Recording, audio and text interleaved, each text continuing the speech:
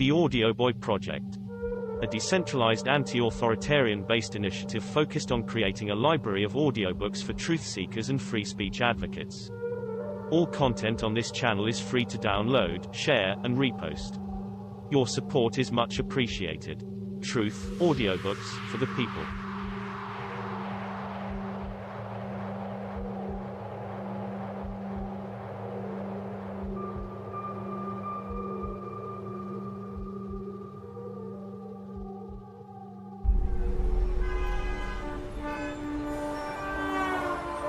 December 11th, 1990.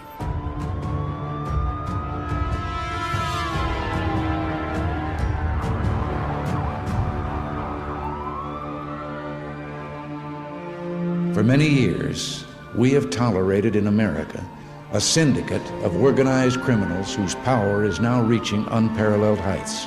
Tonight, the Mafia, not a movie, the real thing. The personal suffering they cause to our society in human and fiscal terms, climate of lawlessness that its very existence fosters, has made this network of professional criminals a costly and tragic part of our history. Here in New York, it was said you could hardly do business, transport anything, build a building, without the mob somehow taking a piece of the action. Today, the power of organized crime reaches into every segment of our society. Salvatore Gravano, Sammy the Bull, the underboss, the second in command of the most powerful mob family in America. The reasons for the mob's success are clear. Organization and discipline, vows of secrecy and loyalty, insulation of its leaders from direct criminal involvement, bribery and corruption of law enforcement and public officials, violence and threats against those who would testify or resist this criminal conspiracy, all have contributed to the protective curtain of silence that surrounds its activities. For years, the FBI has been watching and listening to the mob street corner meeting. The time has come to cripple the power of the mob in America. For the first time ever, Sammy the Bull Gravano tells his story. This is our thing. Vincent the Chin Gigante. Chin Gigante is extremely dangerous. He ran the Genovese family with an iron hand. No games with him. He was so dangerous that he didn't allow people to say his name. They called him Chin because if you referred to him, you would touch your chin, so the other person knew who you were talking about. You didn't want to get caught on tape saying his name. He was extremely powerful. Frankie DeChico is a friend of mine. He's a captain in the Gambino family. Very, very powerful captain. His father was a made guy. He was in the same crew I was in. His uncle was a captain. He was well respected and feared. He was respected because he was always for the underdog. And I grew up with him, so we were extremely close. On April 13th, 1986, we went to a club on 86th Street. Me and Frankie went there. A made guy in the Lucchese family, a guy named Frankie Hartz, came in. He asked Frankie for a lawyer's card. So Frankie went immediately into his wallet to give it to him. And he said, "I don't have it. It must be in the car." I said, "Frankie, you want me to go get it?" He said, "No, I'll get it." And he walked across the street with Frankie Hartz. He opened the door of his car and he sat into the car, the passenger side, sideways, and opened the glove compartment while he was talking to Frankie Hartz, who was standing right next to the car.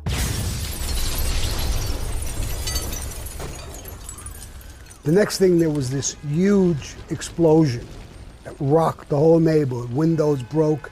I never even heard an explosion like that. I came out of the club, so did at least 20, 30 guys. I went to grab him to pull him away from the car. As I pulled him a little bit, one of his legs seemed to be detached. Same thing with one of his arms. When I went under him, there was no part of his body left. My hand went right through, almost to the outside part of his stomach. So my hand was actually in his body. And that started us thinking about, where could this have come from? Picking him up, a lifelong friend of mine, was sickening how I saw him dead. It's not like he was shot. It's not like things that we were used to. He was completely blown away. After months of thinking about this and investigating it, most of us came to the conclusion the only one who had the connections, the balls to do this would be Vincent the Chin Gigante. John Gotti called me to a private meeting, just me and him. And he said, I think you're right, Sammy. I believe it's Chin Gigante. I said, you want me to kill the boss of the Genovese family now? Yes, take him out. Actually, it was music to my ears. And I'll give you a reason why. When I knelt at Frankie's funeral, I knelt at his coffin and I whispered to him, Frankie, I'll never let this go. I will kill who did this. I will kill everyone who was involved. I will kill everybody who knew about it in advance. I was going to now live up to my oath to him. This was extremely important to me. I left the meeting and I started to assemble people that I would use. I kept this very low key, but I designed who would stay on one corner with a gun, who would drive a crash car, who would drive a backup car. And a van would come, pull up to his club, the door would open, and someone would come out and kill Chin and whoever the fuck he was with that Uzi machine gun.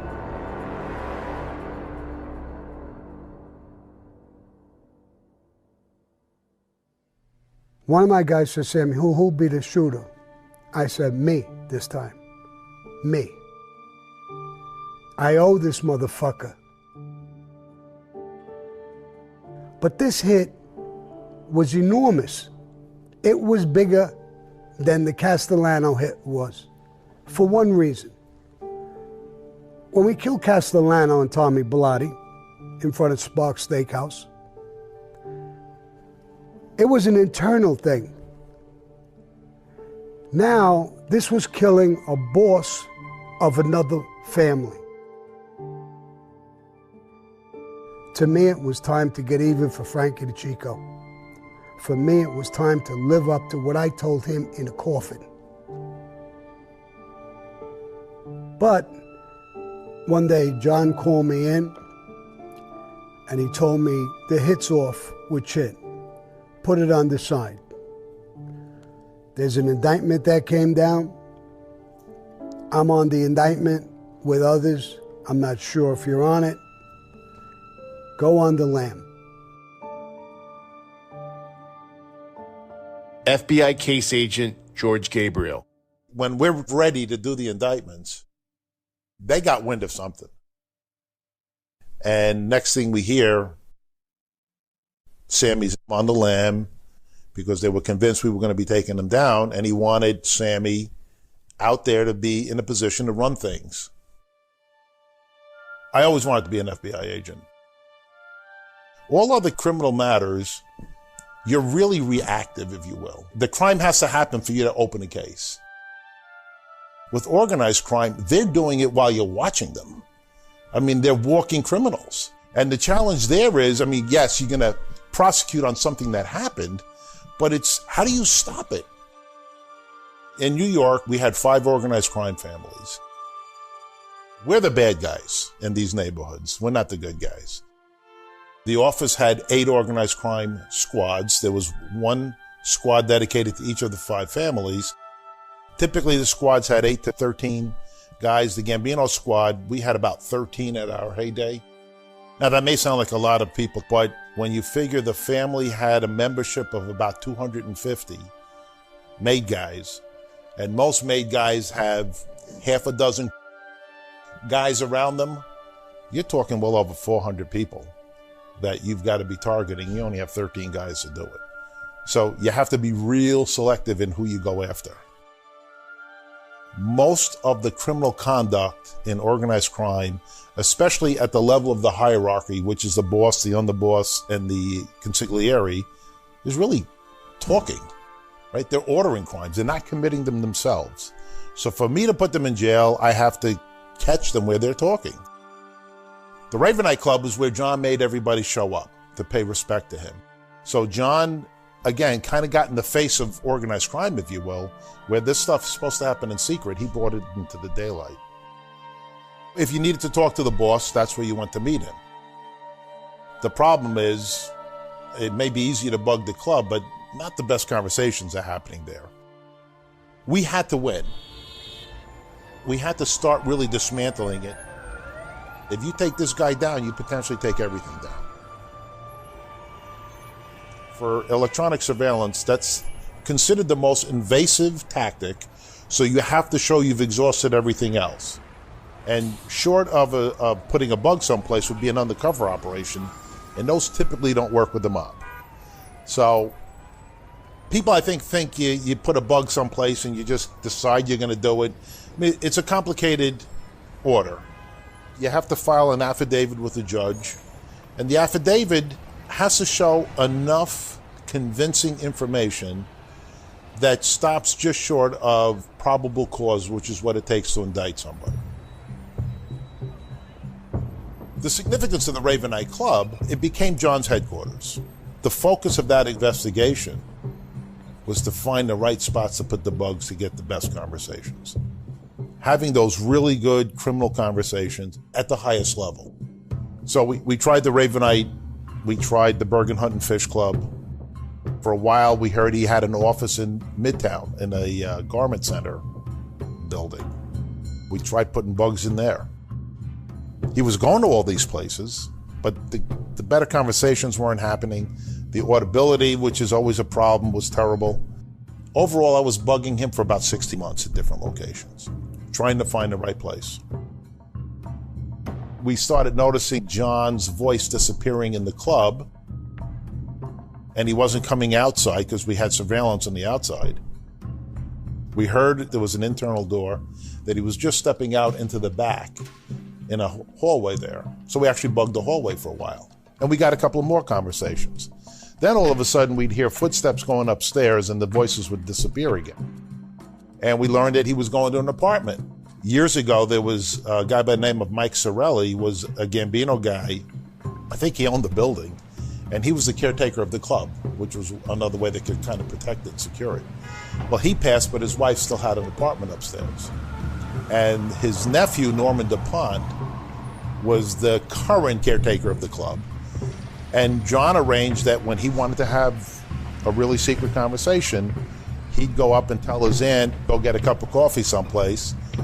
And she'd clear out and they'd get access to the apartment. So we learned about that. We were able to kind of verify it for an affidavit. It just took months to be able to get in there because it wasn't an easy place to go in.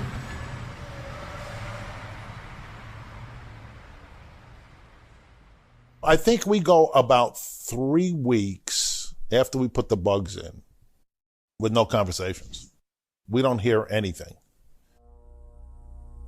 And November 29th, I get a call, I'm at home, and all I hear is they're up in the apartment, and the audibility is good. I literally couldn't wait to get in the office the next day to listen to the tapes. I think I kept calling back to the plant being a pain in the ass. And, yeah, we're getting tidbits. They're talking about killing and, this and that. And I'm like, you got to be kidding me.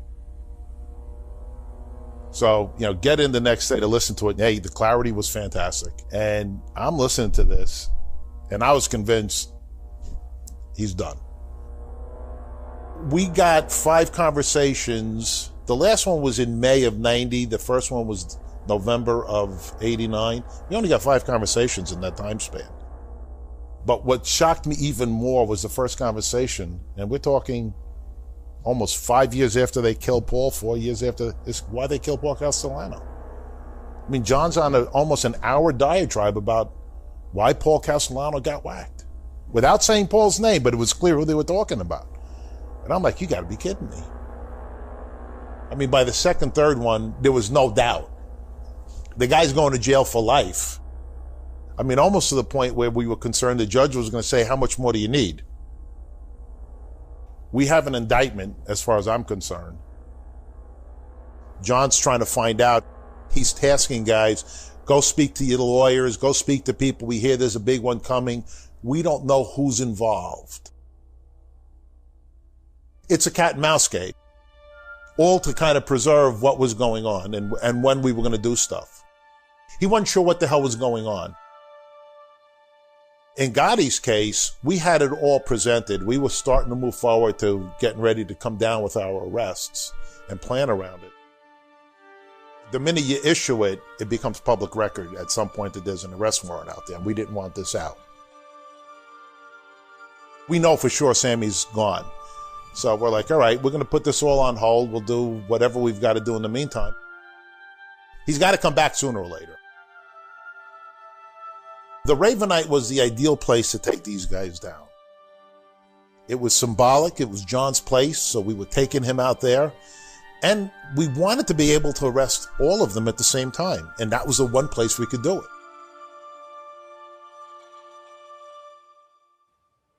December 10th, 1990. While I'm on the lam, Louis Cicenti, my bodyguard driver, comes to me and says, John wants me to come in. He wants me to come in and meet him at the club in Little Italy. It was always FBI or news trucks or media. Didn't make sense that I was going to go there. But the boss is the boss. I went home that night, came in, me and my wife hugged. I had a full beard, took a shower, shaved, and the next day I got up, got dressed, and got ready to go down to Mulberry Street that afternoon. We get word that Sammy's coming back. The plan is, as soon as we confirm that he's in town, I'll go get the indictments and we're going to just pick him up. I would go into the club, meet with John, and then probably go back on the lam. So I go and I start getting the indictment. I'm in Brooklyn, working with the U.S. attorney in the grand jury. So I get him. We pulled up, we got out of the car, we walked to the club, opened the door, and walked in. And all the people in the club were made guys, associates. They all knew who I was. Hey, Sammy, how you doing? How's things? You look great, this and that, all that bullshit. I walked to the back of the club. I shook John's hand and Frankie's hand. I sat down. We hear that Sammy went into the club. And I go running over. So I'm the lead car, and I've got everyone lined up behind me, and I'm like, all right, on go, we're going. A couple of minutes passed, the door opened up, and agents came in. We get out of the car, and you just focus on the front door, and there's wise guys all over the place, and just go bursting in. I'm not even in a vest. I mean, I'm just in a jacket. I'm armed, obviously. I wasn't concerned that any violence was going to happen. These guys are not that stupid. Now, one agent I remember, he was George Gabriel. He was a street agent, big agent. He came in, I think, with another guy. They parted like Moses parted the sea. I mean, these guys just got out of the way when I got in there. They were extremely compliant. On any other day, these guys would kill anybody, but in that atmosphere, environment, that wasn't going to happen. There wasn't going to be a problem. That is the first time I ever set foot in the Ravenite Social Club. Short time went by, and more guys came, police cars came, NYPD. And there were probably about 30 of these wise guys. I'm not going to say it's not intimidating, but, you know, I guess when you're in the moment, and that's all there is to it. They wanted a bus to hold 3 of us together. This was the organized crime case, really, for the Bureau at that time. I mean, we had several others, but this was the target that had to be gotten. They told all the people in the club, it's got nothing to do with you guys. Give us your ID, we'll take your name, and you can leave. It has nothing to do with you. I said, listen, everybody's going to get to walk out of here. I want you to just, take your time. You give these guys your name. Whatever they ask you, you answer, and you're going to get to go. And then when you're all done, we're going to take these 3 with us. George Gabriel come over and told John, you can't leave, John, you're under arrest. You, Sammy, you're under arrest as well. You too, Frankie LaCasio. John's sitting at his round table, and Frankie and Sammy are there. And John's the typical wise ass. Well, we knew you were coming. I said, well, how come you didn't tell Sammy? You guys are in suits, he's in a jacket. Come on, he didn't get the word? John always had these cutesy little remarks and stuff, and he says, Norman, give me, Sammy, and Frankie a cup of coffee. I'm not leaving until we're done with the coffee. And he's just kind of jawboning, I'm going to beat this one too. I'll be home. Don't worry about it. He's talking to Frankie and Sammy, probably nervous. I looked at George Gabriel. He was very quiet, very polite. They still have no idea what they're being indicted for at that point, what the significance is. And it's not until I get him out of the club and in the car that we even have that kind of conversation. We had our coffee, and they took us out and put us in separate cars. I was in one car. John Gotti was in one car, I believe, with George Gabriel. And Frankie LaCasio got into another car. We got everybody out. Now it's time to go process these guys. Well, there was 2 FBI agents that were assigned to me. They even had their own office in Staten Island that dealt with just me. They were the guys, Frank and Maddie. Actually, they called them the twins because you saw one, you always saw the other one. They used to watch me all the time. I got to know them over the years of being watched. They cuffed me, and they took me in their car. When we bring these guys out of the club after the arrests, John's going with me, and I had a detective that was in my car and my partner. So we put John in the back. Frank LaCasio goes with Billy Noon and Walter Tucano. Sammy goes with Maddie and Frank. So we got in the car, and I believe it was Frank Spiro, the agent, told me, he said, Sammy, there's no need for us to cuff you. Then he asked me, he said, do you have money on you? I says, yeah, I do. I have a couple of thousands, 4,000. You got jewelry? Yeah, I got a pinky ring and a watch. Why? He said, you're not coming out. When they arrest you, you're going to be staying there. FBI Special Agent Frank Spiro. We told Sammy, they're going to take all your personal items off you when you get there. So if you want, you can give it to us. We'll make sure we give it to Debbie tomorrow. So he says, I appreciate that, Bo. That's how much they were following us. He's calling my wife like he knew her 100 years. Deb, he's calling her. I said, all right. So I gave him the money, less $50.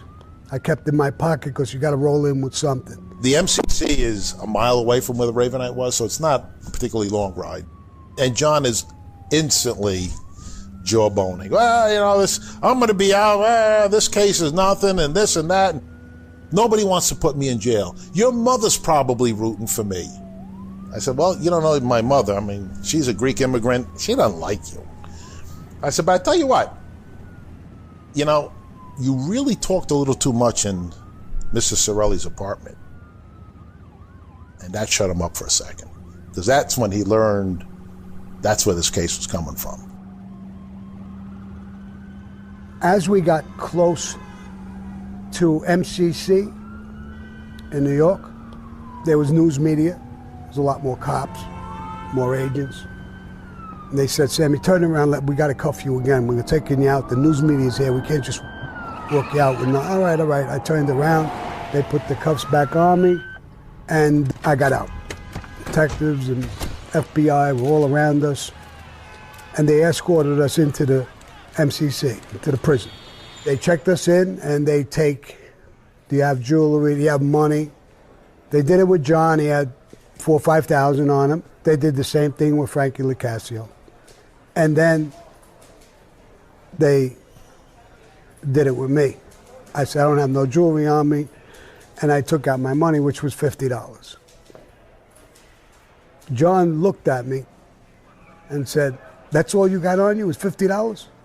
I wasn't about to tell him I gave it to the agents. So I said, yeah, that's all I got. So I said, Sammy, remind me, when we beat this case, I got to give you a raise. The guards laughed, the FBI agents laughed. John always had the way about him with cutesy little remarks and things, and it was cute. John was able to see how much Sammy had on him, right, Matty? Yeah. FBI Special Agent Matthew Corco. He made a comment. He said, Sammy, you got to give you a raise. Yeah. But everything was nonchalant. John was like Collins on a cloud. He was like, oh, all right. He had beaten so many raps. John had beaten so many raps. He figured this is just another rap. We'll be out of there in no time. But this time he was wrong. We had the goods. Me and him were super tight. We were attached at the hip. I loved the guy. At this point, we were still close. John was smart in picking Sammy because Sammy not only had respect from especially the Brooklyn factions of the Gambino family, but he had great interaction and respect with the other families. He was close to Vicamuso and Gaspipe, who were the Lucchese guys. He had good ins with the Genovese guys and the Colombos. So there's always disputes between these guys. So you have that ambassador, if you will, who's got the access, the respect to go in and sit down at a beef and kind of come out with a good result. That's value. I mean, you can't put a price on that. Sammy had that. John surrounded himself with killers. And Sammy, I mean, he was a known quantity. That was the intimidating thing about having to deal with a guy like that.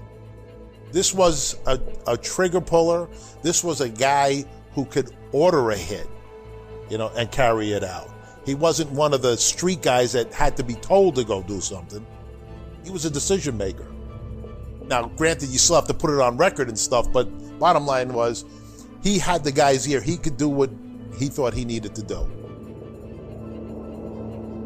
It's still intimidating when you're going by these guys, because it's not lost on you who and what they are. Sammy, of all of them, oddly enough, I think I was more intimidated because I didn't know him well. Metropolitan Correctional Center. At the beginning, the relationship with John was good. I loved the guy. I didn't have no idea what this indictment was about. We're put on the 9th floor. That whole floor is locked down. Me and John are put in one cell together, and we're getting along perfectly. And the government says we want them held without bail. They're a threat to society. The judge, he points at me and he says, I know him. He's been before me in a tax evasion case, very serious case. I gave him bail and he was here on time every time. Show me how he's a threat to society. And the other guys too.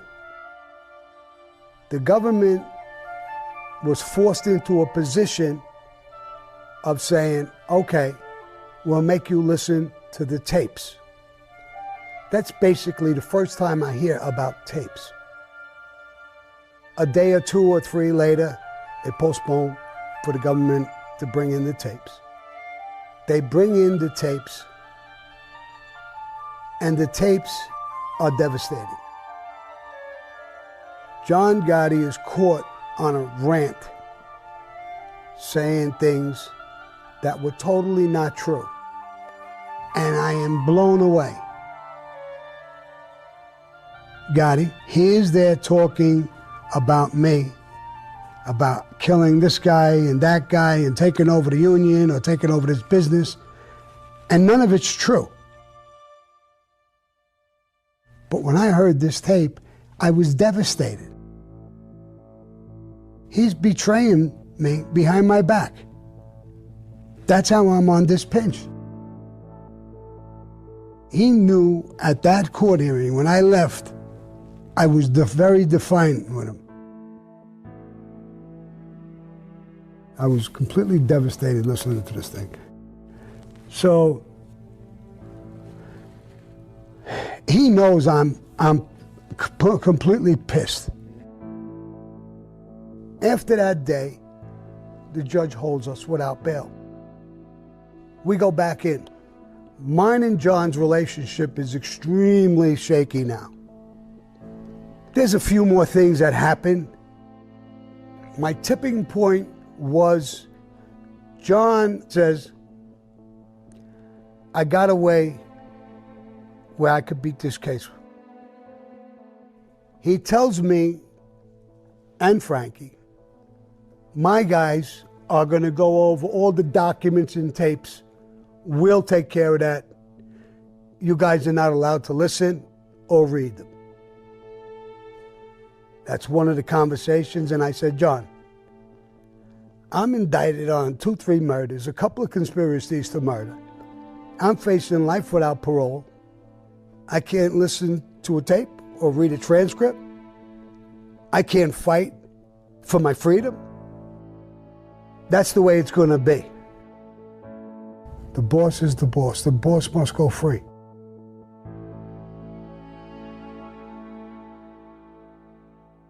The thing I wouldn't think of was ratting. That was like the unthinkable, the untouchable.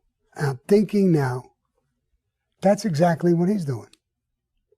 He's giving me up to the government. Now, what the fuck is the difference whether he's taking the stand, he's backing the tape up? What's the difference what position he's taken? He is now arranging for me to be convicted and do life without parole while he hits the streets. It's a rat move. If you don't want to call him a rat, don't call him a rat. It's a rat move. And I said, think about this, John. Think about it carefully. Is that exactly what you want to happen? It's got to be that way, Sammy. That's just the way it is. You got to go down for me to go out. I said, all right, then let's do it. If this is what this whole thing boiled down to, killing each other, not only killing each other, but we're putting each other away and we're doing fucking unheard of things. If this is Cosa Nostra, the Cosa Nostra I lived and killed and did everything under the sun for, without question, without hesitation,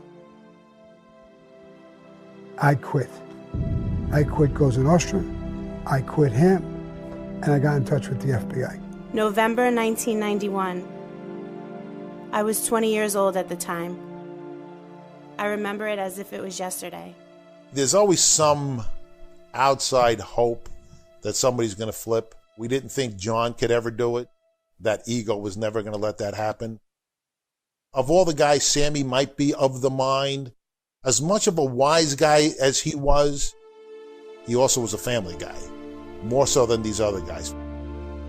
11 months go by, and word gets sent to Maddie and Frank that Sammy might want to cooperate. Reaching out for the FBI was something I never imagined in my entire life that I would do. I knew at that point my life was over at Salvatore Sammy the Bull Gravano.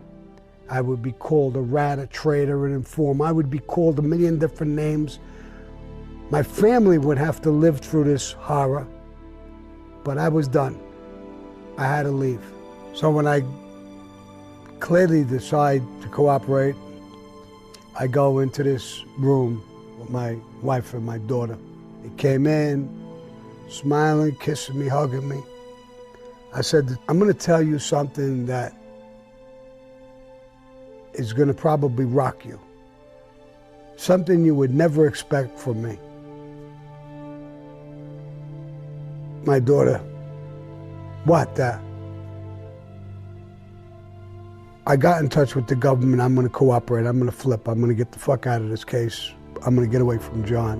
When I went up on the visit that time, it was different than every other time. My father had a different type of energy. And as soon as he sat down, I remember just feeling like a vibe from him. And I remember he just started off that he's going to do something that goes against everything that he ever taught me to believe in, everything that he believes in. And I probably won't understand it at this time, but hopefully, someday I will. And then I just remember him looking at me and he said, I'm going to cooperate with the government. And at that particular moment, I felt like he just stabbed me right in the heart. My daughter went hysterical, crying, and ran out the fucking gate. I was just in shock. It was like a surreal moment because I never expected those words to come out of him. And I remember crying because that's all I wanted to do. And he looked me in the eyes and said, someday you'll understand. I just couldn't. I was like, anything that he was saying to me at that moment was just, I wasn't really even hearing him. I was just building up the anger. It was fear, it was anger, it was hurt, and I honestly felt betrayed by a man that I've trusted my whole life. It's so hard to explain it. I don't even know where the fuck I was. It felt like everything was in slow motion. Wasn't me sitting there talking or watching my daughter. It felt like I was out of my body and I was somewhere else looking at it. And I was actually talking to myself. Sammy, why are you doing this? Why would you do this? That's what it felt like. It didn't feel real. It was so massive to me that I even questioned, maybe I should have just killed myself. It was the worst moments I ever had in my life. I had so many bad moments. People dying and all kinds of things. But this had to be amongst one of the worst moments I ever had in my life. I don't even want to talk about it because I'm getting emotional again right now. And I don't want to even talk about it. I don't remember words. No, I don't know. I don't know. Let her explain it, what she felt or said. But that's how I feel right now. I don't even want to talk about it. Once we take him out, there's no putting him back. This is life and death for him. We've got to talk. What do we think he's going to do? I mean, in my mind, this was the biggest threat to my case. My case was made. I didn't need a witness. These guys were all going to jail. Sammy Gravano can only hurt my case at that time in my mind. Because he's somebody the defense attorneys can do all sorts of stuff with. You can't question a tape. Comes one day, my name is on a list.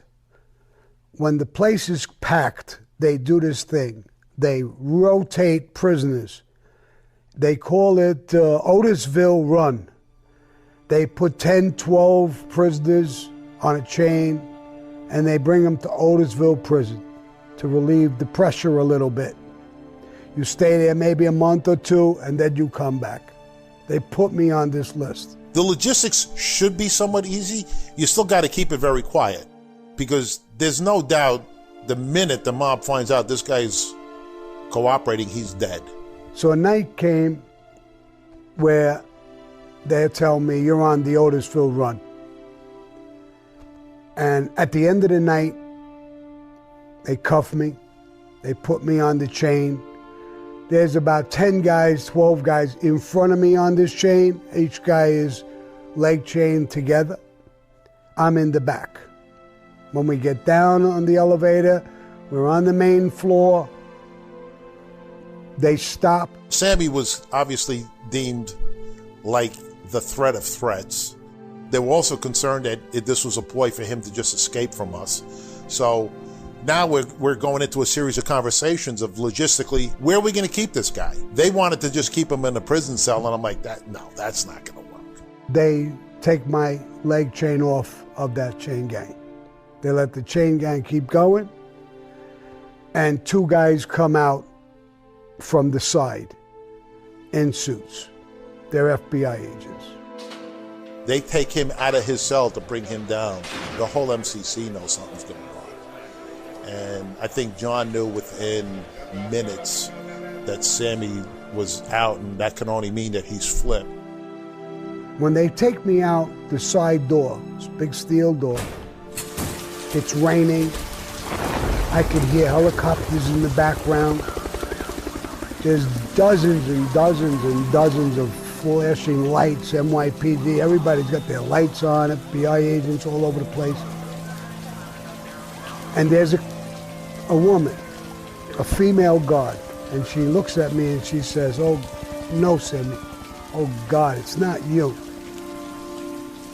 It literally broke my heart. She obviously had tremendous respect for me, and it must have broke her heart to see that I was going out with agents. Although his family was probably foremost in it, he understood from the dealings with John in the MCC while they were listening to the tapes, he saw betrayal. The one tape that puts the murders on Sammy's not in the conversation. It's John and Frankie, and it's John railing about Sammy. I got in the car, and like a big motorcade, everything moved with me. All these cars, vehicles, trucks, helicopters, everything moved with me. Word we get back once we take Sammy out is John knew within minutes. And what we heard, again, because we're not there to witness any of it, is he lost himself. I mean, he couldn't believe it on some respect. I think more, though, was he understood he was never seen the light of day. A guy like John, he's not a lawyer. He thinks he can beat everything. Sammy turning on him, and he was the guy who put Sammy in these positions. That just crushed him. We go to the plane. The plane flies down to Virginia. I asked them where I'm going, and they told me Quantico. And I'm going in this building, and I thought to myself, John Gotti, if anybody would break me, it was you. My love, my trust, everything I had in you. You're responsible for this. When I walk into Quantico, I know my life is over, but this is how it begins.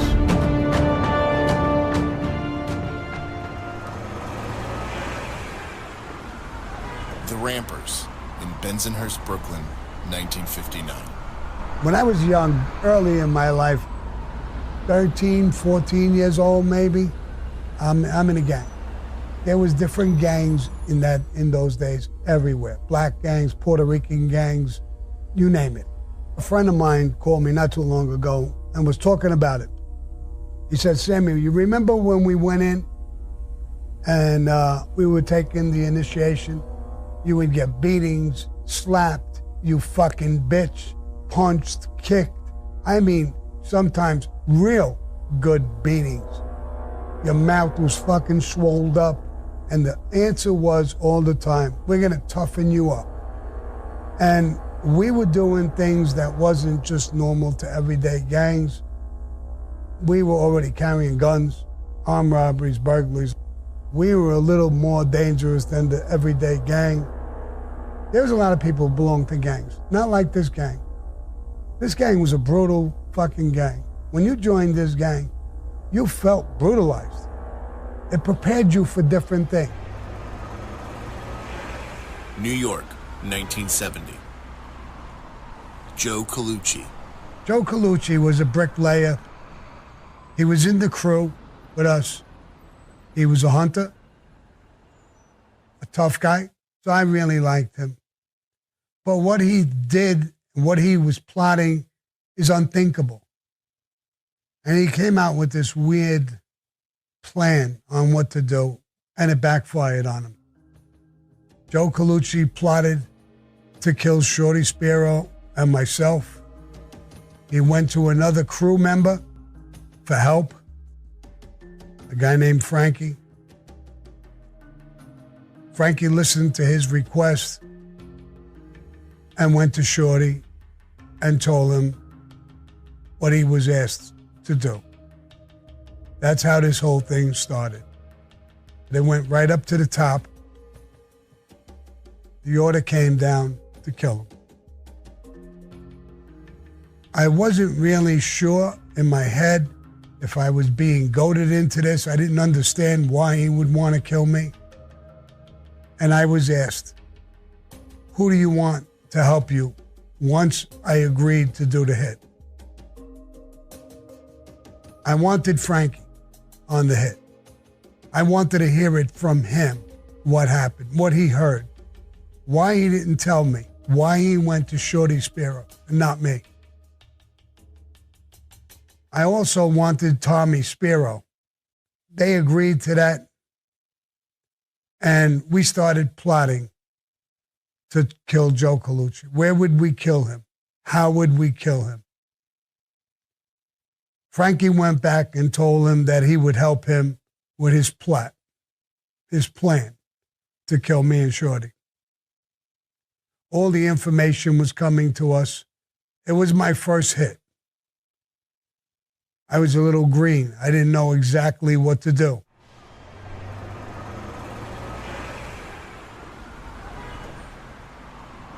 Bensonhurst, Brooklyn, 1945. My mother and father were legitimate, good people.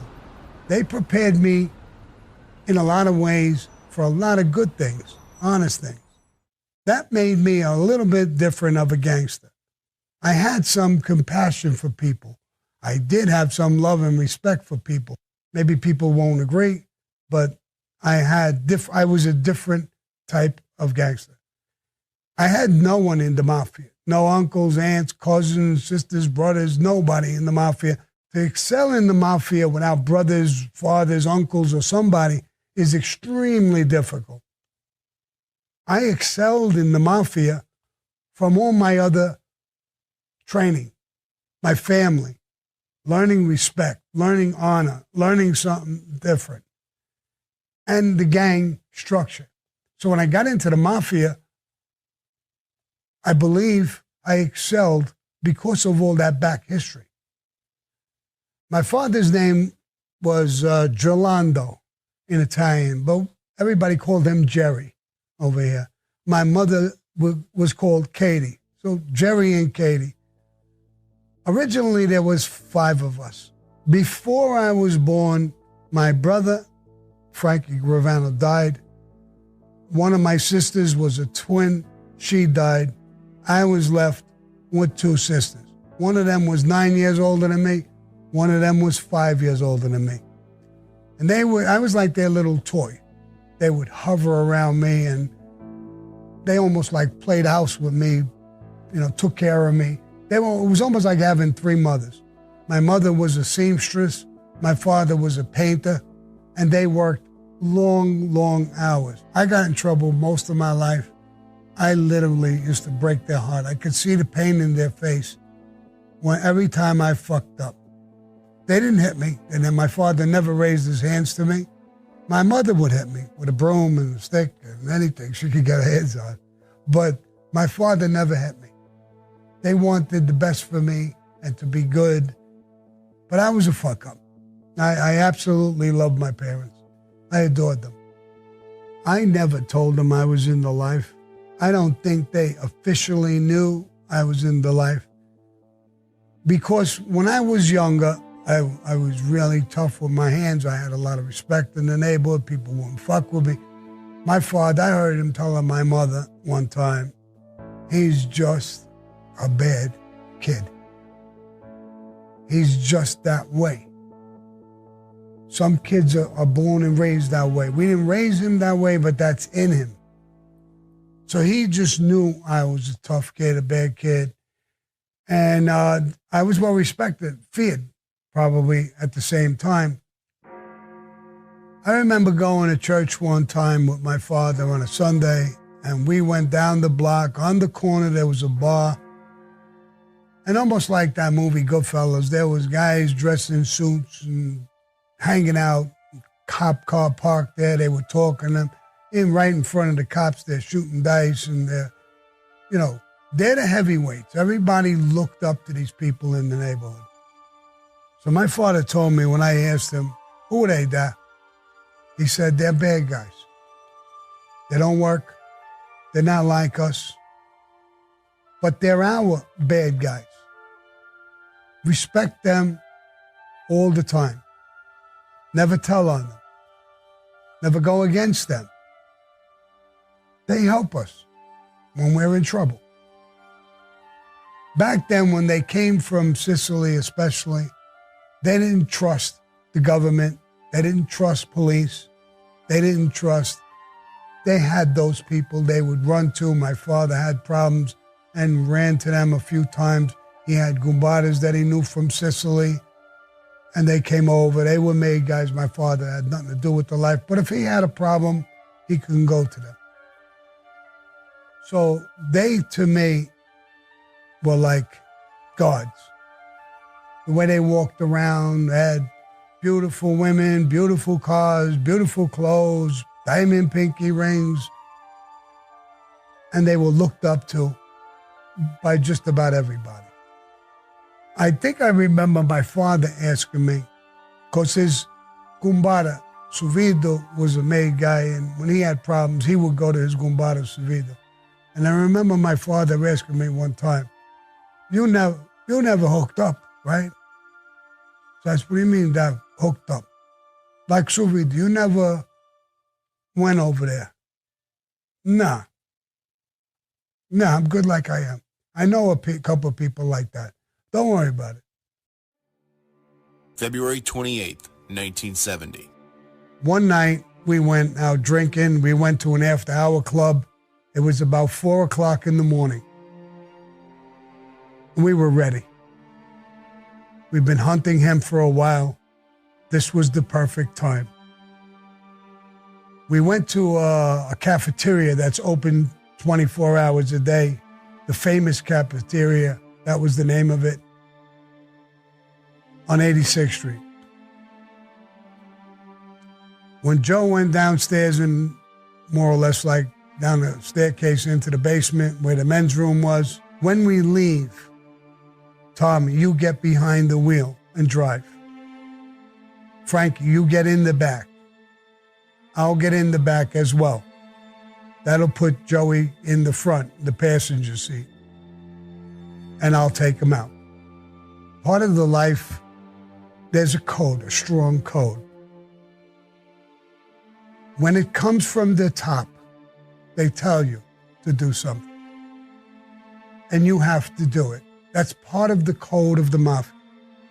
If you refuse, you can be killed. In most cases, you will be. There's no, I don't feel like it, I don't want to do it. And in this code, this is all to protect Cosa Nostra. I never woke up in the morning and said I want to kill somebody or thought about killing somebody. I never killed a woman or a child. It was all part of the life. That's the code. You must listen to the boss. There's no questions about it. There's no arguing. There's no talking about it. You could put a position in to try to save the person who's going to get killed. And they'll listen to you.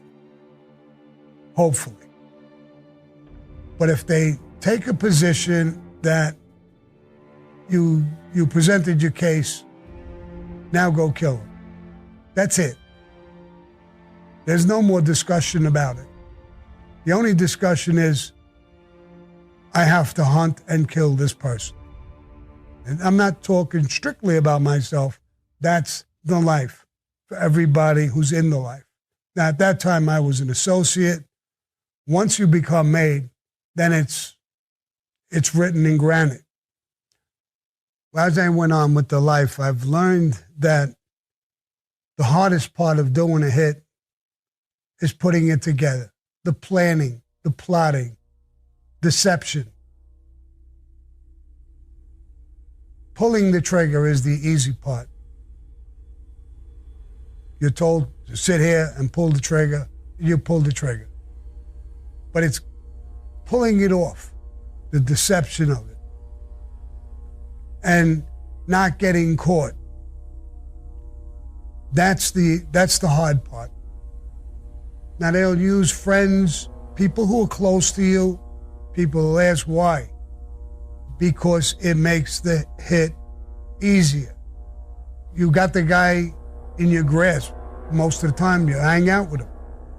So you're going out drinking with him. You're going to the club with him. You're always around him. So you're going to be given the contract, not somebody he knows a no coming from left field. Then the hit becomes harder to pull off. So that's the way the mafia functions. The only justification you get for this is that we all know the rules. So when you're going to get killed, as much as I like you or love you, you broke the rules, bro. I'm going to get the same thing if I break the rules. The plan went pretty solid. Joey came back. We were ready to go. We were drinking. He was a little drunk, I think. But he was still on guard. He was a hunter as well. When we got to the car, Tommy got in to drive the car. When Frankie was going to get in to sit behind Tommy, Joey told him, "Hold up, Frankie. Sammy, you get in the car and sit behind Tommy. Frankie, you sit behind me." I guess it made him feel a little more confident. The car took off. The windows were rolled up. We were driving down the street. There was a Beatles song. I believe it was Let It Be. Tommy had it blasting loud, like as if to cover a noise or something. I went in my waistband and pulled out a .38. I put the gun to the back of his head, and I pulled the trigger. Nothing seemed to happen. It shocked me. Why didn't anything happen?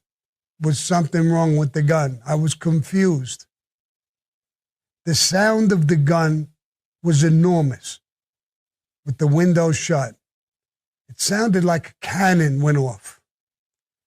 The smell of the gunpowder, I still till today could smell it. I pulled the trigger again. He started to slide over towards the driver, down and to the side. I told Tommy, "Go to the highway." And I told him where to go. It was an area a little bit out of Brooklyn, Bensonhurst. There were fancy homes with lawns, and it was quiet, well-to-do neighborhood. I told him to get off the highway over there and go into the side streets. Like I said, it was 4 o'clock in the morning. Maybe it was 4:10 now. I saw a block, tree-lined, quiet. I told him, "Pull over." He pulled over in front of a house. It was a 2-door car. It was my car. I told Tommy, "Open the door and push him out." He was completely shooken up, nervous. "Sammy, he's dead." I know he's fucking dead. Instead of arguing, I told Frankie, "Open up the window." It wasn't even electric windows. It was rolling down the window. I crawled over Frankie and out the window. I went to the door, opened the door. Joey was a big guy, pretty heavy. I put one arm around his neck, one arm under his legs. I picked him up. It felt like he weighed 1,000 pounds. Dead weight feels different. I took him out of the car and put him in front of the house on the grass. And I got back into the car. My hand on the seat slid. There was a puddle of blood. My hand My clothes were full of blood now. I told him, hold up. I rolled the window down, pointed the gun out the window, and I shot him 3 more times.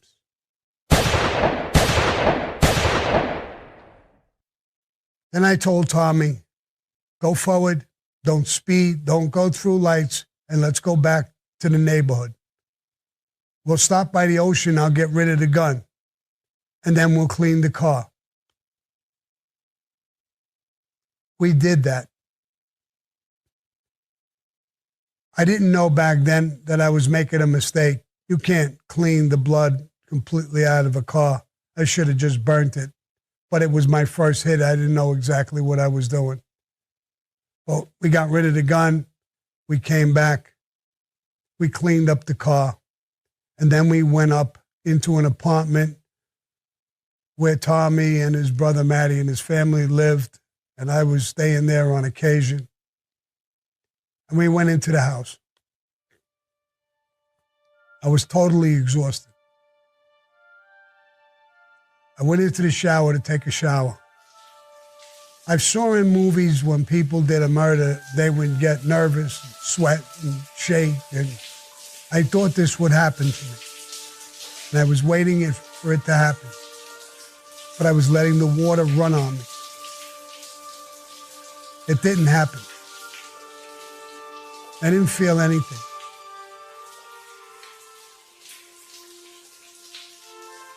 I came out of the shower and went into the bedroom and got into bed.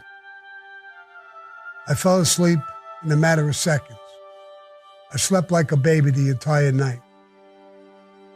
I got up in the morning and there was confusion in the apartment. People coming in, girls, guys. Oh my God, Joe Colucci was killed last night. It's in the newspapers. I remember getting up and one of the girls, the younger girls who used to hang with us, and I said, did they catch who did it? She says, I don't know. It just said that he was killed. I don't think so. We got dressed and we went down to the corner where we would hang out. Everybody was there, people talking, all kinds of stuff going on. Tommy wasn't there. He left to go meet his uncle, Shorty Spiro. I remember it was like everything went into slow motion. It was like I wasn't there. It's like I was up further, looking at everybody talking and listening to them. I started to think, why isn't this bothering me? Why don't I feel guilt, remorse? Why don't I feel anything? I did feel something. I felt I had power over life and death. My adrenaline was running like crazy.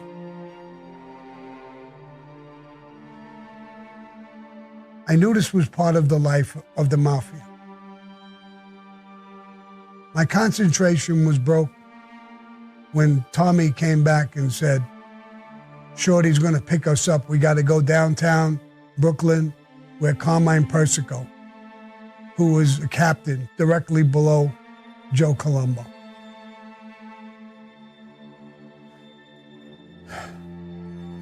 I got in the car.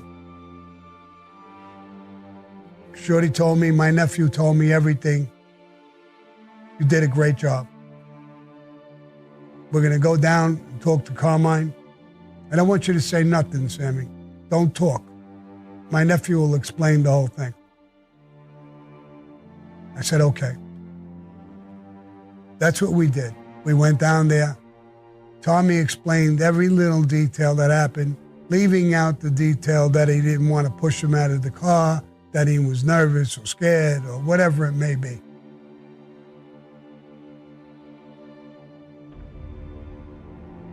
We came back to the neighborhood and we saw the family because we all knew each other. Telling them, don't worry about it, we'll get whoever did this, and faking it, and that kind of bothered me a little bit. I knew the sister. I knew the family. But that was the life that I was in. I understood it now more than ever.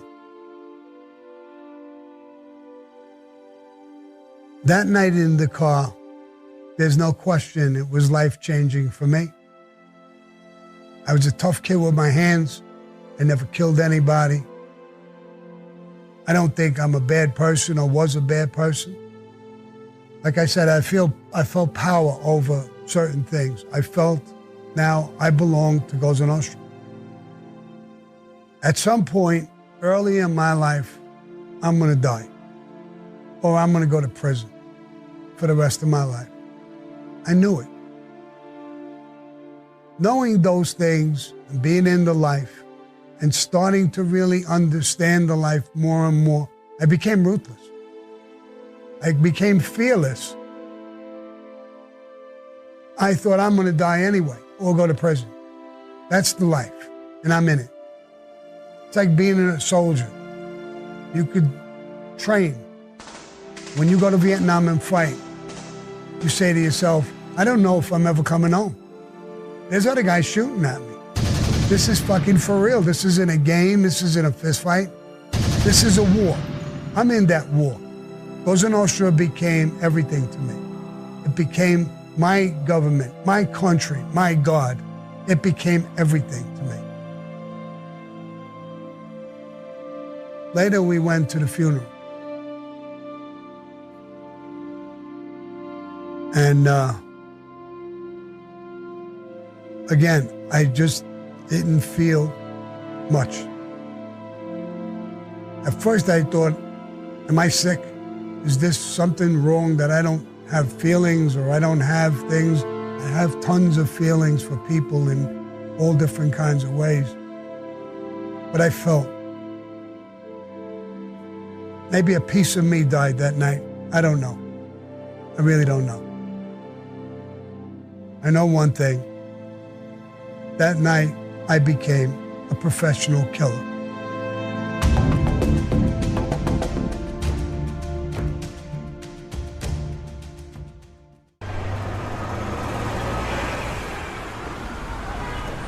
Bensonhurst, Brooklyn, 1959. When I was young, early in my life, I was dyslexic. I screwed up in school, something awful. I got in trouble a whole bunch of times. One time I got caught playing hooky with a bunch of my friends, and I went in, and there was truant officers and principal, and he was fucking talking to the teachers and really bullshitting about us, but not about us, about me. He was talking about our families and greaseballs, and this is how they are, these people. I listened to it. The word greaseball didn't bother me. It's a racist remark against Italians. It didn't bother me. We used the word ourselves. It didn't affect me all that much. It bothered me that they were talking about my mother and father. And I got up and I told him, bro, I did this. I played hooky. They're my mother and father working hard every day. They're good people. I did this. What do you want? Stay away from my mother and father. He said something to the teachers again. He like bypassed me and just said, see how these fucking greaseballs are? And I cracked him a fucking shot with everything I had. And I broke his jaw. I got thrown out of that junior high school, shallow junior high school. I was left back twice. In the 4th grade, the 7th grade, I was already a total fuck up in school. They didn't know what that was. That it was a learning disability, not you were fucking stupid or fucking anything else. They didn't know how to deal with it back then. Bensonhurst, Brooklyn, 1969. Well, the early days, it was almost like Goodfellas. I started going into their houses. We lived together, ate together, hung out together. It was similar to the Rampers, but it was on a whole nother level. I could give you an example of one thing that happened, I was still friendly with my friends, and we decided to do a bank robbery. One of my friends told me about a guard comes out of an armored truck, goes in a back door, it was a big metal door, and he goes in and he gets money from the bank and he brings it out. He comes down a hallway and he brings it into the armored truck and they take off and whatever they do with it. And he had an inside guy who would leave the door unlocked, slightly open. So I could go into the bank in that hallway, not into the actual bank where the people were, but into that hallway, get the guy as he was coming out, and take him. I told my friends, and we all decided to do this. I told my friends to watch the door, keep it open, and watch my back. I'll go into the bank after he's gone for a couple of seconds, and I'll take him. And then I'll come out.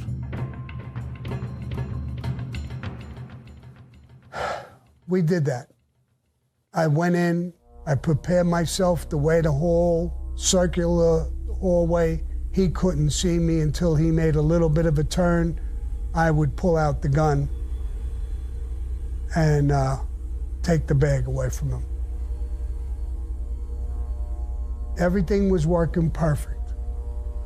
I heard the click of the door, the inside door. The gun was out. I was pointing it in the direction. The only thing that went a little crazy was it wasn't one guard. There was 3 of them. As soon as they saw me, they froze. They put their hands towards their guns. My gun was already out. And I just yelled to them, if you go for that gun, I'll kill you. They froze a little bit. Push the bags over here. I really didn't even give a shit about the bags anymore. I was in trouble. I knew I couldn't turn my back to run out. They would pull those guns out and I would be finished. They kicked over the bags. I grabbed one of the bags, maybe 2. One of them I half dropped. I was very nervous, probably a little scared. I knew I was in way over my head. I backed up and backed up. I told them to get down. They got down to their knee. Their hands were away from the gun. I could make my move. I made my move. I went through the outside door, slammed the door fucking shut. I saw as I was just about doing this that they were definitely going for the guns. I screamed to my friends, run, run, come on, I can't. I felt the pressure of the door. They were pushing, they were trying to push this metal door open.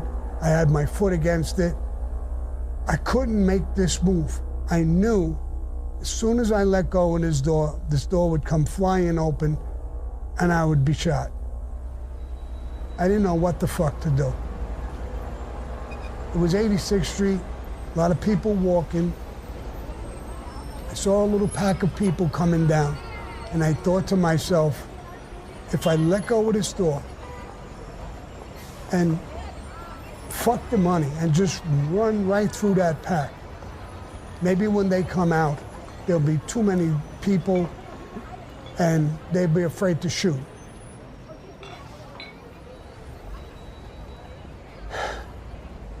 They're screaming to me, my friends, and I'm screaming to them. Just go. They're running, but they're looking back like they don't want to leave me. And finally, I make the move. I let go of the door. I run straight for the pack. I could hear the door opening. I run right through the pack of people. No shots. I run to the corner. I make a quick turn, and there's a guy there, and he yells to me. I don't know who the fuck this guy is. Sammy, come in the house. Come on, I got you. I don't know what else to do, but listen to him. Knew my name, and he's doing something, not trying to stop me. And I run into this 2, 3, 4 family home. We run up the stairs, and he tells me, give me the gun. I'll put it away. I'm so confused. I'm thinking, trying to think my way out of this situation. I decide not to give him the gun. I don't know who the fuck this guy is. I don't know what the fuck is going on. I'm not going to give him the gun. I don't give him the gun, and he tells me, I'll go down and check what's going on. He mentions one of the guys. I don't remember who the fuck he mentioned, but he mentions one of them. I got you, bro. Don't worry about nothing. You could hide in my apartment. He leaves. A matter of minutes, he's back. I'm thinking about putting the gun and hiding it in his house. He says there's a lot of police. Not a big deal. I think it's half over. There's cops all over the place, people talking, but they don't know. They're not coming over here. They're not coming here. Leave me the gun and just walk out and go back to where you hang out. It's not too far from this bank. I could walk there. I decide to do that. But again, I decide not to leave the gun. I don't want to give up the gun. I leave the house, and I go to the corner where we hang out. My friends are there. What the fuck happened? And I'm telling them what happened. I said, bro, I couldn't let go of the door. I couldn't really grab every fucking thing. There's 3 guys I walked into. There was supposed to be 1. It would have been easy. I could have walked right over to him and took the gun. I can't take guns away, get that close to 3 guys, and try to take their guns. So it's over. A couple of days goes by, and I walk out of the luncheonette, me and Lenny the Mole. I get into a car. The car is surrounded with 10, 15 guys. Everybody screaming with guns pointing at us. Don't move, don't move. I think I'm about to be killed. But I'm not. They're cops. I'm arrested for bank robbery. The guard picked my picture out of a mug book. Shorty calls me when I get out. And he tells me Carmine Persico wants to see me. I get in the car and I go down to see Carmine Persico. And he tells me, you got an angel watching over you. I said, okay, why? He said, the guard is McIntosh. McIntosh was one of his top shooters. McIntosh is a cousin to the guard who picked you out of the mug book. We could take care of this. Wow, this is heavenly. He says he wants $10,000. And I'm going to give him the $10,000 for you. And you owe me the $10,000. I says, that's great, Carmine. I don't even know how to thank you. Yeah, this is great. He says, okay, until you pay it back, you'll pay 3 points That's like $300 a week. And I said, Carmine, I robbed the bank because I'm broke. I mean, I don't know if I could pay you $300 a week. He goes into a tirade. He's fuming. Who the fuck are you?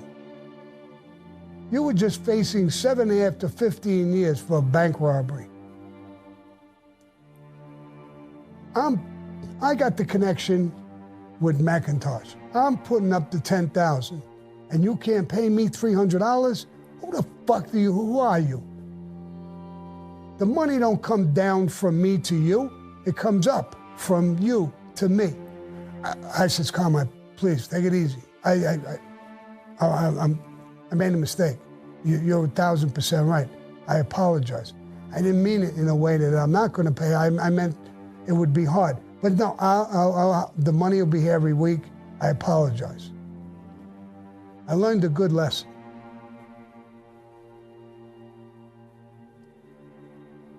I learned that the mafia has tremendous connections. If it wasn't for them, I would have did 7.5 to 15 years in prison. He not only knew the guy through Macintosh, he put up the money, got me a lawyer, and I'm complaining about paying juice. I will never make that fucking mistake again for as long as I live in Cosa Nostra, or in any life. He deserved total respect. Not a stupid kid saying something about, I can't pay the money, I'm broke. What kind of bullshit is that? I learned a lesson about Cosa Nostra for a multitude of reasons. The power that they had, the connections that they had. And I was part of this. This is not a gang. This is not a club. This is a secret society and a brotherhood that don't play. You fuck up, they'll take your life. You do the right thing, you'll get respect, love, loyalty. Bensonhurst, Brooklyn, 1968. So now that I started expanding with Shylocking and making some monies, and we were robbing and doing things, we wanted to open up a little business. So we knew this guy who was in the fruit and vegetable business, and he loved horses, especially the horse Kelso. So we would call him, his name was Joe Kelso. So we grabbed him and we said, listen, quit your job and we'll open up a little fruit and vegetable store. You'll be a partner with us and we'll open up this store. And that's what we did.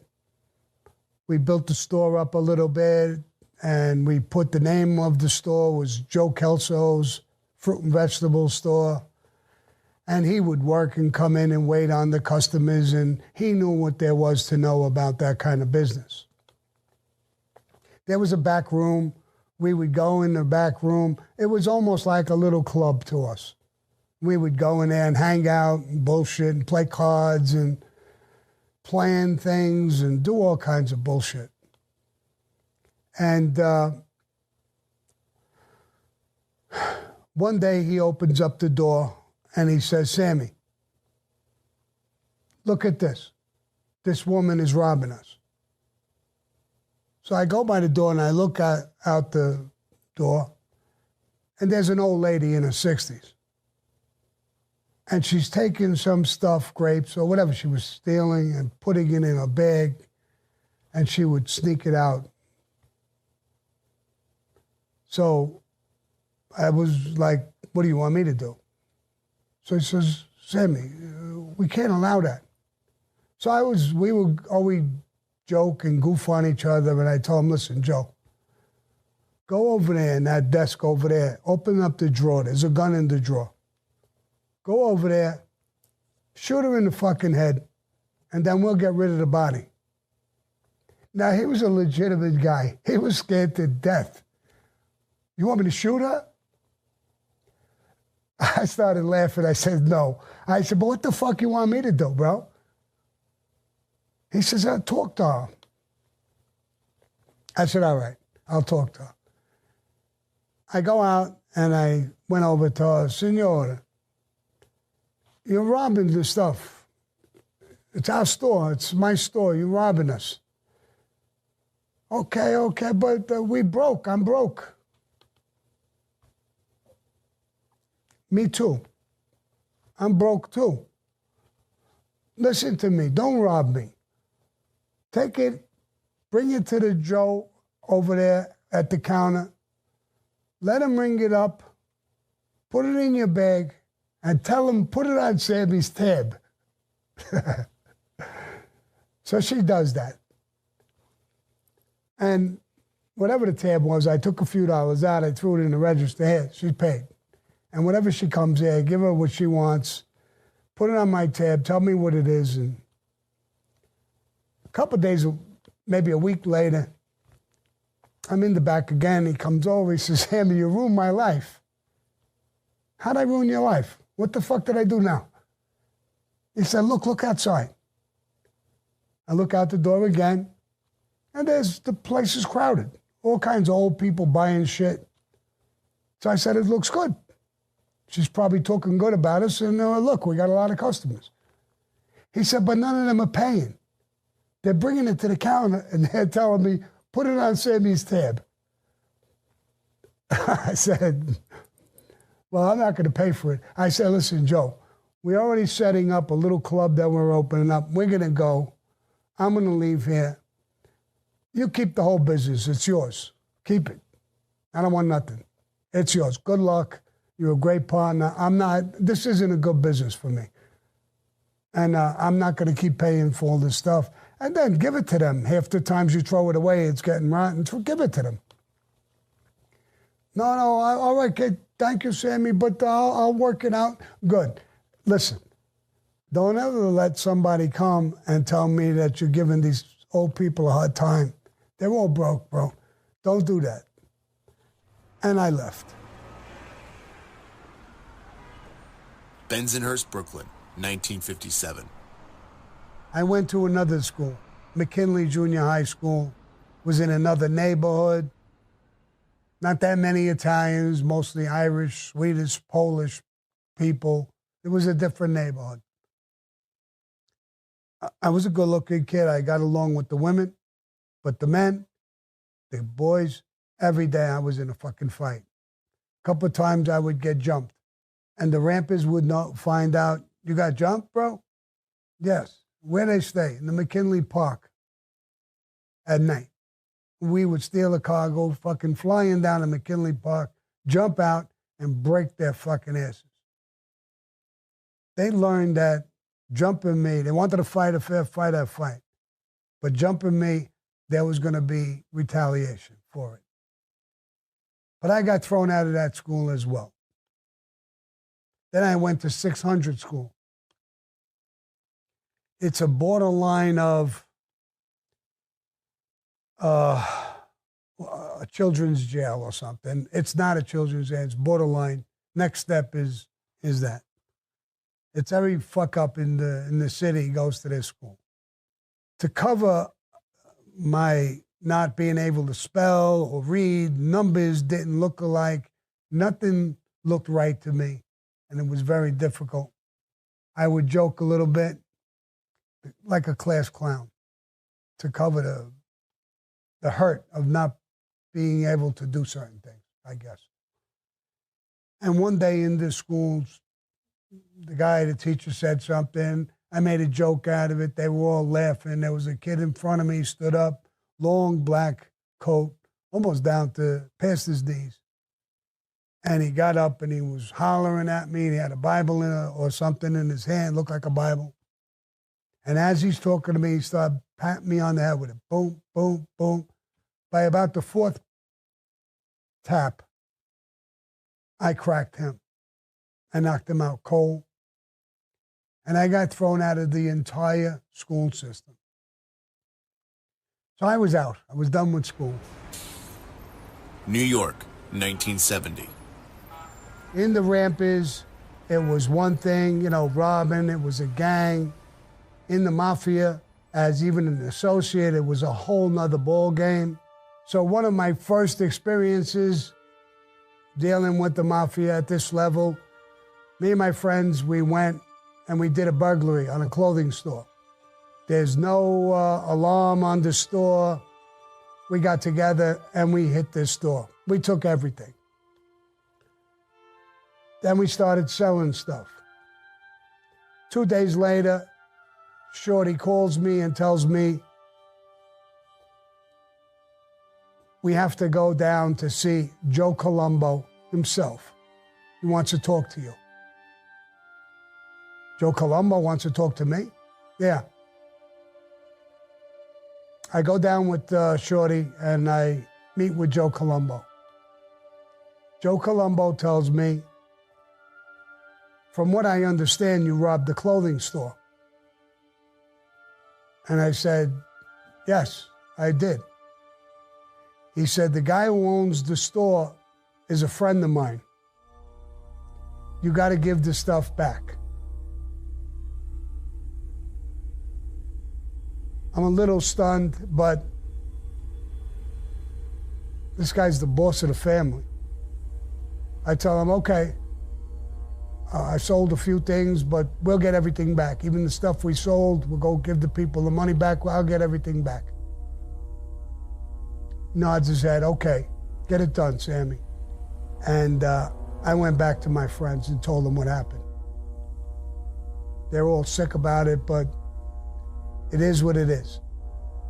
This is not a game. This is not, it's us against the world. This is the mafia at a very high level. We agree. We got to give it back. We give it back. We bring it to the store.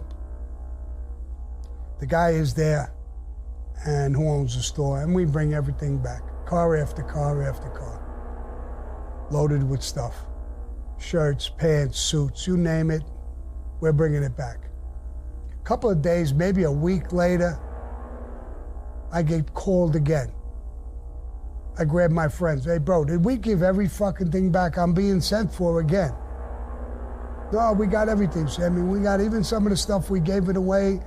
We got the stuff back, and we gave everything. All right. So I go there. Walk over, and Joe Colombo is there again. He said, I appreciate what you did, Sammy. Everything was there. I appreciate it. I talked to my friend. And I asked him a question. Do you have insurance?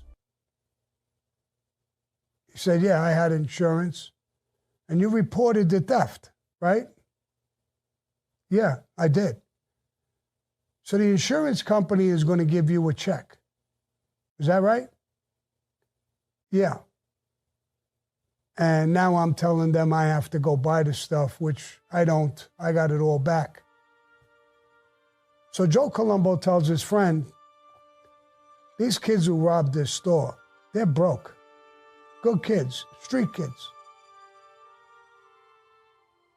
So you're going to get an insurance check and you're getting all the clothes back. You're going to make a little score out of this. Well, yeah, I'll be way ahead of the game. Well, what I want is half of that check, what you get. And these kids are going to get that money. They put up their balls and they stole. When I asked them to bring it back, they brought it back. You told me they brought everything back. Yes, they did. Good. Cash that check and give me that money.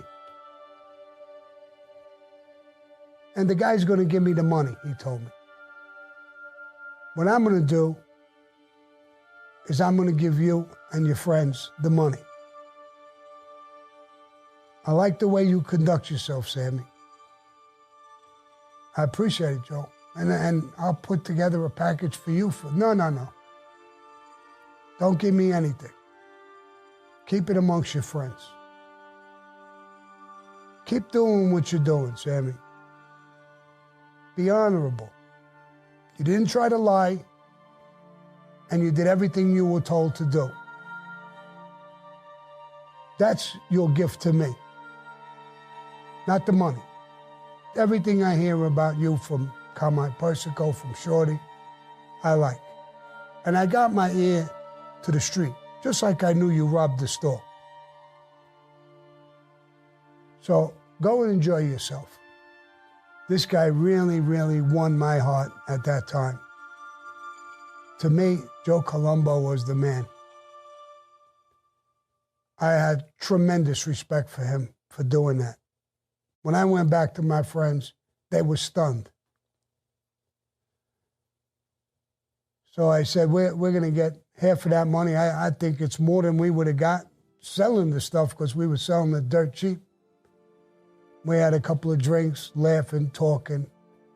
And that was one of my first experiences with the mafia as being an associate. And to have someone like him, to have that kind of respect or show that kind of respect was amazing. It taught me a lot. One day early on, they're starting to use me a little bit more. I had this reputation from the rampers and everything, so they wanted to use me. I'm doing things, I'm in the street. Shorty tells me that Carmine wants to see me, Carmine Persico.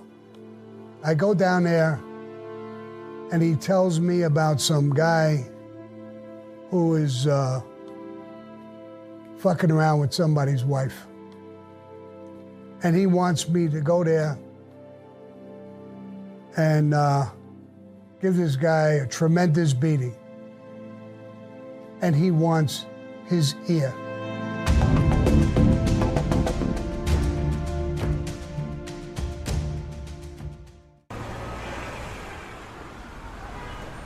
Bensonhurst, Brooklyn, 1959. My family basically were hardworking people. My mother was a seamstress. My father was a painter, couldn't paint anymore, and they got a small little dress factory, and they would make clothes for a Jewish contractor from Manhattan. I help occasionally. When they're gonna ship clothes out on a Monday, I go there on a Sunday night. When they make the dresses, they have threads hanging and stuff, so I clip the threads, put plastic bags over them, get them ready for shipping on Monday. I mean, they worked 6 days a fucking week. 3 or 4 nights a fucking week they would go in and work nights. So I went in and helped on occasion. So one day I was there and I was in the back clipping the threads and putting the plastic bags over the dresses that were gonna go out. And the door opens up and there's 2 guys come in. They end up being 2 union delegates, Irish guys, big guys. And I hear them getting loud with my father. I don't do much. They don't see me, but I sneak on the side a little bit and pay attention to what's going on. And I hear them telling my father, "You're not union. You're breaking the rules. You have to be union. If you don't have an envelope for us the next time we come in, we'll break your legs. We'll fuck up the whole place. We're coming back tomorrow to straighten this out and pick up an envelope. Otherwise, you got a problem." They're threatening him. My father doesn't look like he's nervous. Doesn't look like he gives a shit, one way or another. So I don't react. I just stay there quiet and I listen. That night, I went back with the Rampers. Jerry Papa was the leader of the Rampers. I told Jerry Papa what happened, what I overheard. The guys are coming back tomorrow. I'm going to take a couple of the guys. They'll stay with me in the back. If they do anything to my father, we'll come out. We'll just bust them up. He opens up his jacket, and there's a gun. He says, "Sammy, don't do that. Take this. Take it out of my waist. They hit your father, shoot them in the fucking head. Call me up. Then we'll come down with a couple of guys, and we'll get rid of the bodies." I never killed anybody yet in my life. I never did something to that degree. I was nervous with it. But the thought of them coming in and beating my father up, I took the gun. That next day, I had that gun in my belt. That same area with the dresses and the bags where they didn't see me. I was thinking. My heart was beating a little faster. I was nervous. But I was going to kill these two motherfuckers. If the minute they raised their hands, I was going to come out blazing. I heard the door opening up, and I put my hand on the gun. I pulled the gun out. I took a couple of deep breaths. I was ready. They were going to go. And I hear the strangest things. Mr. Gravano, why didn't you tell us? You don't have to, don't worry about the union. I can't believe my ears. I don't even know what the fuck I'm listening to. What happened when I break your legs? What happened that he don't have the fucking envelope?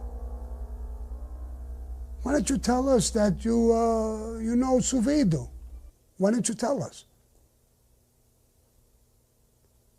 And I hear my father say, he's my gumbara.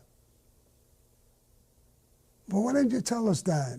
Here, they're giving him a card, their card in the union. If anybody ever comes here and bothers you, asks you about the union, give them our card or call us up. Don't worry about nothing.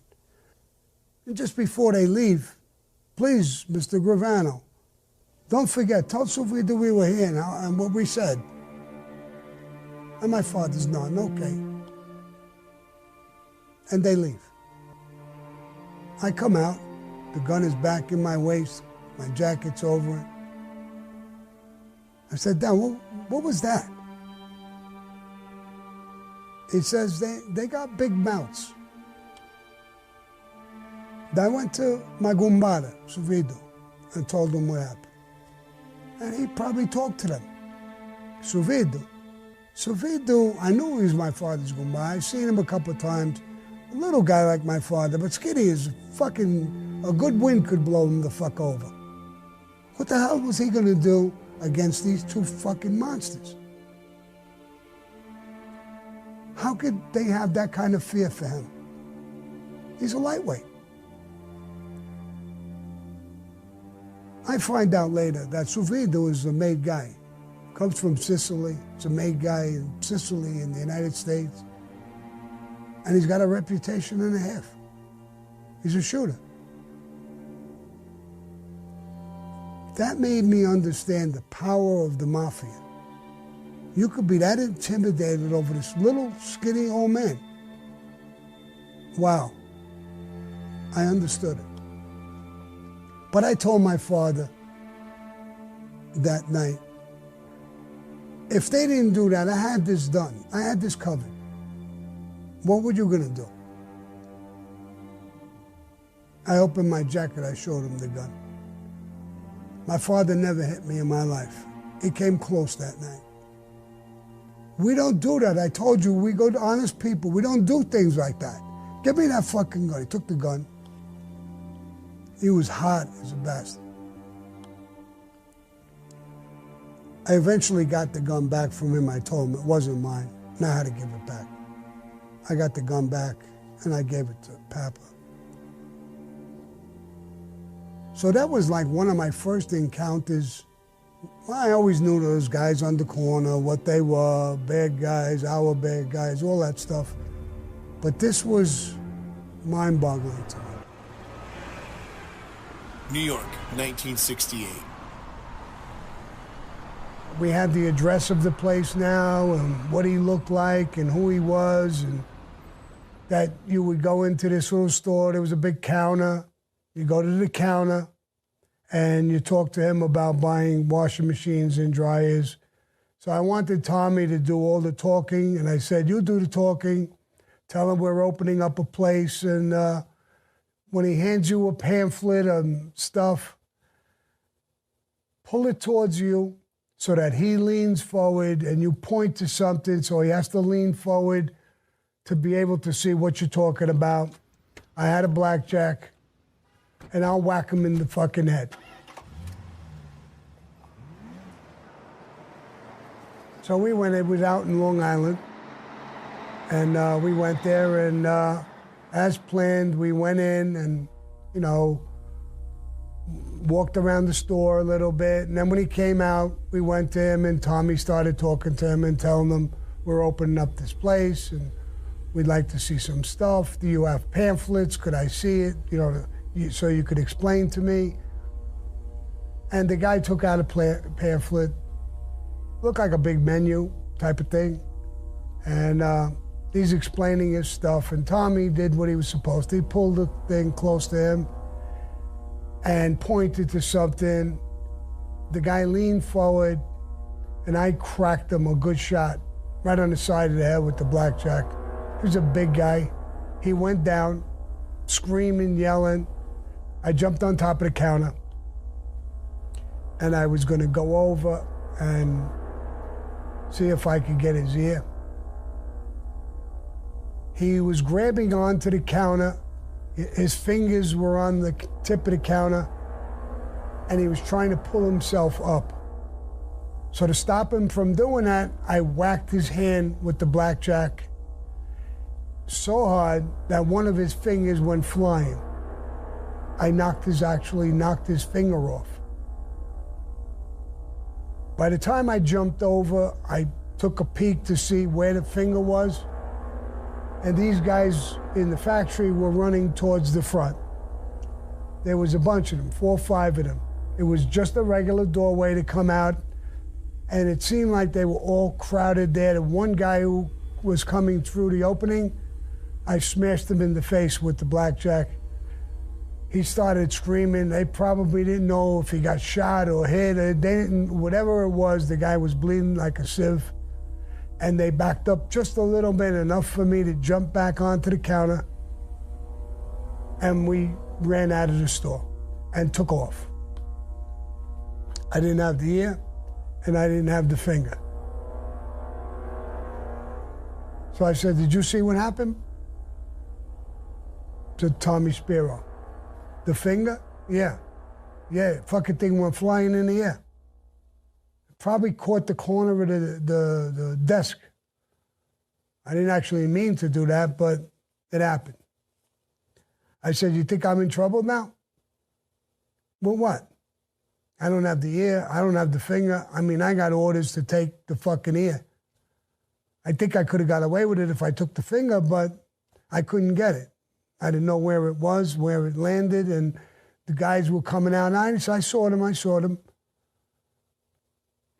Well, we went back to Brooklyn, and he called up his uncle, Shorty, and he explained the whole thing, what happened. I talked a little bit. We stayed there a while, and he says, okay, let's go downtown. Carmine Pushko stayed down around Carroll Street, downtown Brooklyn. So we drove down there. We got there. Shorty walked in first, called Carmine, and Carmine came out with Shorty. I was standing outside. And he came over. And I didn't know what to expect. And he laughed a little bit. What happened? I said, the story, just like I just told you, I told him what happened. And I said I couldn't get the ear. The guys in the back were coming out. I mean, I would have had to fight 4 or 5 guys. I hit one of them in the face, and I said his finger came off. I jumped over the counter. I tried to grab the finger, but I couldn't. I didn't see it. I couldn't get it. He started laughing. He says, I already know exactly what you did. I got somebody in that plant. And I know the whole story. The guy's in the hospital. They're going to put his finger back on or do something with the finger. And he was laughing. You did a great job, Sammy. I took a deep breath. It was like he was happy. I was happy. I didn't have to cut his ear off. I didn't have to grab the finger. So we were all happy. Got back in the car and left. It was things like this that made Carmine look at me differently. My first piece of work, my first murder was with them. He knew I did it. Now this, and a bunch of other things. Every time I had a beef, I came out pretty strong with the beef, and he was happy with me. Bensonhurst, Brooklyn, 1957. They bought a bike for me, a Schwinn. It was a classy bike. It was expensive. And my father, the first thing he told me, he says, take care of the bike. We don't have a lot of money. I can't buy you another one. Take care of it, and stuff like that. One day I went to the corner grocery store. I left my bike outside.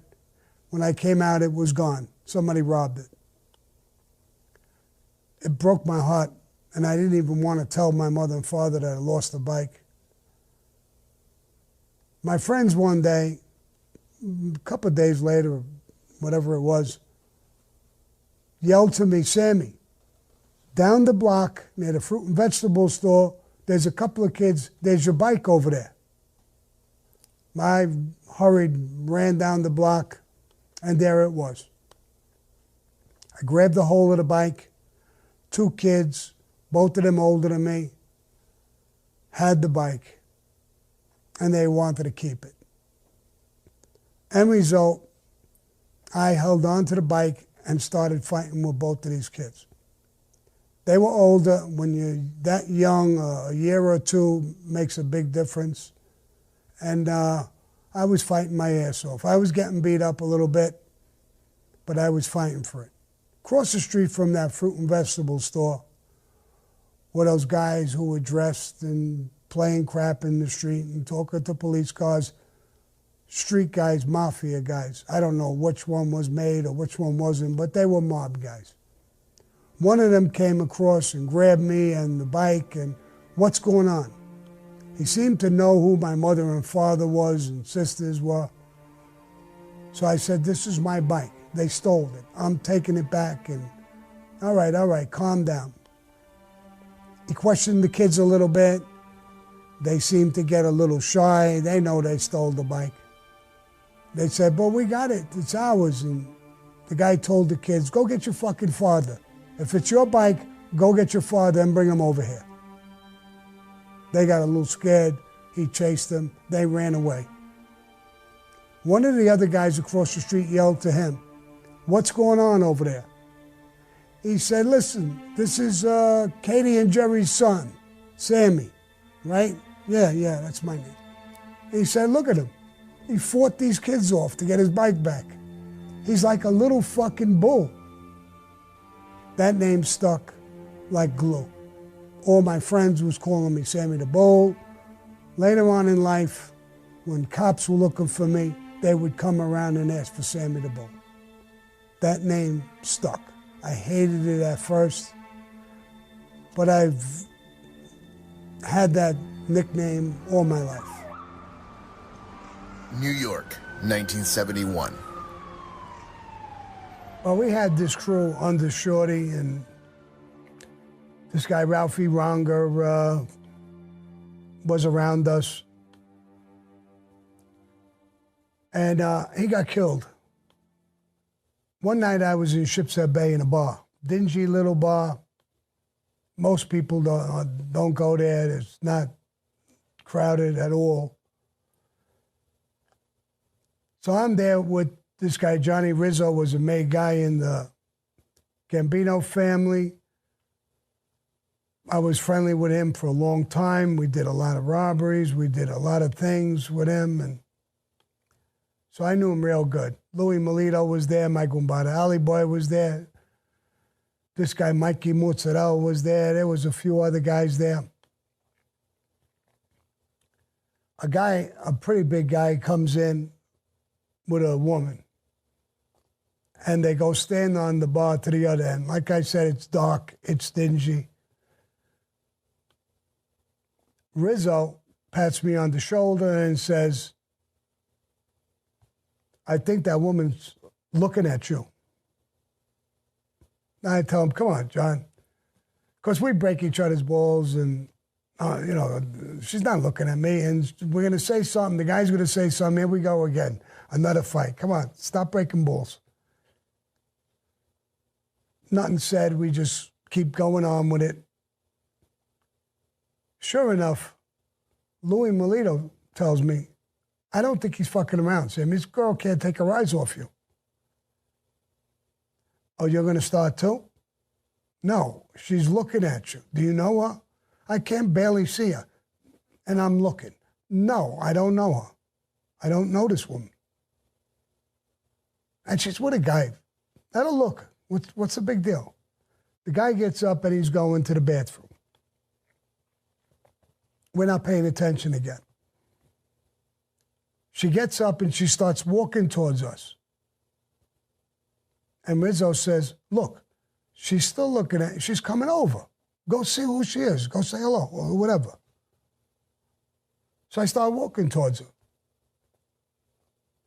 When I get close to her, I look at it. She's got blonde hair all blown up, a short mini skirt. They weren't that mini back then. Back then it was real short.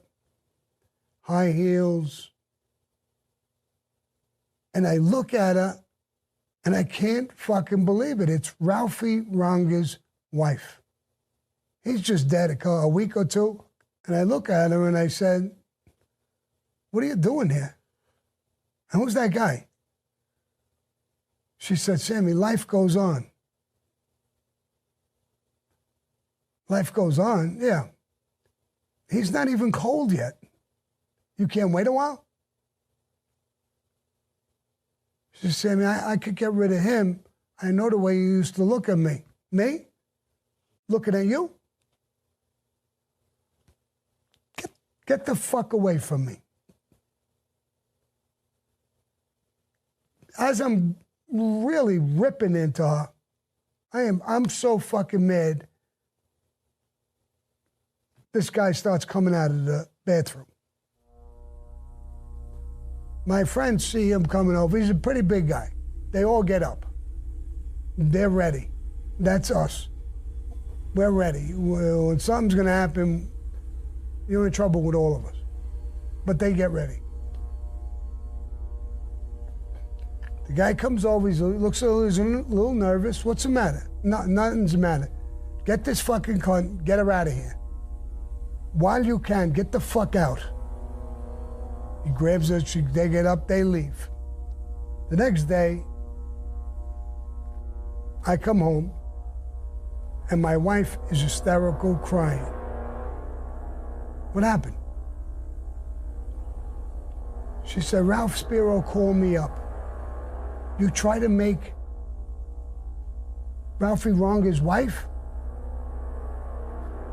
Get the fuck out of here. I didn't do that. Who told you that? Ralph. He said, Junior's gonna kill you for what you did. Carmine Persico. He told you that on the phone. Yeah.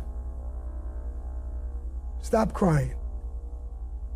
This is a very technical life that I'm living. Tell me exactly what the fuck he said. My wife don't lie for shit. She said it exactly the same way.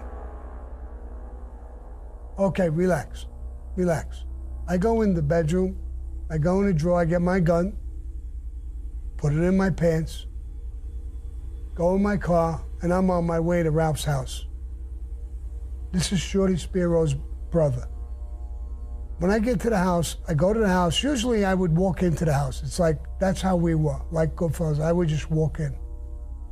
But I rang the bell. I had the gun out and behind my back slightly, right by my ass. So as soon as he came to the door, I was gonna shoot him. But he didn't come to the door, his wife, Ann, came to the door. Hey, Sammy, what's up? Nothing. Listen, something came up. I got to talk to Ralph. It's very important. Do me a favor. Just tell him to come to the door. No, he's not here. Did something happen? Because he left a couple hours ago like something's wrong. No, man, there's nothing wrong. And I just tell him I was here. And I turn around, not a full turn, a half a turn to walk away, and she sees the gun. A quick glance of it. But she obviously tells them that I came to the house looking for Ralph with a gun. The next thing I get is Johnny Rizzo comes to talk to me. He says, you're set up for an appointment. There's a whole story that came out about this that's not true. You're going to get hurt. There's a bunch of guys there. You're going to get the beating of your fucking life. They're really going to bust you up bad. You went with a gun to Ralph's house, bro? Yeah. They're going to break every bone in your body. Don't go there. What do you want me to do? Go on a fucking lamb? I got to go there. They're my people. Where would I go? I always thought I would die early in life or go to prison. It was a reality for me. I've seen it in Bensonhurst, Brooklyn, over and over and over again. And I just took it as part of the life. If I fuck up, I'll go. Maybe I'll go with somebody's girlfriend or something and go. There's so many ways to go. I stopped worrying about it. I just lived my life. I tried to be honorable, not to lie, not to cheat, not to double-cross people, and do the right thing. Now, when they told me to go in the street or go on a murder, I did it. I wasn't worried or concerned. It's part of the life. I had to do it. Going into that meeting, knowing I was going to get hurt, it was part of the life. I understood it. I said to myself, I hope I just live through this fucking thing. And if I'm really, really maimed, I hope I die. Next thing I go and get a notice that tomorrow I have to go and pick up this guy, Toto Arello. I knew this kid, Charlie Boy. He was a friend of mine. This was his father. I knew his father was a heavyweight gangster in the Gambino family. I wasn't made. I was an associate. So I know he was a captain and a heavyweight. I'm going to pick him up, and I'm going to drive with him to Carroll Street, where the Persicos are. Johnny Rizzo went to Toto. Toto must have went to Carlo Gambino. And there was conversations on a high level. Carmine Persico was in prison.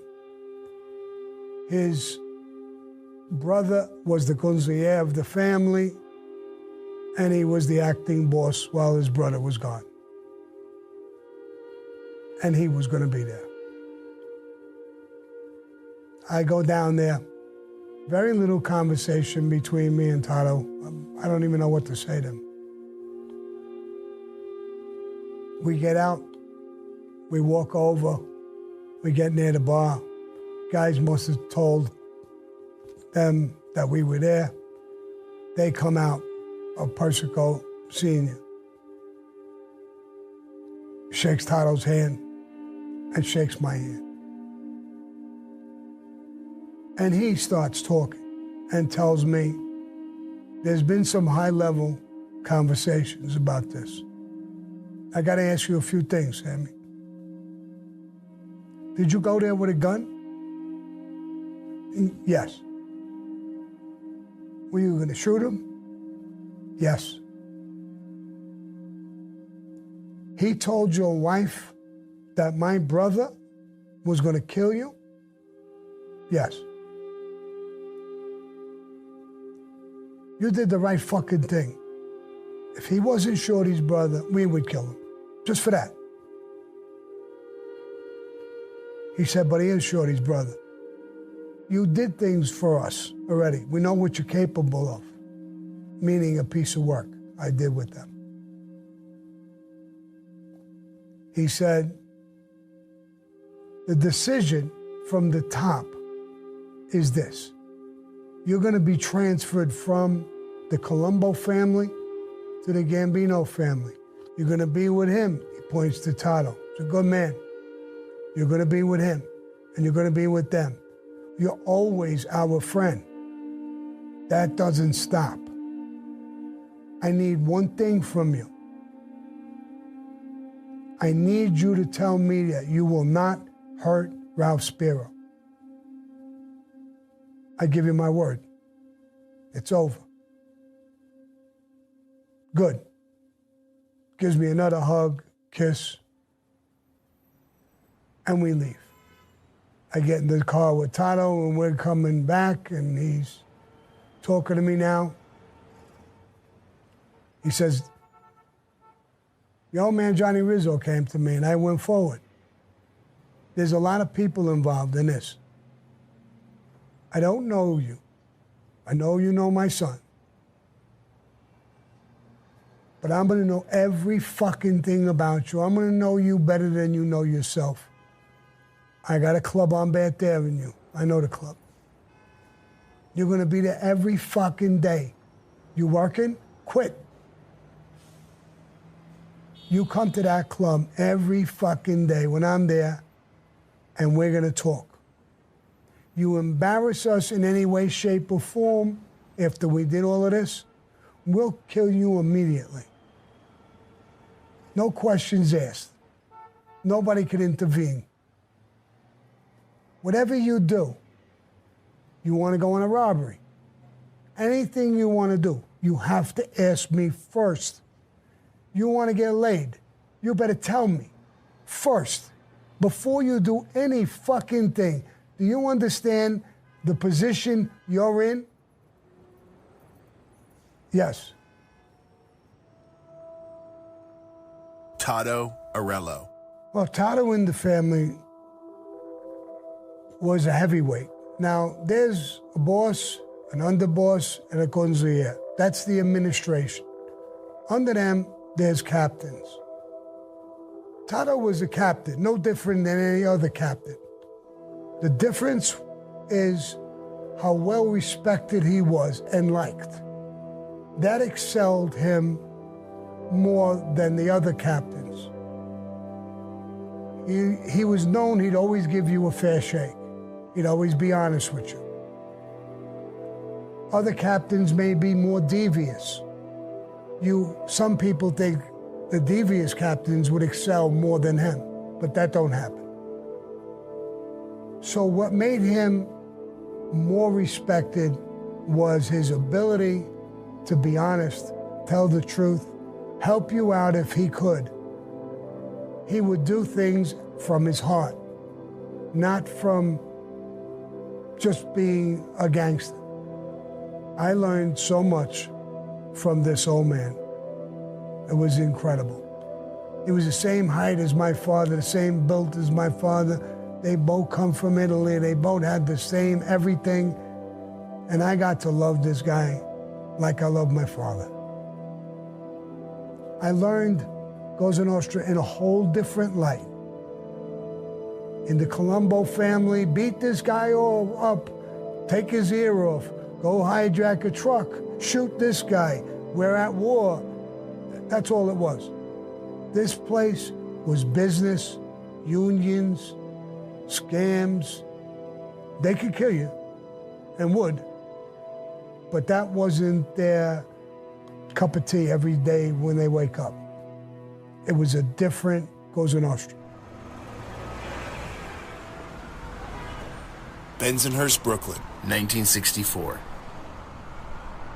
When I was 19 years old, I got drafted into the military, the Army. I went to Fort Jackson, South Carolina. That's where I went for basic training. It was an infantry unit.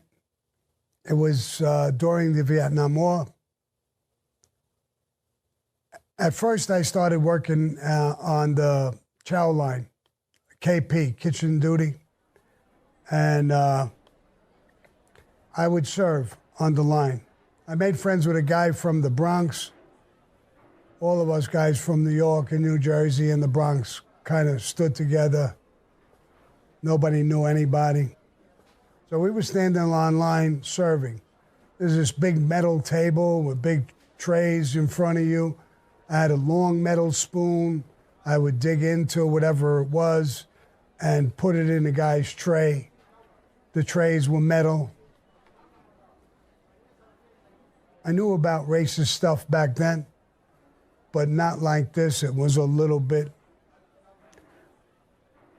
more, and it became very obvious. So there was a couple of guys, big guys, hillbillies on the line. And the guy came in front of the black guy who was right in front of me, and he was serving him something, and he was calling him boy. Get this, boy. Do this, boy. Those remarks I thought was going to be something that would get this black guy going. I looked at him. He didn't really pay too much attention to him. He put the stuff on his tray. Then the guy moved over to me, and I was serving beans or something like that. And he put his tray out in front, and he said, "Whoop it on me, boy." So now he's calling me boy.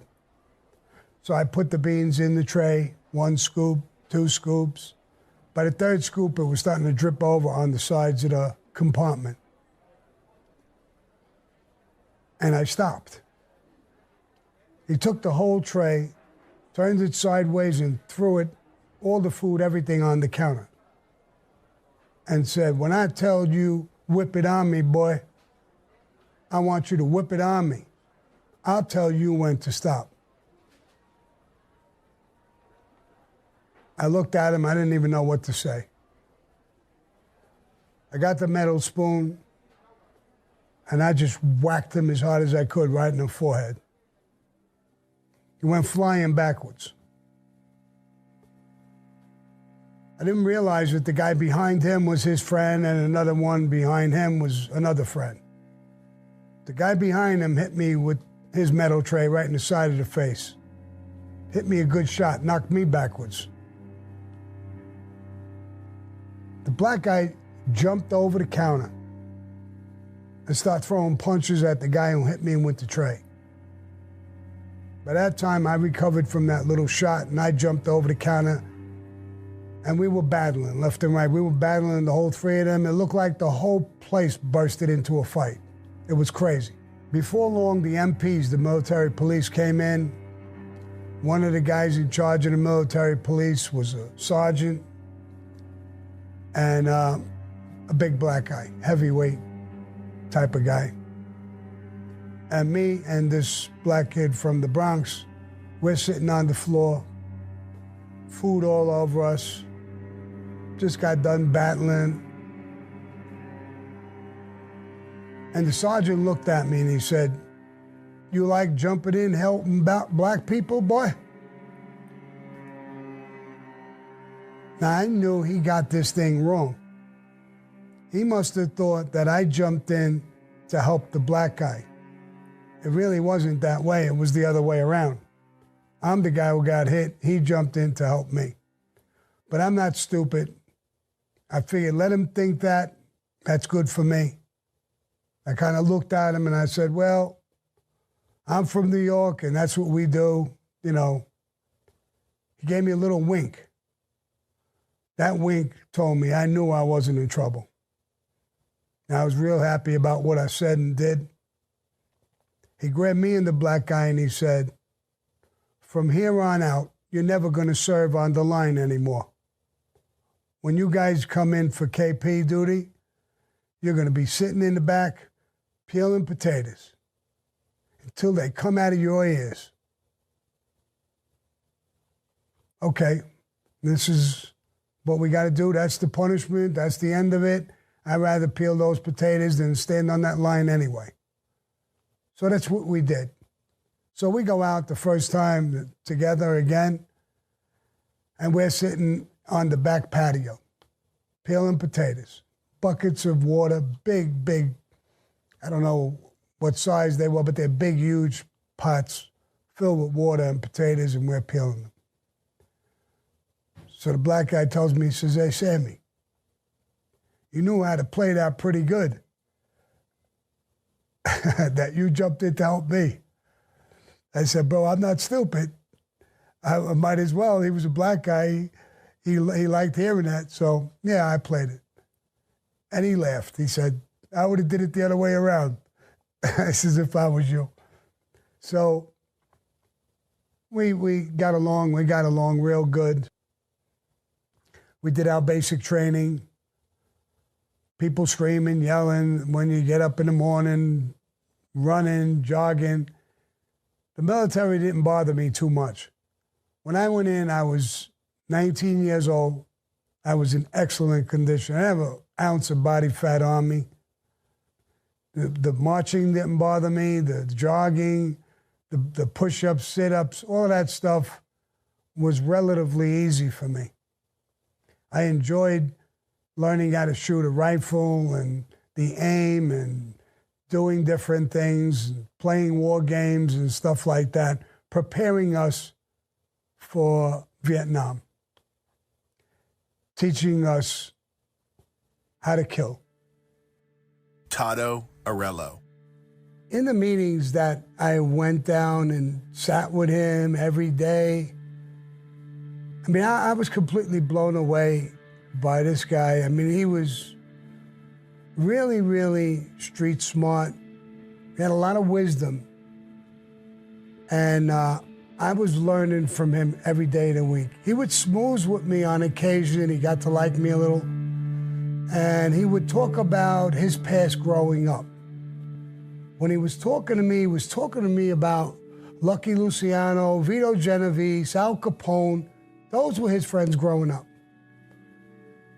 Those stories, I mean, they were like legends. I couldn't believe my ears on this stuff. And so one day he got, very tight with me, and he said, "Come in my backyard," in the club. Now, his backyard had fig trees, an orange tree, tomato plants. It almost looked like that picture in The Godfather. He would sit with his pants rolled up a little bit, his nice shoes and galoshes, and with the hose, a little cigar hanging out of his mouth. And he would talk to me. I would sit next to him, and he would talk to me. He said, "Today I got somebody coming to talk to me. I want you to sit there. Don't get up and leave. Stay there. Don't say one word." Okay. This guy comes in and says hello to Tato. He said, "This is Sammy. Say hello to him. You could talk in front of Sammy. Don't worry about it. Talk." And the guy explains a story about his friend and something with the wife,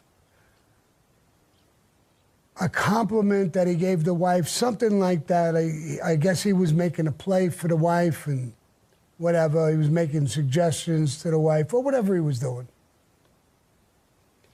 So Tato hears the whole story, and he says, "All right, don't do anything. I'm going to talk to him, and then I'll get back to you. Don't do anything." And the guy leaves. He said, "If you were sitting in my chair, what would you do?"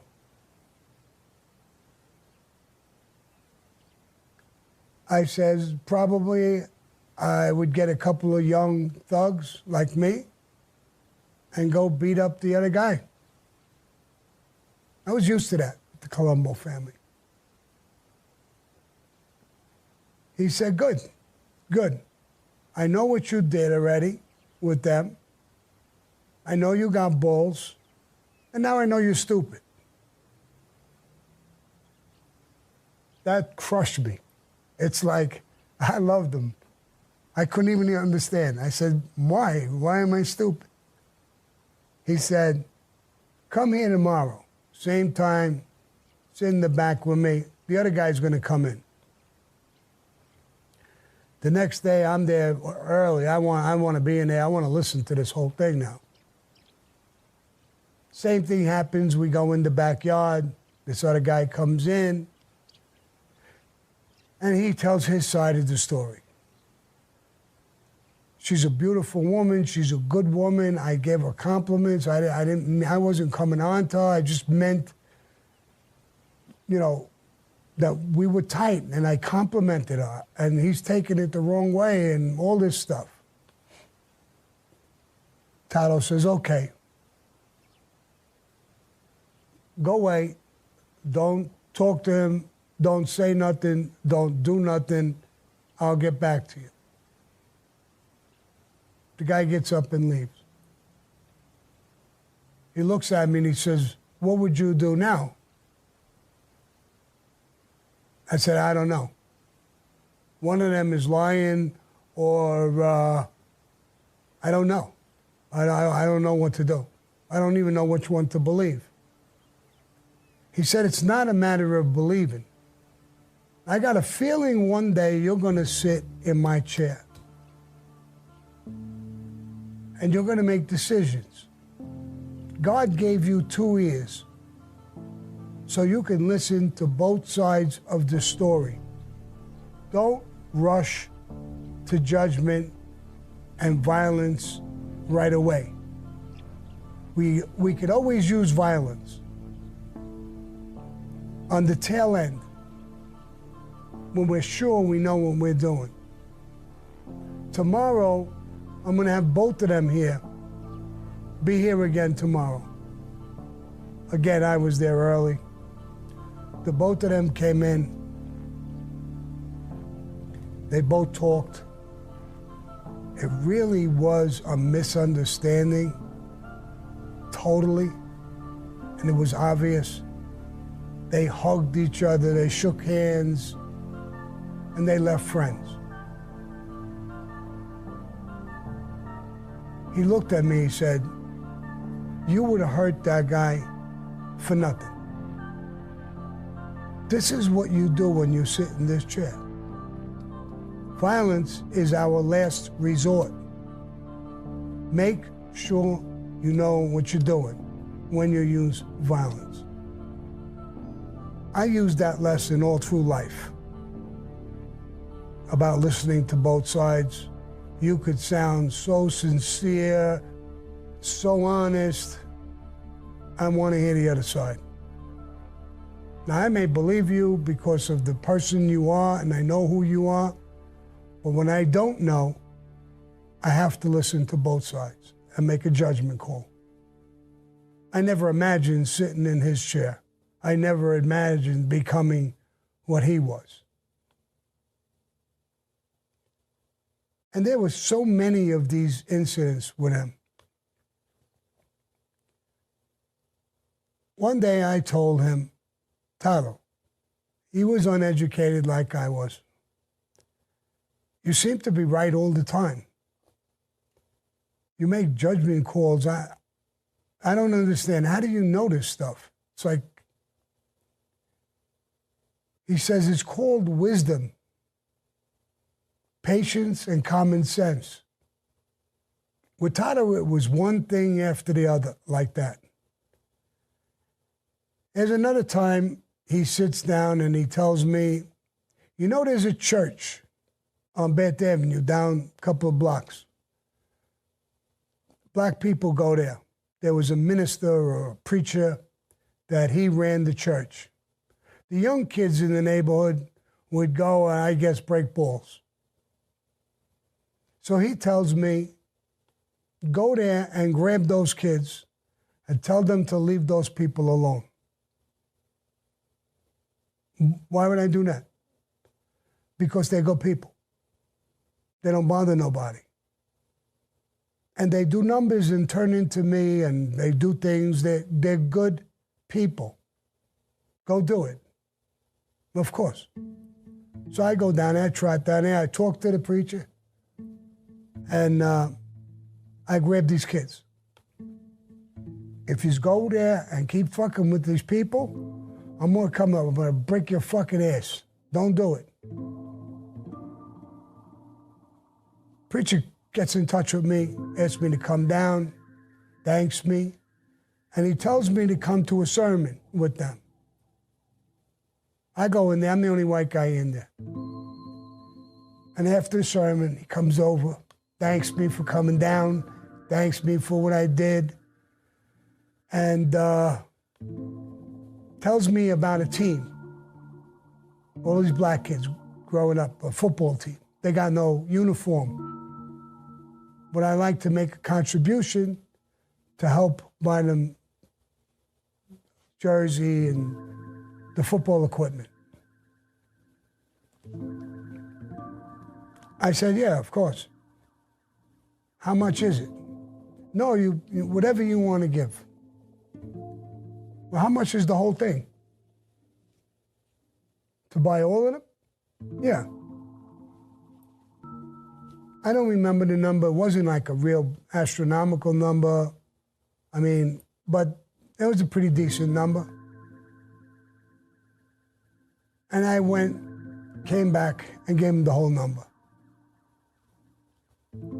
Now, a couple of days later, I'm on the corner with my friends. Car pulls up, 3, 4 big black guys get out. They walk over. Are you Sammy? Yeah. Why? What you did is so good, so kind. And this big guy tells me, if you got a problem with anybody, give us a holler. I said, okay. Someday maybe I will. Are you going to come to Mass? We heard you were at Mass. Well, I don't think I'm going to be a regular, but if you want to invite me to a Mass or you want to invite me to a game, it'd be my pleasure. And we left. So Tato had me thinking differently. And what it reminded me of is my mother and father, who were really, really good, hardworking people. And I've learned so many good things. I'm being taught stuff by a heavyweight mafia dude who is almost like talking like my mother and father would talk. So I'm learning mafia in a whole different way, with respect, with loyalty. Different things were coming out of his mouth than came out of Carmine Persico's mouth or Shorty's mouth or my mouth back then. And I was learning 2 different things, 2 different ways. So Tato was really, really a beautiful guy in every way. He used the power he had to help so many people that I've saw. It was crazy. Everybody in the neighborhood would go to him, especially on Bath Avenue in his confined area, loved him.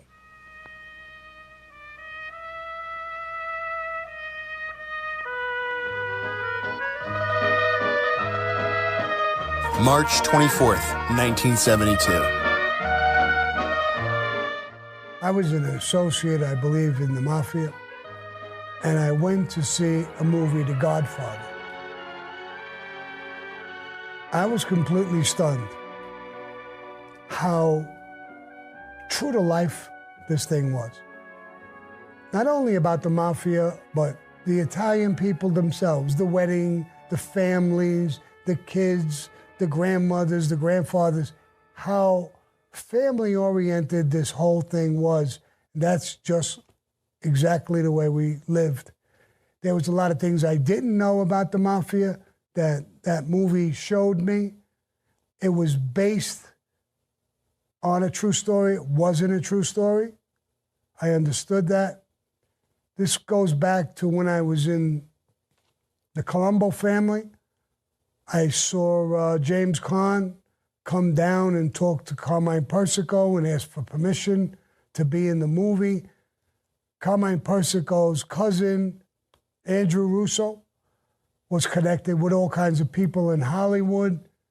And I would think he was playing this James Caan. He brought him in to ask permission, and all looked good, sounded good. It sounded like a mafia movie.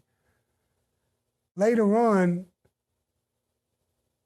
James Caan became Andrew Russo's godfather to one of his kids. Whether he was the godfather or Andrew was the godfather, they became Gumbadas. Well, that movie changed a lot of things. In the neighborhood, we were well known like that. But overall, to the entire country, you weren't known like that. And it took on a whole nother level, the way people looked at you. Even in the neighborhood, I guess there's some people who may have heard about it, but don't know it, didn't understand it. When they saw that movie, they had a different view, a different image of the mafia. And I think the image got better, to tell you the truth. But it became more national, more widely known than it was. There was a lot of conversation between associates, even made men, about the movie. I don't know of anybody who didn't like it because it was about the mafia. I mean, I think they all liked it. The movie showed you a little more structure, a little more insight of structure, what a boss was, an underboss, a consigliere. It showed you captains, it showed you structure, and it showed some of the rules. When they're told to kill, boom, they kill. So between Godfather 1 and Godfather 2, I mean, if you look at it, they were pretty brutal movies. But it brought it home, the reality of the mafia and why that brutality took place. They didn't just get up in the morning and want to kill people. They killed people for Cosa Nostra, to protect it, for people who broke the rules. I had a tough reputation in the Ramparts and coming up as a kid. My reputation, I think, went through the roof in the Colombo family. Not only did I do my first piece of work there, I was called upon. I told you one or two stories. I've been called upon many, many times. And people knew that. I was talking with Shorty, with Carmine Persico. People see that. On occasion, I spoke with Joe Colombo. I was in the second part of the Profaci Gallo War. And I lived with them. I hit the mattresses with them. People saw this. When I was with Tato, now I'm around Tato like he wanted me there every day. I was there every day like glue. And my reputation was going through the roof. But I had his reputation of being good and honest and all these good things about him started to rub off on me as well. He was excelled because of his good reputation. Not because of the bad things he did, but the good things. And mine was doing the same exact thing.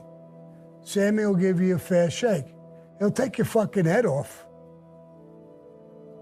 But he's going to give you a fair shake. He's not looking to rob you. He's not looking to hurt you. He's not looking to do anything like that. In business, I took shots in business that didn't work out. And I always walked away good from things.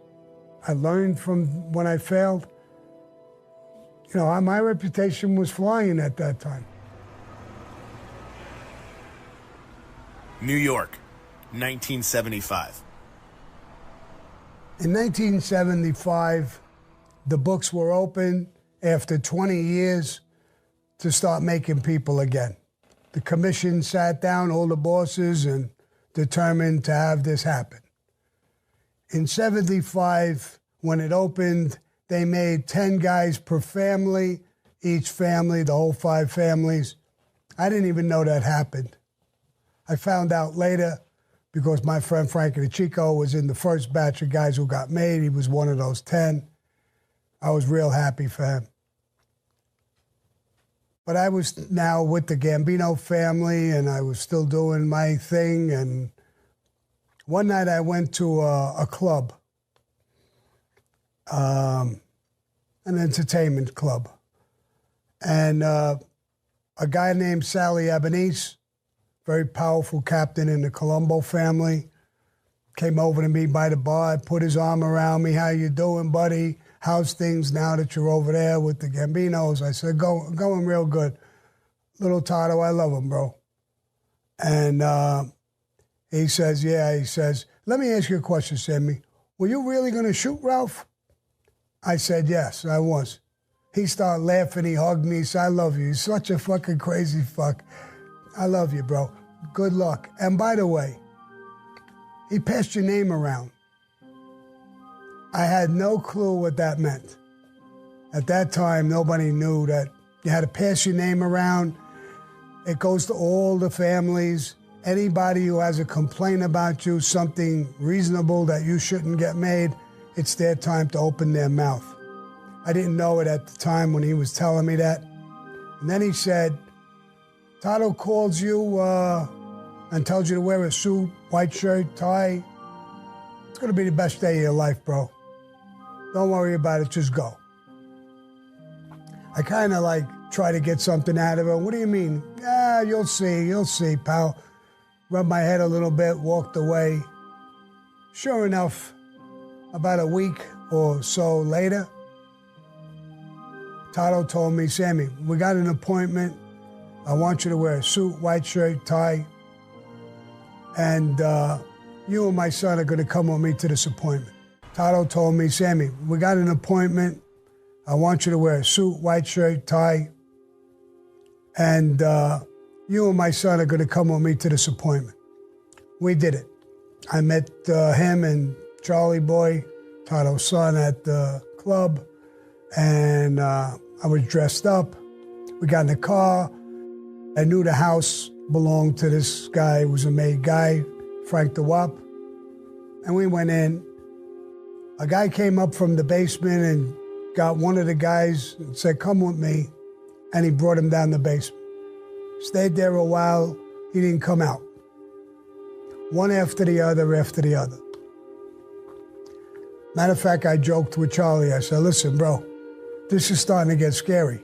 6 guys went down. They never came back. So Charlie obviously must have known from his father what was going on. He laughed.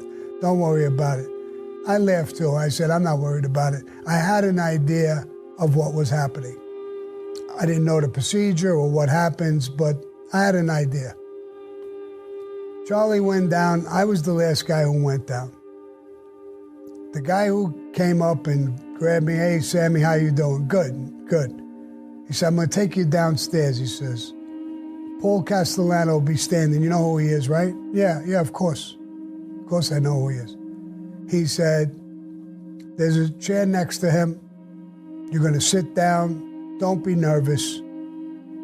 Same thing. This may be the best day of your life. I was excited. I went down the stairs, old house, wooden stairs. The stairs were creaking. As I got down to the bottom, you could see the smoke coming out. It was a smoke-filled room. They must have had a pool table and some plywood on top, because there was the other guys, the other 9 guys sitting there, each of them sitting next to a captain. They were already made. I didn't know exactly that yet, but I walked over, I sat down. Paul Castellano says, don't be nervous. I want you to relax. He said, do you know everybody in this room? I said, no, not everyone. I know some of them. I don't know them all. Do you like the guys who you see? Yes, I do. He said, do you know what this is? I got an idea. This is a secret society and a brotherhood. Just stand next to me.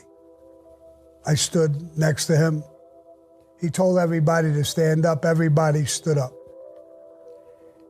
He said some words in Italian. Everybody locked hands in a huge circle.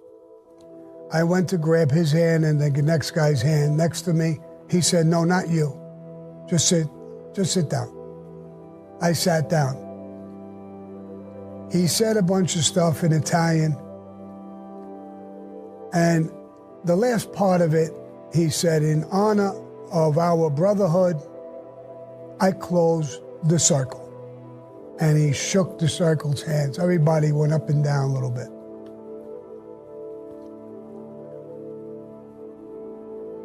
Then they all sat down. He turned around to me and said, get back up. I got back up. He said, would you want to join this secret society, this brotherhood? Yes, was my answer. It would be my honor to belong to this. Most of these people are idols to me. Being a member of them on this level was unimaginable to me growing up. He talked about a lot of things about our society. And then he said, in our family, our code is this comes first in your life. It's above God and country, your personal family. It's above your own personal life. You protect this and keep it secret for your entire life. Toto Arello was the guy who proposed me to become a made member. So he was my godfather. Paul explained that he is the representant, meaning the boss of the family. He now is going to be my father. He explained about an underboss. He explained about the role of a consigliere. And then there's captains. Each captain has a crew of made men and associates. He broke it down. He broke down things about what would be a death penalty. If you raise your hands to another friend, meaning a made guy, it's the death penalty. If you went with another made guy's wife, knowingly, you would die for that. Respect and honor was at the highest level. He asked me if I understood. I said, yes, I do. Then he asked me, he said, if you were asked to kill for the family, would you kill? On our orders, without question, without remorse. Yes. What finger would you pull the trigger? I pointed to my index finger. He took out a saint from his pocket. He says, I'm going to burn this saint in your hands. There's an ashtray. When I tell you, you crush it and put the ashes in the ashtray. Toto came over, and he was the one who was going to prick my finger to make it bleed and to rub my blood on that saint. He lit it on fire and put it in my hand. He said, juggle it back and forth. I did, so that you don't burn your hands. I did that. I burnt my hands anyway. But I didn't feel any pain. One of the things he said, if you betray this oath in any way, shape, and form, may your soul burn in hell like this saint is burning in your hands. Crush it. He moved the ashtray, I crushed it in my hands, and the ashes went into the ashtray. Tato said, kiss the boss on both cheeks. I did. He told me to kiss Tato on both cheeks. I did. Tato said, go around the entire table and kiss each person, starting with Paul, the underboss, the Kunzler, and just go around the table. I did that. He explained to me that there was 5 families in New York that were basically the commission. There was other families in other states and obviously in other countries. He locked in that circle again, but this time he made me lock in on either side with him and with Tato, and everybody else locked in. And he turned to me and says, as of this moment, you are now a friend of ours, a made member in our family. Anything that happened to you in the past, anybody you don't like, it's dead. We never want to hear it again. You're born as of today. Don't bring grudges into this new life. We won't do anything for any grudge or anything you have for the past. You're born as of today. I understood that. I nodded my head. We unlocked the circle, lighting up cigars and drinks and whatever. We celebrated for a while. Then we left the house in different groups like we came. Paul Castellano and the administration left first. Then each captain left with the guys who he brought there to become a friend of ours. I got into the car with Charlie and Tato, and we went back to Tato's club. Waiting by the club was Boozy, Frankie the Chico, other guys who were made members, and other guys who were associates who had a clue what was happening, but there would be no conversation about it with them. He introduced me to Frankie the Chico's father, Boozy, as a friend of ours. Tato explained to me that the only way to recognize a friend of ours, even if you know he was made, is a friend of ours who knows both of you and introduces you together. If you ever introduce someone as a friend and you didn't know it for sure, you were never introduced to him, or you made a mistake, it's the death penalty. Make sure with that. If you don't remember, then get introduced to the guy again, to somebody, the third party. Then I met Frankie the Chico and other guys. My friend Louis Melito was around, and some guys who were in Tato's crew who weren't made members, they quickly passed me by under their breath. Good luck, Sammy. We love it. Smiled and just quickly moved away. They knew the rules. I couldn't respond, as if I knew I was a made member to somebody who wasn't. I can never tell somebody who wasn't that I was a made member. I couldn't go celebrate, hey, I'm a made member today. That don't happen. It's a secret society. I still feel that everything I went through in my life, that might be one of the greatest days of my life. Getting married, having children, they were great days. But so was this. It ranked right up with that. The same way I love my father, I love Tato. And I donated everything I had, every drop of loyalty that I could give, I gave throughout my whole existence in the Mafia.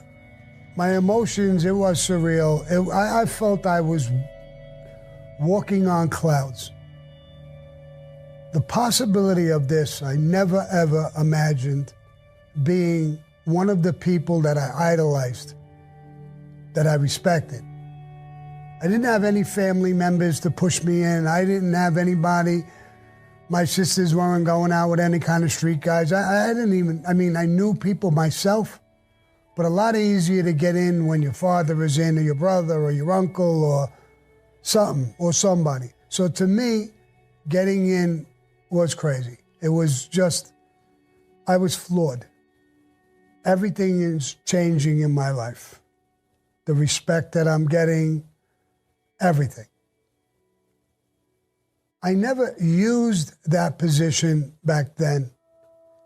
I was always a tough guy. I was always ready to shoot you or fight with you or do whatever. It didn't take that position to make me tougher, stronger. I knew that position, he had already taught me to use wisdom, use patience, listen with your both ears to the story. Don't make harsh decisions. Don't use violence unless it's at the last resort. So I guess I was handling myself pretty good. My reputation just was exploding. Not only within our crew, within the family, but around Bensonhurst, Brooklyn, Manhattan. It was blowing up all over the place of who I was. And it not because I was made, but because of things that happened and how I conducted myself when those things happened. I had a tough fucking crew, good guys, tough guys. Most of them were associates. Eventually I was making some of them. But that added to my reputation as well. I stayed non-flashy, stayed in the neighborhood, went to the same restaurants, tried to conduct myself like I always did. Don't overdress, don't start putting diamonds all over the place. This is a secret society. I lived by that. That word meant something to me. Frankie DeChico. Frankie DeChico, I grew up with him. I think he was about 12 or 14 years older than me. And he became like a big brother to me. We came out of the same exact neighborhood. We knew each other. He was very, very powerful, very, very ballsy, tough guy, but very fucking fair, very, very honorable. And he was for the underdog. If there was a problem, he always seemed to take the underdog's side. Like if a guy had a problem with 3 or 4 made guys or associates, he'd always take the other guy's problem and take his back to say, come on, bro, we did that same shit when we were young, leave him alone. Let's just yell at him and chase him out. He was that type of guy. He was always for the underdog. His whole family was in the mob. Uncles, cousins, you name it, the Chicos were like a mob within itself. The women were like gangsters. I think you could have killed somebody right in front of the women. They'll help you drag the body out. They'll never cooperate against you. They'll never do anything. So the whole family, the DeChico family, had that aura about them. Frankie is not known to the public that much. I was a tough guy with a real tough crew. John Gotti was a tough guy with a tough crew. If you put my crew and John Gotti's crew together, we weren't a pimple on Frankie DeChico's ass. And I'm not ashamed to say that. Anytime he opened up a club or got a piece of a bar or a business, I always went to spend money there And anything to build him and help him, I was there and I did it. He had a crap game in this club. In the back room, there was a crap table, shooting dice. The front, there was a bar. And I was at the bar with his father, who was also a maid guy, and he was also with Tato. And we were drinking at the bar and talking, and a door opened up, and John Gotti came in, very flashy, with a bunch of guys, a little entourage, 4 or 5 guys. I heard a lot of things about him. I didn't know him personally. I had a friend of mine who was in prison, and he got in trouble, something about drugs and money with the black guys. I understood that John Gotti got involved and squashed the beef. And he worked things out to resolve the problem between my friend and the black guys. Now, the problem would have resulted in my friend getting a beating because there was quite a few black guys, and he squashed it.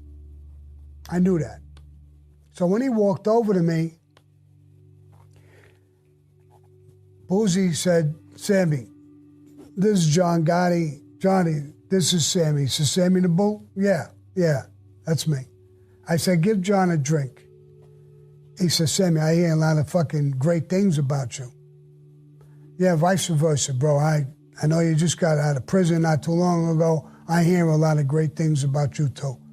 And number 2, I want to thank you. You straightened out a problem for a guy who knew me, a friend of mine who was in prison.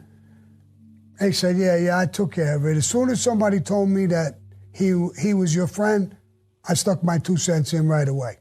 I appreciate it, bro. I appreciate it. And I hear a lot of things about you, John. Knows I'm not introduced as a friend because he's not made yet. So that's what I knew about John Gotti. That's when I met him.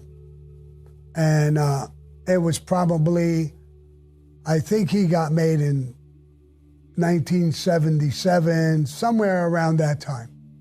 But it was about a year and a half after me. There was different times when I bumped into him or there was a problem and we were together. Then when he was made, I was introduced as a friend to him, so I got to know him better and better. But it started in around 77, and it went further from there. New York, 1977. I'm already a made guy in the Gambino family, super close with Tato. 1 year after I'm made, I become an acting captain. He makes me an acting captain. And I'm with him all the time. When I got transferred, he told me to be with him all the time. I'm with him like glue. So one day he says, "Sammy, we got to go to Paul's house. Drive me up there." Okay. So we go up there and the maid lets us into the house and he's there. He's not as friendly as he always was, and just something, I guess, was going on. I didn't know what. Tato stood in front of me. I stood behind him. And after shaking his hand and saying hello. And he tells Tato, after Angelo Bruno was killed, the boss of Philadelphia mob, a war broke out between Angelo Bruno's cousin, who was a captain, a very powerful captain, Johnny Keys, and Phil, the Chicken Man Tester. A little while after Phil, the Chicken Man Tester, was killed with a bomb in front of his house. He had brought Nicky Scarfo in as his gunslinger. Now the war basically continues between Nicky Scarfo and Johnny Keys. The commission, the New York Commission, has ruled for Nicky Scarfo to take over. Johnny Keys didn't agree with it, and the war is raging. There's a few murders back and forth. And now Paul is explaining what happened. He went to a commission meeting and they accused him of backing Johnny Keys on a sneak. He vehemently denies it. He doesn't even know what they're talking about. And they tell him 2 made members in the Gambino family, Pal Joey and Nicky Russo, were seen meeting with Johnny Keys in a restaurant. So that's where the accusation is coming from. Somebody reached the commission and told them about this meeting. Now, Paul is explaining this. And when he denies it, they say, well, if you're not backing it and your people are able to meet with him, then we're going to make a commission hit. Very rarely ever done, where the entire commission agrees and gives a hit out. And they give it to Paul Castellano. It's your hit. You take him out. He's fucking fuming. Pal Joey and Nicky Russo are with Tato Arello. They are in a Jersey faction, but they're with him. And I'm a young pup, just became an acting captain. I'm just there to drive. I'm just there to listen, and I hear this going on, and it's an incredible thing. Tato says, I don't know nothing about it.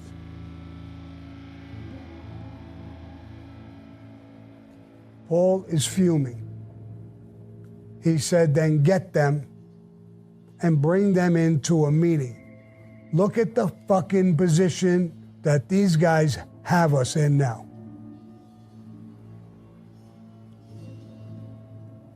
We reach out for them. They come in, there's a meeting, another meeting. And this time we go to Paul again, Tato, me, Pal Joey, and Nicky Russo. We tell them a little bit about it. They're real nervous. But they said they bunked into him. They knew him for years. They're all old-timers. And they just talked. There was, they knew about the war, but they didn't talk about the war with him, they're claiming. So anyway, we take them to the house. Paul is fuming again with them. He tells them what that meeting did and the position that we're in. They're literally begging him, Paul, we didn't talk about the war. We knew a little bit about it, just a word of mouth. We didn't talk about it with them. We didn't back him. We didn't say anything.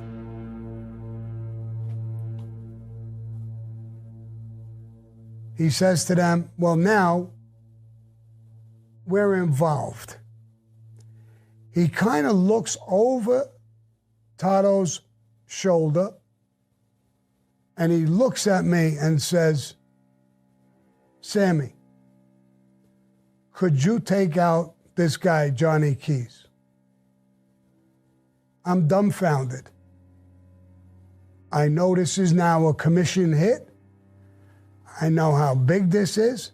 I know there's a war going on between 2 factions in the Philadelphia family. I don't know this guy from a hole in the wall. I never even heard of him, basically. But I answer Paul and say, I guess I could. I don't know where he stays, what he looks like, who he is. I would need some help in that respect. Do you need guns, money, or some shooters? No, Paul, I wouldn't need that. I have my own people I'm comfortable with. I just need direction, where he is, where he stays, what he looks like, stuff like that. He turns to Nikki and Joey and says, you're on the hit. You're under Sammy with this. Listen to whatever he says and do it. You know where he stays. Yes, we do. You obviously know him. Yes. And put Sammy on him. We leave the house, or I should say we're leaving the house. Paul touches my shoulder. Good luck. Be careful. This guy is no joke. I originally was in the Colombo family in the middle of a war, hitting the mattresses and all of that shit. And I understand it. I understand what they're doing, not what I have to do. Nobody likes it. What are we going to do? What can we do? I'm ordered to go on this hit. We got to take them out. Where did this meeting happen? We get in touch with Nikki and Joey. Where did you meet this guy? In like a small little restaurant. It's Friendly's, they call it. It's a commercial place. Friendly's is the name of it. They sell ice cream, hamburgers, all that shit. I'm going to meet you out there. Take me to the place. Show me this place. I go with Louis Melito, and we go into the place. There's a counter when you first walk in. I tell Louis, I'll sit at the counter, dressed real casual, with a baseball hat, with glasses. We'll have Nikki and Joey sitting in the back. You will be sitting in a booth.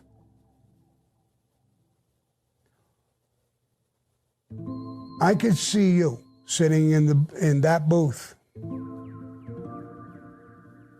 When he comes in, you'll give me the eye. I'll get ready. As he passes me, I'll turn, I'll pull out a gun and I'll shoot him in the fucking head. You get up, you'll have a shotgun. Start shooting in the air. Scream to everybody to get down. I'll have guys outside. Nikki and Joey, when they see him, they'll wave to him from the back. That's another thing I could see.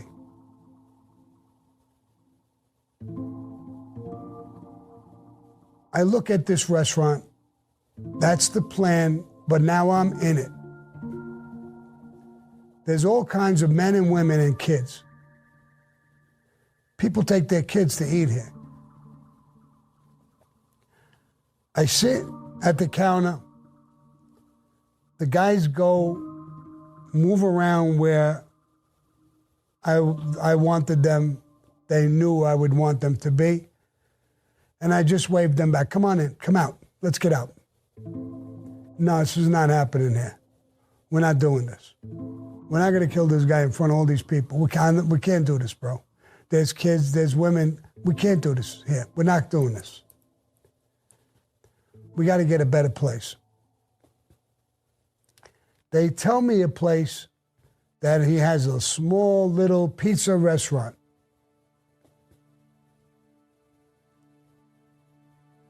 In New Jersey, I believe.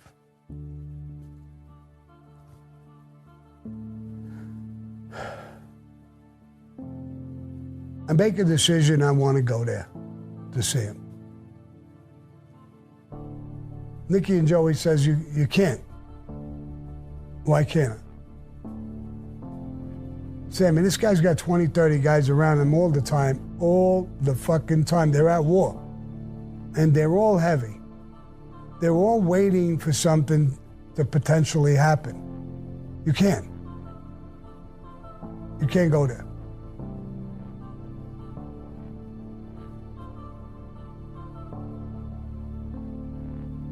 I don't know of any other way to do anything. You're not giving me any information, what he does, what he doesn't do. I don't have a fucking clue. I still don't even know what the fuck he looks like. I saw a little picture. It was a little blurry. I don't know. So I said, go there. Tell him that Paul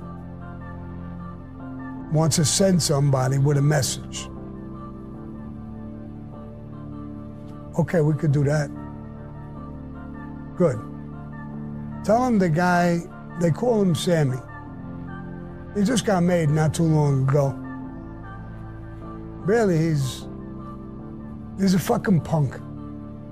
He's not a tough guy, he's a punk. But he brings messages back and forth that are very, very precise. So Paul uses him for that reason. So he would like to send this guy in to see you. And he is a friend, meaning a made guy. He agrees to the meeting in his place.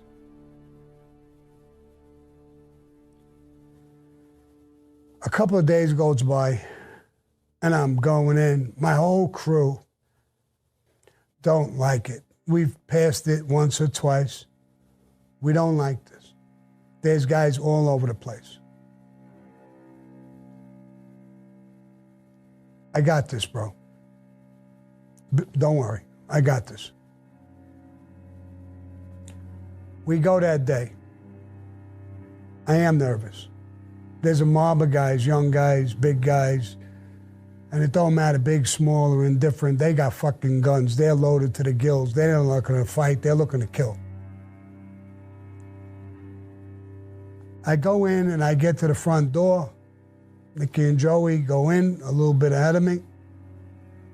And this big guy grabs me, and not grabs me physically, but gets right in front of me. He's bunking into me, pushing me around. You like it here, tough guy? And I'm okay. Listen, I was told to come here. All right, calm down. I'm trying to act as scared as I can be. I have no weapon, I have nothing. I'm completely patted down, searched very, very thoroughly. Front, back, every place. But I have no gun. I go in, and as I'm walking in this pizzeria, I could see him sitting in a booth in the back. As I go, guys keep shouldering me as I pass them, hitting me with their shoulder. One guy gave me a little push. Come on, hurry the fuck up. Okay, wait a minute, take it easy. No bad remarks from me, no tough guy shit. I'm scared. I'm not as scared as they think. I'm not as scared as I act. Some of those bumps, some of that pushing, I'm not too happy with. But the conditions call for me to act and conduct myself a certain way. I get in there, I get in the back. Nicky and Joey introduced me to him. He's a Gabardine, and Joe Bruno's cousin. This is Sammy. He's a friend of ours. They don't say nothing about me being an acting captain. He's not making no shit. He's a friend of ours. Made guy.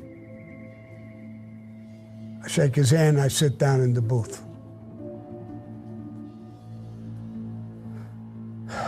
He starts talking to me a little bit about the war. What messages he wants me to take back to Paul Castellano. He apologizes that he's armed. We're not supposed to bring guns when we meet each other as friends. But he says, we're at war right now. And I turn around and say, listen, John, I'm okay with that. Matter of fact, I'm glad. I mean, at least, we're safe. I'm acting like I'm scared shit and that we're both safe. I'm there to kill him.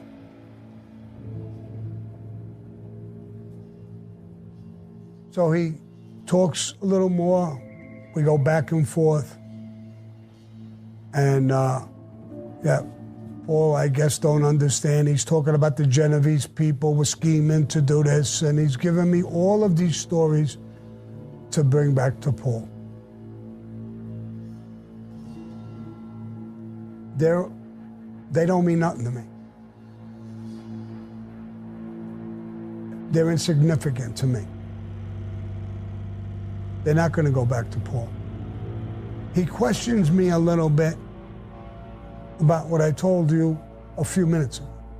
You remember what I just told you? Now, I'm supposed to be a guy who brings back great messages. I'm supposed to be smart. I told him the thing, word for word, what he said, leaving out a word. When I finished, I apologized. I said, I left out this. He smiled. Very good. Very good. You are smart. I think you're everything that they told me.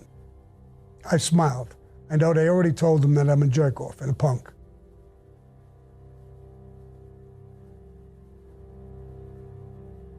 We have the meeting, and I'm about to go. I get bumped again in going out, bump from side to side, little push. How'd you make out, tough guy? He's a great guy. I want to smash this fucking bastard in the face so bad, but I'm obviously not going to do anything. He's a great guy. I appreciate you guys. Like a little cunt, I'm acting. It's necessary. I leave the place, and my crew is not too far from there.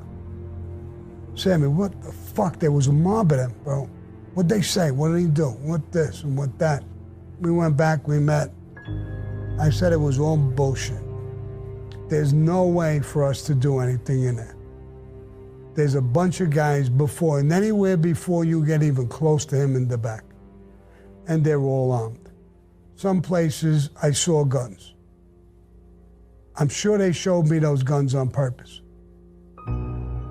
But I saw them. Can't do it there. We got to do something else. And I'm struggling with this. I'm not sure what to do. Tato talks to me. How's it going? Great. Great. What'd you do? That's going great.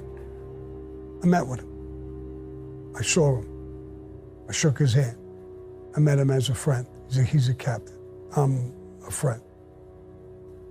They bounced me around a little bit. Everything I expected. They searched me. Everything I expected. It can't be done in this place. I got to do something a little different.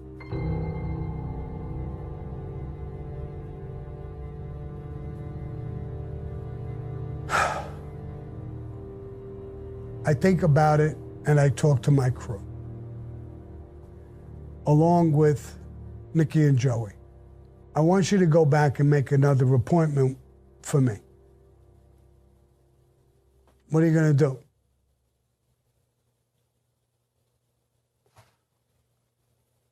I'm going to tell him that we're going to join the war. We're going to make him win the war. Paul is going to back him. We're doing all these things.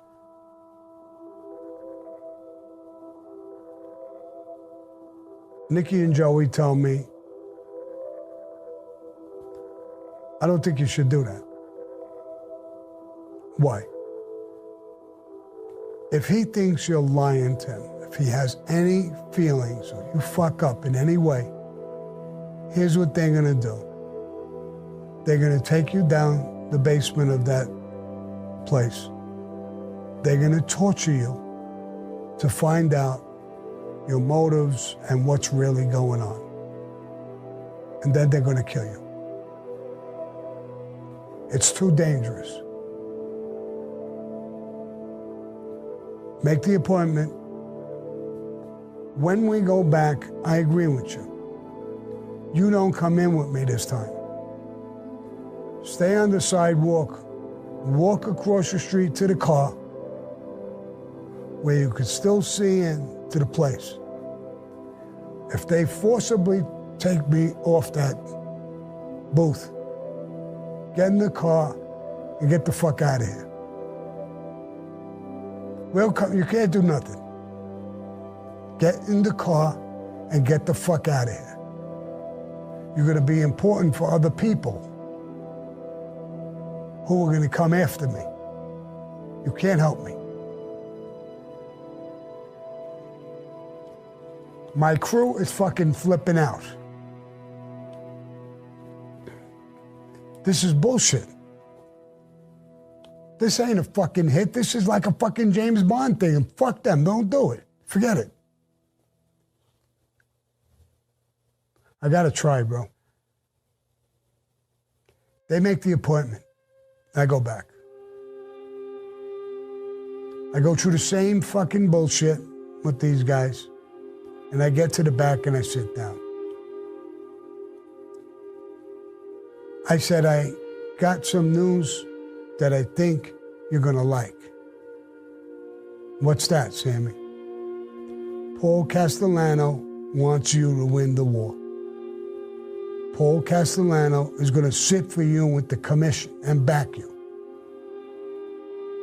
If you need money, guns, shooters, he's gonna help you win this war.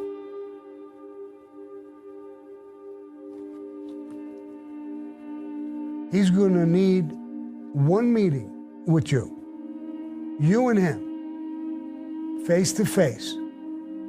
Tommy Bellotti will be there, that's his driver, you know that. I'll probably be there with Joey and Nikki. You have to be there alone. You have to be there with no gun. But you pick the place that you're super comfortable with, you know you're safe, and that you and Paul are safe from the other side, because you are in a war. I see him, his eyes are looking up. He's thinking. He's probably thinking, is this possible? Is this going on? Am I being bullshitted? I have to break that thought. So I tell him, John, I'm so fucking scared, bro. I'm paralyzed. Could I have a glass of water? My mouth is so fucking dry. Oh, get him some fucking water. Get him some water. He's not looking up and thinking, I got him away, getting me water. I broke his thought, I think. They bring me the water. Smiles and laughs a little bit. I know, kid, this is a little heavy. You're a little frightened. Don't be embarrassed. John, I'm not a little embarrassed. I'm so fucking frightened, it's crazy. I can't even talk. My mouth is so dry. I just gulped down a couple of gulps of the water. I got his mind off of whatever the fuck he was thinking. We're talking about something totally different. As soon as we run out of words, his eyes go up just a fucking hair. And I tell him, do you have a place that's safe that you pick? Yeah, I do. A country club at this golf course. I go play golf there. Very fancy place. security. The whole 9 yards. That's a great place. Tells me the name of the golf course and the country club. I don't come from here, I never heard of it. Well, Nicky and Joey know the place. They'll tell you where it is. That's perfect. Now he's smiling at me. He loves his idea. I got him. I got him. I'm smiling. Finally. We both won. He got what he wanted. I got what I want. I get up. We shake hands and I'm walking out. That same cocksucker gives me a little elbow in my side. Knocked the wind out of me just a little bit. I didn't show nothing. In my mind, I smiled, but he didn't know what I was smiling about. What I was smiling about, I was smiling that I said to myself, I wish you could be there. Okay? And I leave. My guys meet me, and we don't like this, Sammy. Well, what the fuck are we gonna do? We're gonna go there a little later. We're gonna go to that golf course. Nicky and Joey knows. We're gonna go in. You got a pass to get in. There's a guardhouse. We're gonna go in. We're gonna look at it, and I'm gonna see where the fuck we're gonna do it. He's gonna be alone. Let's go to the golf course. We go to the golf course. There's a huge parking lot. We stop the car. We get out. I walk a little ways, and I say, Nicky, Joey, right in this area, we pull in. That's where we park the car. We get out, and we start walking. Get ahead of me. I'll be walking behind you with him. None of us got guns. He's going to search all of us. You guys, there'll be a van over there, parked in there. You'll all be armed to the fucking teeth in this van. I will take a stutter step, so he'll be a fraction of an inch ahead of me. I'm strong as a bastard at that point in my life. I will grab him and pull him into me like a bear hug. That fucking door better slide open. All of you guys, like a SWAT team, pile out, grab him, and put him in the fucking van. We'll go out of here. We'll go down the road a couple of miles. We'll kill him. Then we'll throw him in the fucking weeds. Nobody's comfortable with this, but we have no other option. What if he takes other guys? What if he wants to do this? What if he wants to do that? Then he can't come. The meeting is set for him and Paul. If he wants to bring somebody, I'll tell him absolutely not. Paul will meet with no one but you. And then you take it from there.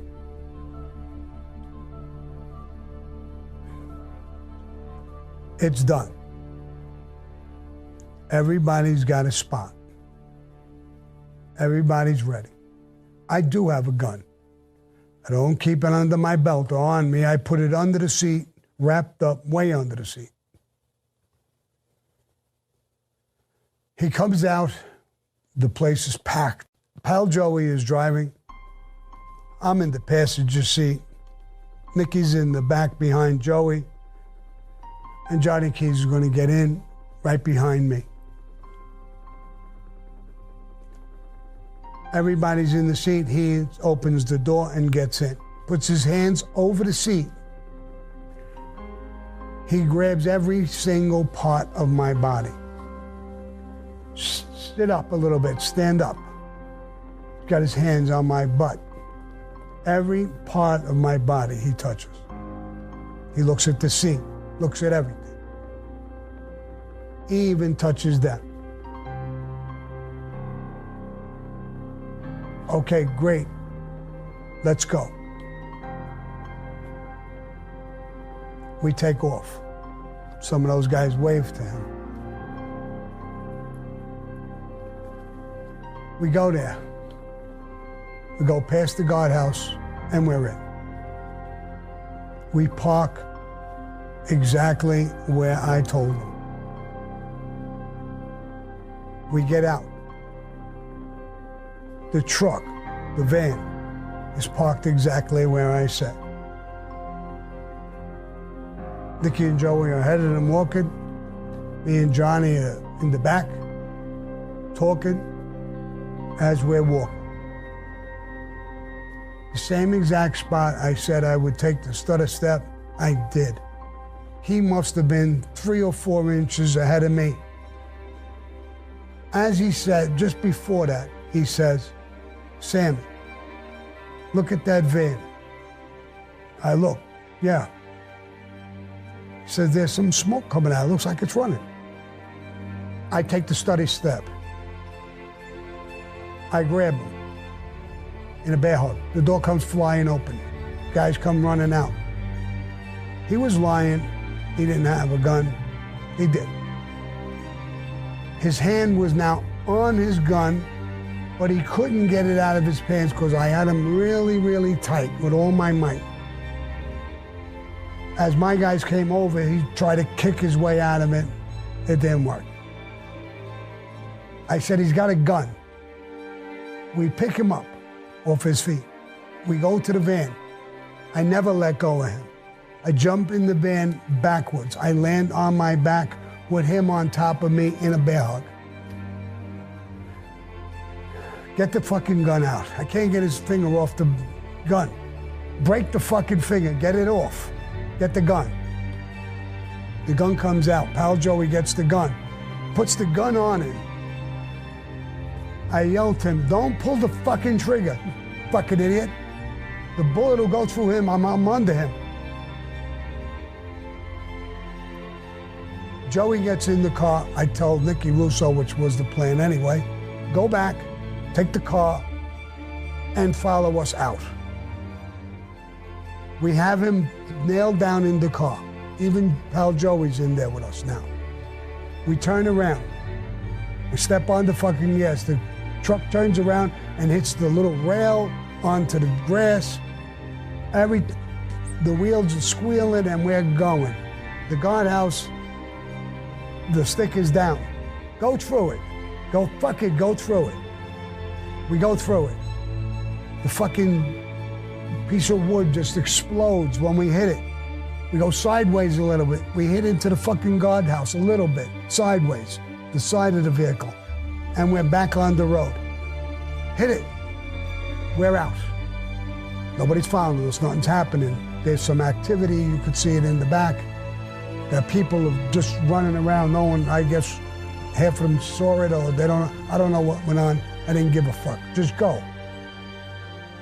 We're gone. We're in the country. There's woods.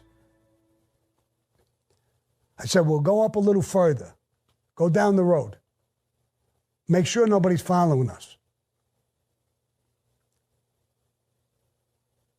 Pal Joey says, oh my God.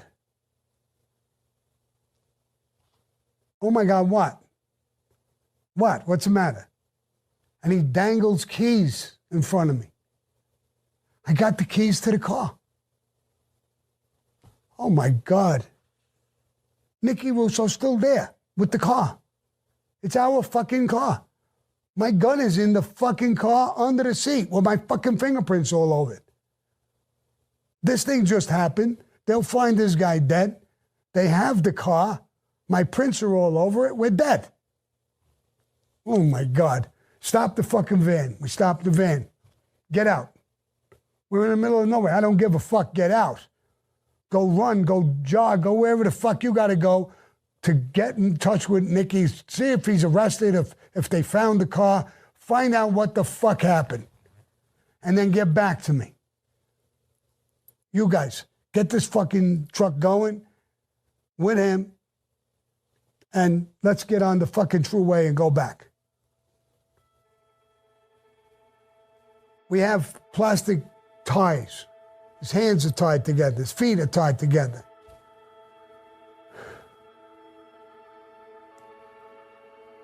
We're looking at him. He's looking at me. A kid. A punk. And he laughs. A punk, huh? I got a feeling you're doing what fucking 4 families couldn't do. 5 families, if you want to count our family and the whole commission. Couldn't do. You got me sitting in this fucking van. Sammy, I killed over 50 people in my lifespan. I'm a hitman's hitman. I can't believe what you just did. Sounds like he's complimenting me on a fucking hit. And he's the guy who's going to get hit. Yeah, all right, John. We'll go in. Now, he tells me, this may be the greatest fucking hit that took place. But you fucking up a little bit. Yeah? How am I fucking up? The back windows. Those big trucks, tractor trailers passing, they all have these CBD things. They'll see me sitting in the back, tied up, and all these other guys in here, they'll see in, and they'll call the cops. I look at the windows. He's right. He's right. Get something, get some rags, cover them fucking windows. He's right. This guy's telling me how to do a hit on himself. Why the fuck would he do that?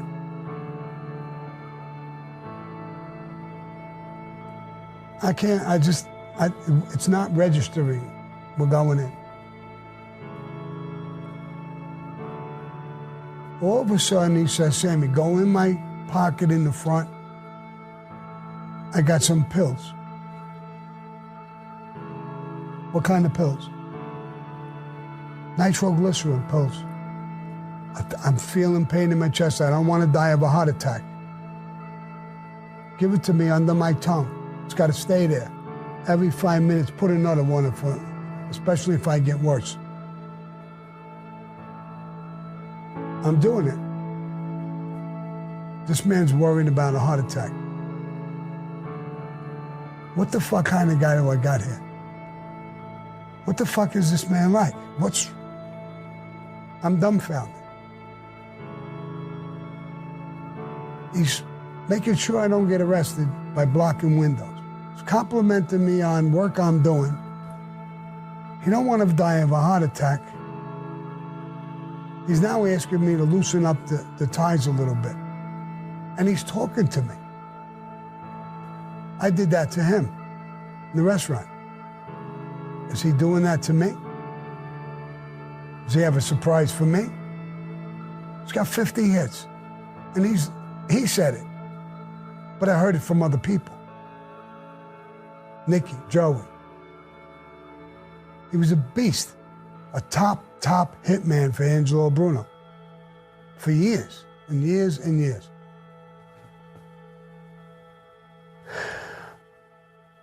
We're going to come by a toll. And I said, John, I'm going to have to hold you down with a couple of these guys, and I'm going to cover your mouth until we get through the toll booth. Because there's these guards. He said, you don't have to do that. Sammy, this is our business. Fuck the cops. This has nothing to do with them. This is Cosa Nostra. You're living Cosa Nostra maybe like you'll never live again.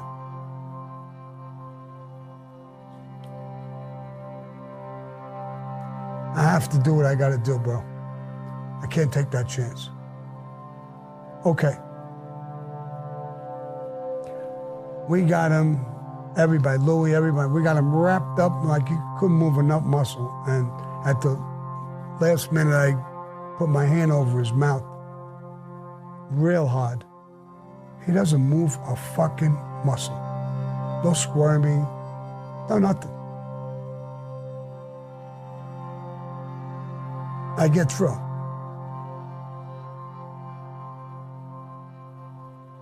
His words are ringing in my ear. This is Cosa Nostra.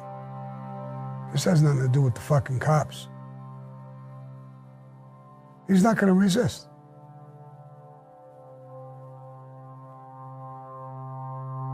He says, Sammy, I got to make you an offer. What? I got a lot of money. I can make you a rich man. But please, John, don't. There's no money in the world. Like you said, this is Cosa Nostra, bro. There's no money. Money, it don't exist to me. Especially right now. Please don't. I'm starting to develop a respect for you. How you're conducting yourself, I don't know if I could be like this, what you're doing, and how you are. I don't think I could act like that. So don't do that. Great. Well said. Done. We talk back and forth. He asks me for some favors. Could you do me some favors, Sammy? I'm starting to like you. When I didn't like you too much when I thought you were a punk, you're the furthest thing from that. And for your age, it really goes in Nostra, through and through. I like that. I wish you were part of my crew. He said, if I gotta go, make sure the guy who pulls the trigger, if it's not you, make sure it's a friend of ours. One of these guys is a friend of ours. Done. Take my shoes off. Don't let me be found with my shoes. Why do you want to do that? My wife is always worried about the life and worried about things. I'm going to die in the street. More or less like you're going to die with your shoes on in the street. And I always told her, don't worry about it. I'll be home. I'll die with my shoes off. It'll mean something to her. She'll know that I was thinking about her in her final stages. Oh my God. Done. Done. What the fuck kind of guy is this guy? When you talk about somebody being a man's man,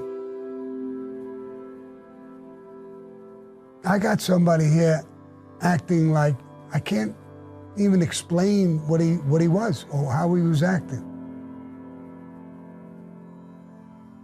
We get back into Staten Island.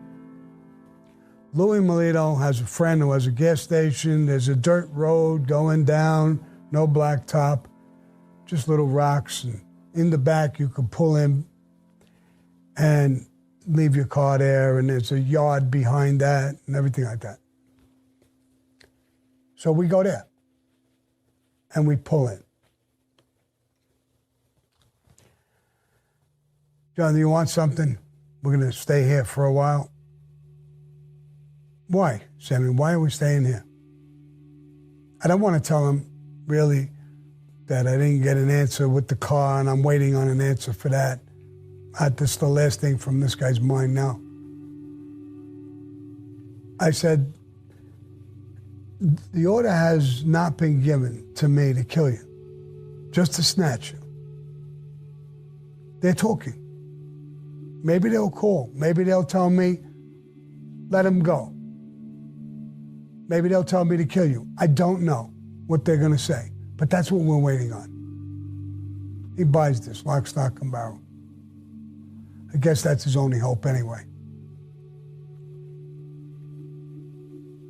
I sit in the van with him. I let everybody get out, go to the corner, have coffee, buy bagels, do what they want. Leave them alone. The fuck away from them. I make them as comfortable as I can. I'm sitting with a gun on my 357 Magnum on my lap. There's a code. When they come back around the truck, they got to hit the truck twice. Once, twice. I know it's one of them, and I don't react. And he's talking to me about the life. He's telling me about Angelo Bruno and the murder of Angelo Bruno and who he thinks did it and what was involved and all his years of growing up and so many different things. We're talking like two buddies who haven't seen each other for a bunch of years, and we're rehashing everything that happened. I'm amazed at some of the shit we're talking about and things. But he's 100% Cosa Nostra. More than I think anybody I ever met in my life. I'm actually starting to like this guy.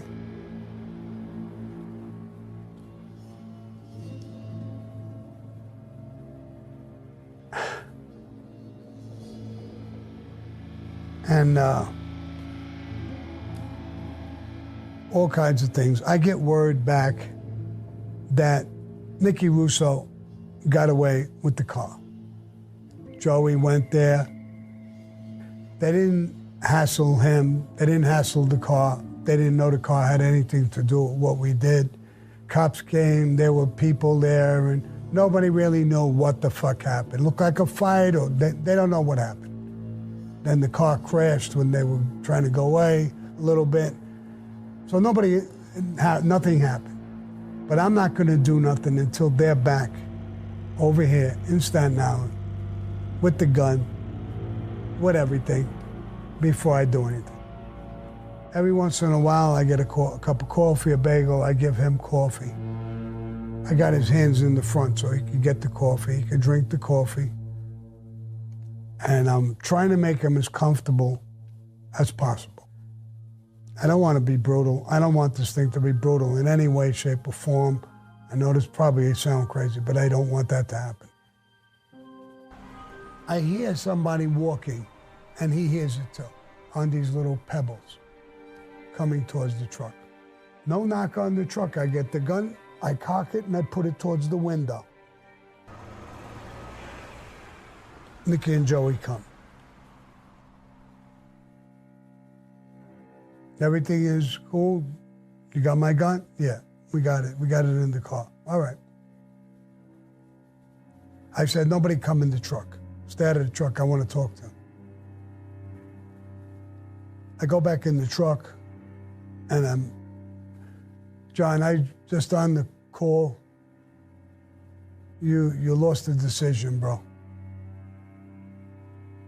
I got to take you out. I'm going to make them come back in the van. I'm going to take you in the back. There's some weeds and stuff back there. And I'm going to kill you back there. All right, Sammy. You're going to live up to your word with the shoes, everything. I'm going to treat you right up, like a man right up until the last second. There'll be no pain, there'll be no suffering, there'll be no fighting. There'll be nothing. I have the utmost respect for you. As much as I can love somebody in Cosa Nostra, I love you. I really do. It breaks my fucking heart what I'm about to do. But you understand Cosa Nostra, I think, better than anybody I ever met. And I think you understand it. I'm choking just thinking of this fucking thing again. It kills me every time I talk about it. So we all get back in. Everybody's quiet. We take them in the back near the Staten Island dumps, and there's weeds and high grass and stuff. All right, pull over here. We pull over. We get out. The door slides open, and I hear him, Sammy, Sammy. I turn around. Joe, pal Joe, he's got him by the leg and he's trying to pull him across the van. Get your fucking hands off him. Johnny, want to slide out by yourself? Yes. Get your hands off him. Let him, and he rocks his way forward to come out of the van. He gets out of the van and he says, where do you want me to go? Just walk into the weeds 3 or 4 feet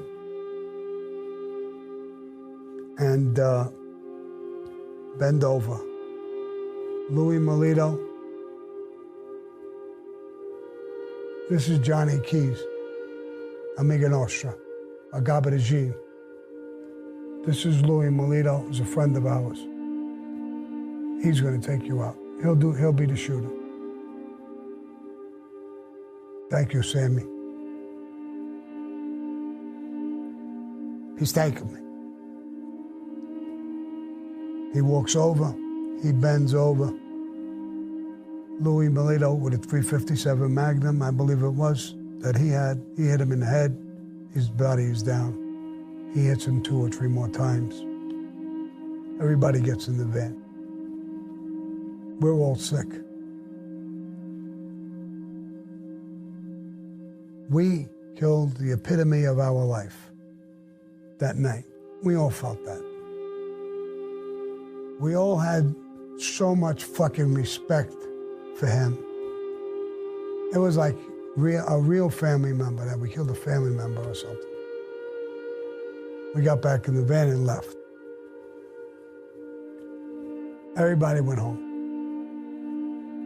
The next day, it was in the newspaper, mobster from Philadelphia, high-level mobster from Philadelphia, was found, killed, gangland style, and all that bullshit. I had to go to Paul's house, which I did.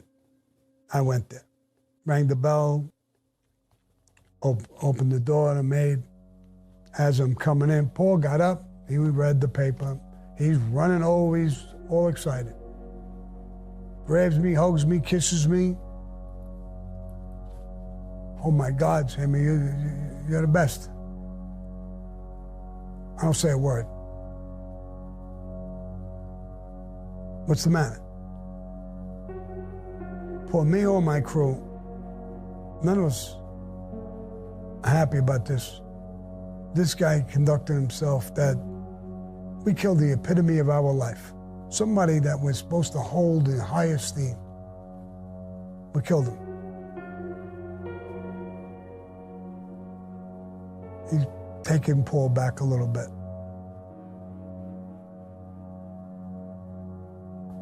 Anybody else would have did what you did.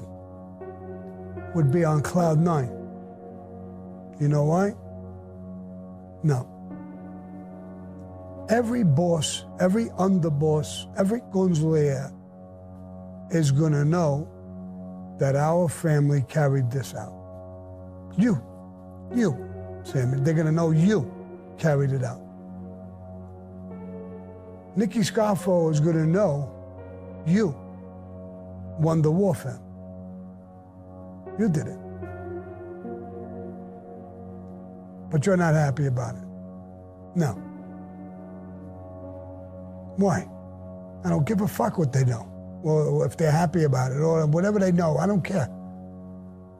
I know I killed the epitome of our life.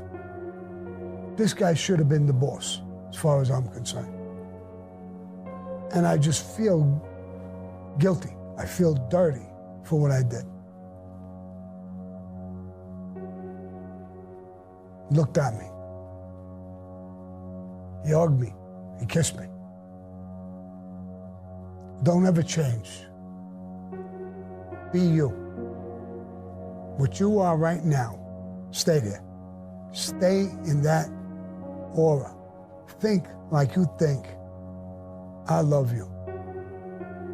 But understand, you did what you had to do. You did what Cosa Nostra told you to do. You're a man's man. But feeling like that and being man enough to say it, I think the world of you. Stay like that, bro. He asked if I wanted coffee or anything. I didn't even want coffee. I didn't want nothing. So I said, I'm just going to go back. I got some guys waiting for me, and if you don't mind. So we got over that, and I left. That's the story of Johnny Keys. New York, 1977. A lot of people ask me questions about my crew. How did I pick them? How did I build a crew? I didn't intentionally go out and pick people to build a crew. Some people I knew and grew up with and were around for years and years and years. I knew their families. I knew different people from the neighborhood who knew them. Stymie came to me one day, and he became one of my right-hand men. Really super tough guy. Somebody came to me and said, this kid Stymie in Doc's bar had an argument with McIntosh last night. They actually pulled guns on one another. McIntosh was an Irish guy who was a Carmine Persico. I knew him from when I was with the Colombo people. He was deadly. He was deadly. I knew as soon as I was told that, he'll come back and kill Stymie. For sure. No question. So I told the guy who told me about this argument, I didn't know Stymie. I said, he's dead, watch. A week, a month won't go by, he's dead. They both pulled guns on each other? Yeah. And then they laughed and they both walked away from it. Yeah, that's exactly what Mac will do. But in a matter of weeks, Stymie will be dead. Mark my words. Then he told me, he said, Sammy, this kid's a good fucking kid and he's got balls. He's really a good guy. I want you to meet him. I went down to Doc's bar. I heard his name once or twice, but I didn't know him. I went down to Doc's bar. I was introduced to him. I was made already.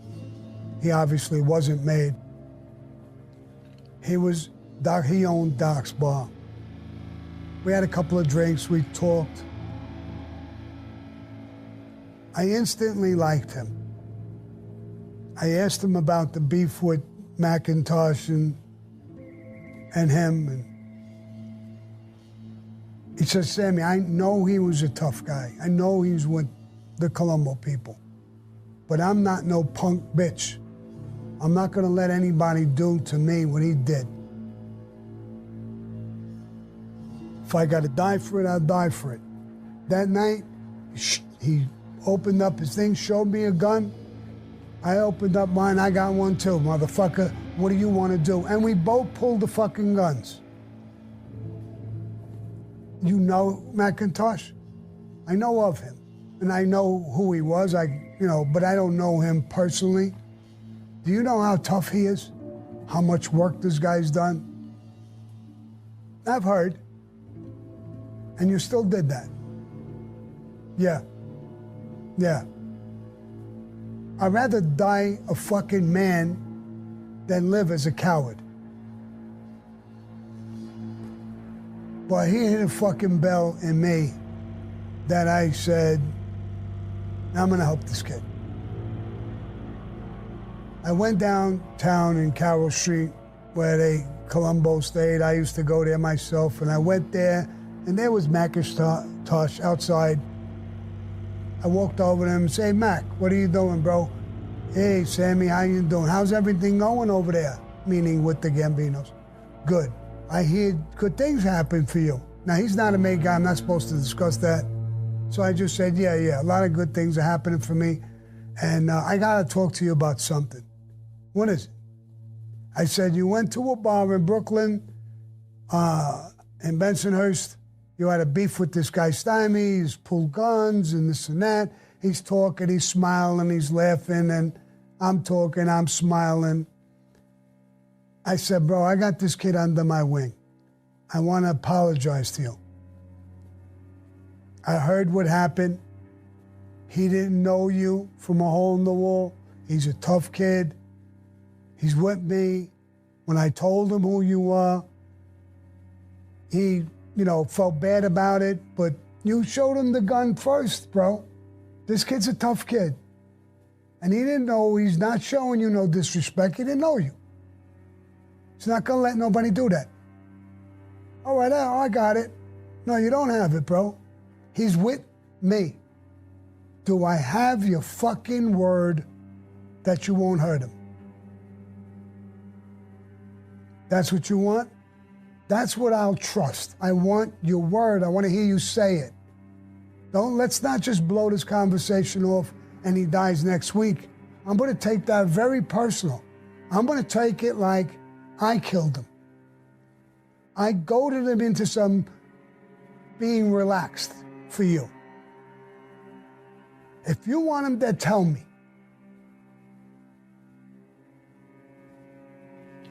Sammy, the way you're talking, bro, I love you. You know that. I give you my fucking word. I won't touch him. It's over. But you're right. I would have killed him. That's all I needed to hear, bro. I love you. I grabbed him. I hugged him. I kissed him. It was over. That's how Sammy wound up with me. When I got done with McIntosh, I went right back to the bar to meet him. I told him, stop carrying the gun. The thing is over. But you got to listen to me from here on in. What I did, I put my neck on the line for you. Don't act like no fucking cowboy doing stupid shit. I read him the riot act. He became so loyal to me over the time, years. He became one of my top shooters. He was for real. Another guy in my crew, the old man Peruta. The old man Peruta, I knew him already for years. Great guy, street guy all his life. He was older than us. He was 59 years old, I think, when I was in my 30s. And he was with Tato. He had cancer and was dying. I made Peruta on his deathbed. John was in jail. I sent word to John, he's dying of cancer, I want to make him. John said, go ahead. Get some captains, put him around his bedside, prick his finger, take the blood, do the ceremony, and make him die as a friend of ours.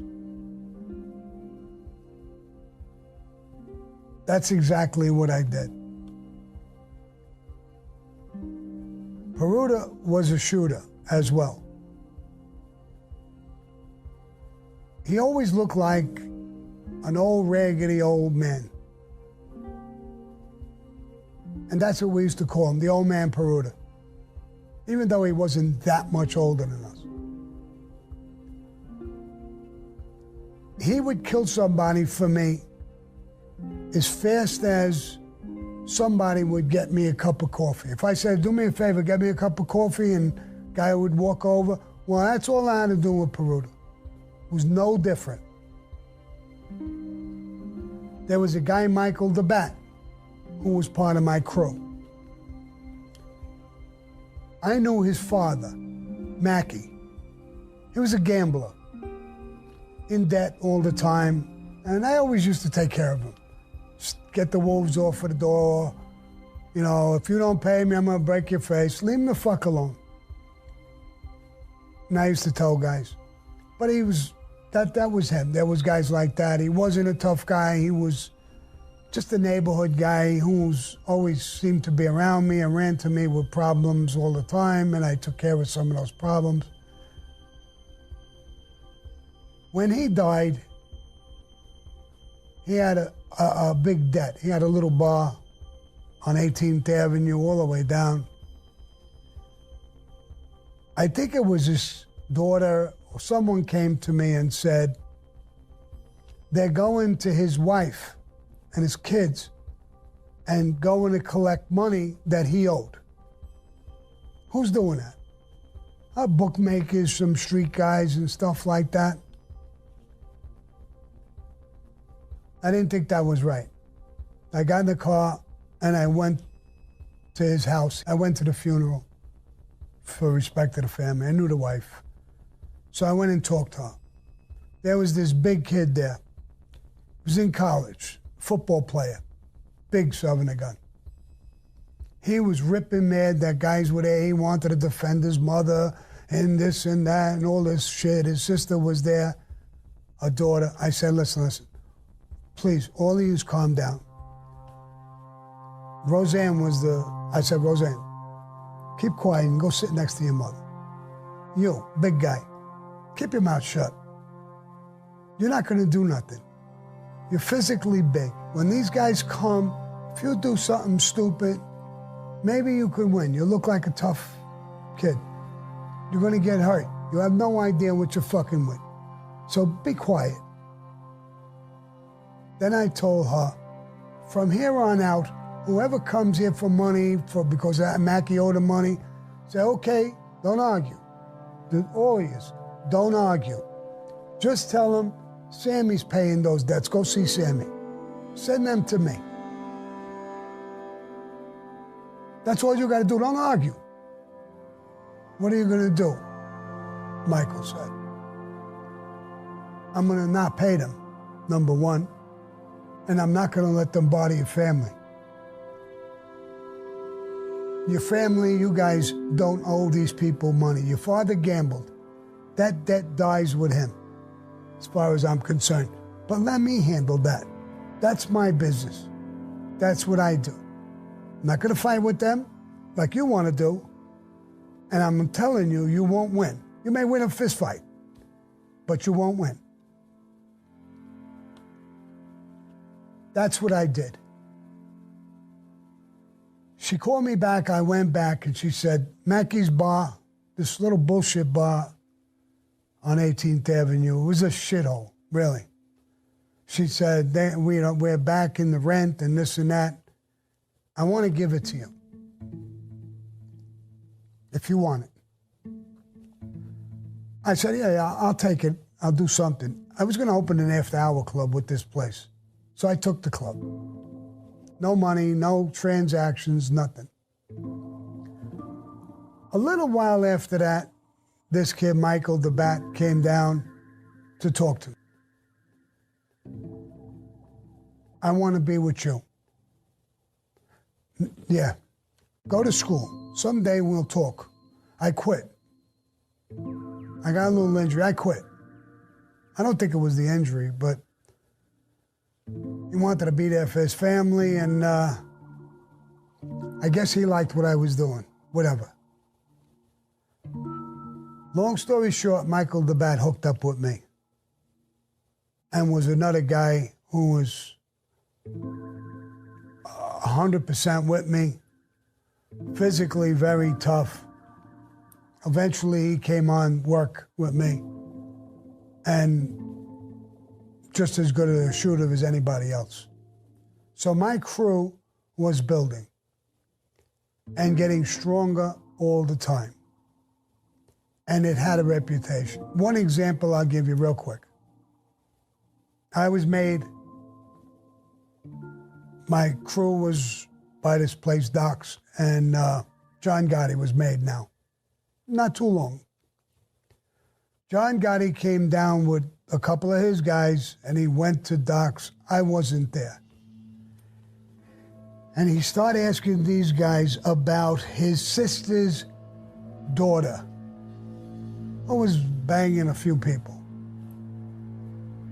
And he's getting a little rough. So Sammy tells him, listen, this is Sammy the Bull's joint. I don't know about what she does, what she don't do. I don't even know you. If you have a problem with your niece or whoever it is, it's not over here with us. And I'm telling you, he told him 2-3 times about that this is Sammy's place, knowing that it should be respected by another made guy or whoever the fuck John was. He didn't know him. John continued with his mouth. Sammy looked at Michael DeBat, eyeballed him eye to eye, and nodded his head like that. That's all it took with my crew. Michael DeBat went in. There was a sawed-off shotgun under the bar for the bartender if there was ever a problem. Michael DeBat bartended once in a while. He went right in, got the shotgun, put it under this long coat. One or two guys peeled off. They were loading up. John picks up on it. He's not really stupid. And he calms down. John says something more. Now they're all loaded. My guys are loaded.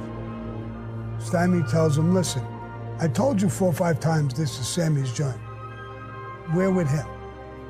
Now get in your car and take a fucking walk. I'm gonna stop talking nice to you. Get the fuck out of here. John smiles, and as he's walking away, oh, you want to be a tough guy, huh? Go in the car and leave. He leaves. Then John comes to me and tells me the story. They told me the story too, but I went back after John's story. I heard both sides. And I said, Sammy, do you know this guy's a May guy? I heard. You heard he's a May guy and you did that? Yeah. You can't do that. Sammy, fuck him. He can't do what he did. Nobody could come here and fuck with you and think they're gonna walk away like nothing happened. That's Sammy again. I can't even be mad at him. I put on a bullshit act. Well, don't ever do that again. Walk the fuck away. It's no embarrassment. Walk away. I'll take care of it later. But I walked away with my chest sticking out 4 inches. My crew were fucking beasts. They didn't fuck with nobody. They didn't try to hurt people. They helped people. But if you fucked with them, you could die. And that's what the entire fucking mafia got to understand and learn. This was no easy fucking place. Especially if you came there to fuck with Sammy. You might die there. So that's how I built my crew. I didn't go around looking for people to sign them up like it's a job. They fell into place here and there. Some of them I knew a long time. Some of them I felt what they were about. I just didn't pick up guys for numbers. There was a guy, Joey. I hung out with him when I was a rapper growing up. Him and his brother went away on a drug charge or whatever they did. They got 15, 20 years. 15 years later, he comes out of prison. And so I'm now not docs, I'm in tallies. And somebody comes and says, Sammy, this guy, Joey Senna was his name. Joey Senna's in the front, he wants to talk to you. Oh, yeah, I know him. So I went to the front. Hey, Joey, how you doing? This and that. Yeah, I just got out and this and that and whatever. And we're having that kind of conversation.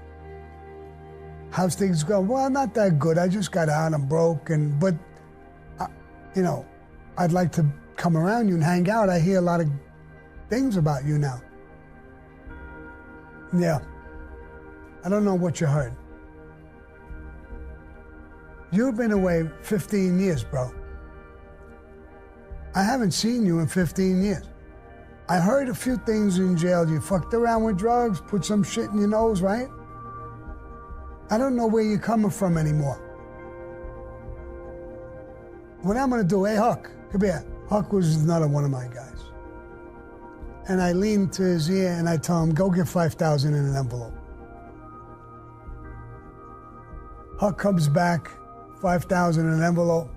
I said, here, Joey, put this in your pocket. Maybe this helps you, and I can't put you with me. I got a crew. I haven't seen you for 15 years. I don't know if you're an informant. I don't know if you're wired up right this fucking minute while you're talking to me.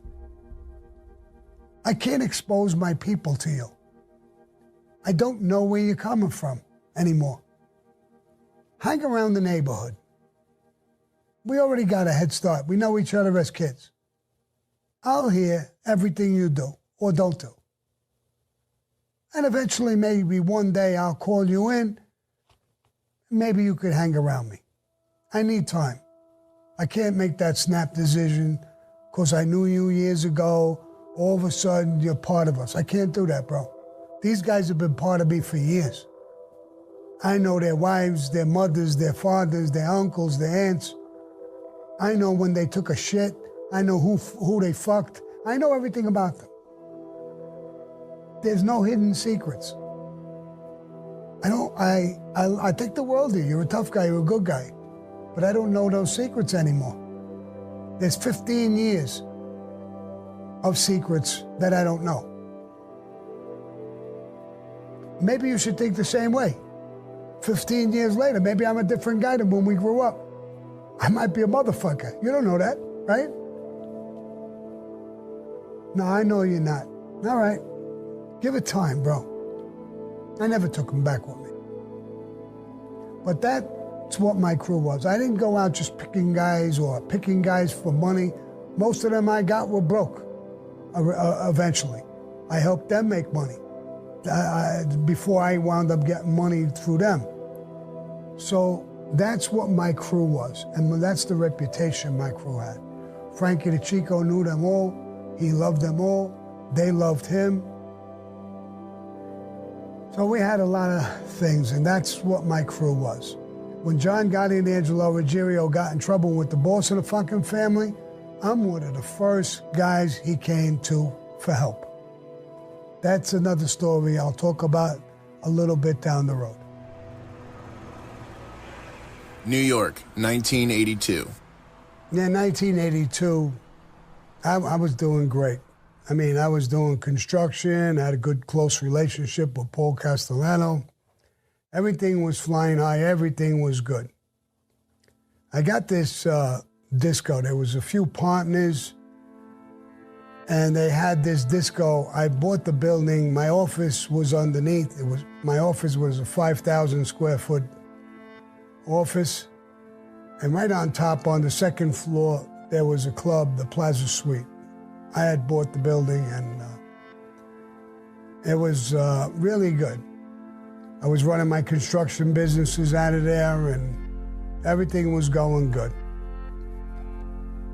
Two guys, a guy named Vinny Sicilian in the Colombo family, a made guy, and a guy named Salty from Coney Island, another made guy.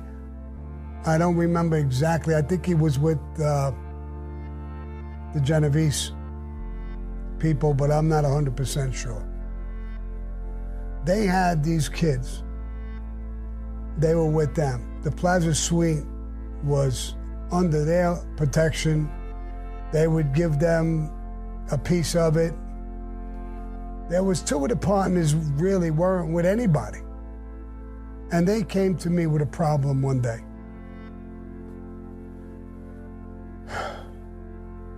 That they were having with Vinny Sicilian and Salty. So I said, what's the problem? And they were being bullied a little bit. These guys were putting in bounces and all kinds of stuff, and the bouncers weren't doing the right thing, and they're fucking around with the girls. They weren't really working, and these two guys couldn't really make them do what they wanted them to do. So I went to sit down with Vinny Sicilian first, and I told Vinny that these two kids were with me. I understand you got this other guy, he's with you, and Salty's got another guy. I'm coming into the place. There's a lot of things I don't like about it. I own the building, they're right on top of me. They're not listening. You got a couple of bodyguards you put in there that think they're the bosses, and they just fuck around with broads all night and they don't do their job. So before I go and step to these guys, I want to show respect and come to you guys and tell you that I'm here now. And I want to ask if you have a problem with that. No, Sammy, no problem at all. You could take full control. All we do is we sit, we don't even go near the joint. And we just get our end every week. We don't do anything. So you go in there, bro, control the whole joint, do whatever you want. Oh, great. Great, I appreciate it. I'll make sure you get your end every week. I'll make sure that you're getting your legitimate end, that these kids ain't bullshitting you, and I'll know what's going on. Okay, great. So I go to the place. I walk in with some of my crew. Sammy, Michael, the Bat, about 4 or 5 guys. I walk in with. I called the bouncer over. This big guy. I said, I forgot what his name is, but I talked to him and I said, there was a fight the other night. You didn't even break it up. What happened? He said, first of all, who are you? I said, I'm Sammy, I own the building. I spoke to your men, and I'm going to run the place now. So here's who I am. I'm the guy who's telling you, get the fuck out. You're fired. You're not going to work here no more. You don't have the right to do that. Maybe I do, maybe I don't. What I'm going to tell you is go to your man, go complain to him. Don't complain to me. Get out. I fired, I think, 2 or 3 people right away. I threw them out to show them I was in control of the place. These 2 guys, they were more timid, the ones I took. I mean, they were pounding their chest. They loved it. So I took over the place, and I brought in Michael the Bat. I made him the head bouncer. I made Huck a bouncer. I put 3 more guys in the place, bartenders, from bartenders to running the place. This guy, Joe Skaggs, I made him the general manager who was going to book any events that were going to go on there and run the place and make sure the bills were paid, make sure everything was paid, and all the money would go through him, and whatever Salty or Vinny Sicilian's end was, he would make sure that it was put on the side and it was sent to them with my knowledge. Now, I was involved with a lot of construction, so I wasn't interested in going. It was a disco type of place. But I did go on a Friday. The place was packed. A line around the corner. And first time I went there at night. Usually I'm there during the day with my office. I really didn't go to the place. I went in, looked around. It was gorgeous. Really, really well done, well lit. The lighting, everything was beautiful. So now I was controlling it. There was a guy sitting at the door who collect the money when you come in, and he'd let you in. There was a rope there. Real fancy, really nice place. So I told him, they pay you the money? Yeah. And what are you supposed to do with it? Well, then at the end of the night, I do this and I do that. How come you put it in your pocket? Well, that's where I put the money. There's no box or something that you put the money in. You put it in your pocket. You ever get confused whose money it is? Whether it's yours and mixed in with your money or to the place. And he laughed and giggled. Sometimes I laughed too. I said, that's great. I used to do this when I was younger. Sometimes I used to get confused too. Now, I didn't actually call it confusing then. I was robbing a few bucks for myself. So I called it robbing my boss. You know who runs this place now? Vinny and Salty. Nope. Nope. I run it now.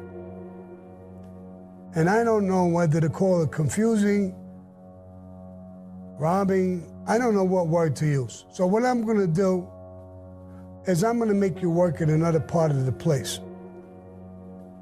Cleaning up or doing a few things. There's a few chores that you could do. I'm going to leave you on. But Huck is going to collect the money at the door. I'm not going to clean. Okay. That's your choice. So when you leave, don't let the door hit you in the ass. Don't come back unless you want to clean. That's your job. So now he's gone. I'm controlling the door. I'm controlling the whole place. It's running smooth. There's no fights. The bouncers do what they're supposed to do. The waitresses, everybody does what they're supposed to do.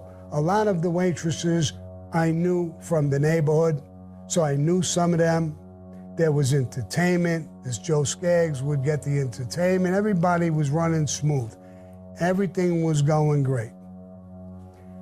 Eventually, Joe Skaggs came to us, me, mainly, and my guys. And he had a guy named Frank Fiala who wanted to rent the place on a night that we're closed. In other words, we operated Friday, Saturday, Sunday. He wanted to open the place on a Wednesday and throw himself a birthday party. It sounded strange to me. I said, why would we do something like that? And Joe Skaggs, I called him in and I was talking with him and he said, Sammy, it's an off night. I could get people coming in and we'll make, a nice score.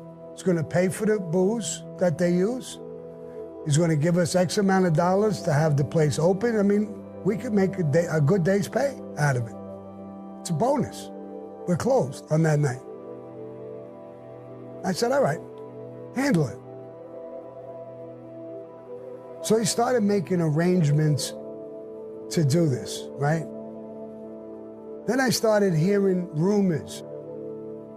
The guy who's renting this place, I believe he was Czechoslovakian, and he was in charge of the Czechoslovakian mafia.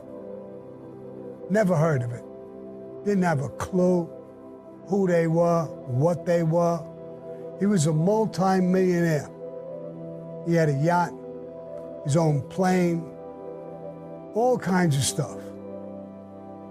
And he had this shipping company that if a ship in the ocean gets stuck, they would call his company. He would fly mechanics, parts, and all kinds of shit down to this ship, fix it so it could keep sailing. He was in a position, he was making a huge amount of money from that. It's a tremendous business. And I'm not talking about little boats, I'm talking about major ships, oil tankers, all kinds of stuff like that. And there isn't very many companies that do that. And he's also in the Czechoslovakian mafia. Again, I never heard of it. So what does he want to do? He wants this party, he wants to bring in 300 people for his birthday party. In the middle of the night, he's going to sit in the middle of the dance floor and have women shave his head. He's going to buy food for them. He's going to have a raffle. He's raffling off a boat, a motorcycle, a car, all kinds of things. Now my greedy-ass crew heard about this raffle, and immediately they're talking to me about rigging the raffle. Let's rig it. How are we going to rig it? Now, we'll figure it out. I said, is that why you want to do this here? This guy seems strange to me. Why does he want to stop the whole place and shave his head in the middle of the place? Sounds nuts to me. Well, he is a little nuts, but big coke dealer. He's got like an entourage of people following him all the time, they're telling me. Giving broads coke as much as they want, whenever they want. He had a pack of people following him all the time. I'm starting to think maybe we shouldn't rent the place out. And Skaggs says, we could deal with it. We're going to have, we'll put all the guys on, Michael the Bat, all the bouncers will be here. We can handle it. I said, all right. But I'm curious. I want to meet him. I go to the place, and there's supposed to be a meeting in the Plaza Suite. It's closed. It's during the day. And I go there. And he's just buzzing around. He sounds and looks like he's stoned out of his fucking face on coke. He's talking a mile a minute. He's got women coming over, sitting on his lap. It's just weird. The whole thing is fucking totally weird. And he's not making sense. All kinds of things he's gonna do. He wants to bring in bands from Europe and this and that. And so I'm saying, well, we have a DJ. And I didn't say we, I said they. They have a DJ and you could use their DJ. We don't need no bands like that from Europe. I'm not gonna go. This is a one-night thing. This isn't gonna be a lot of events and this and that. He don't want to hear nothing. He wants to do what he wants to do. What kind of food, what kind of catering are you going to bring in? Chinese food. We're going to have Chinese food brought in for the whole 300 people and this and that and everything.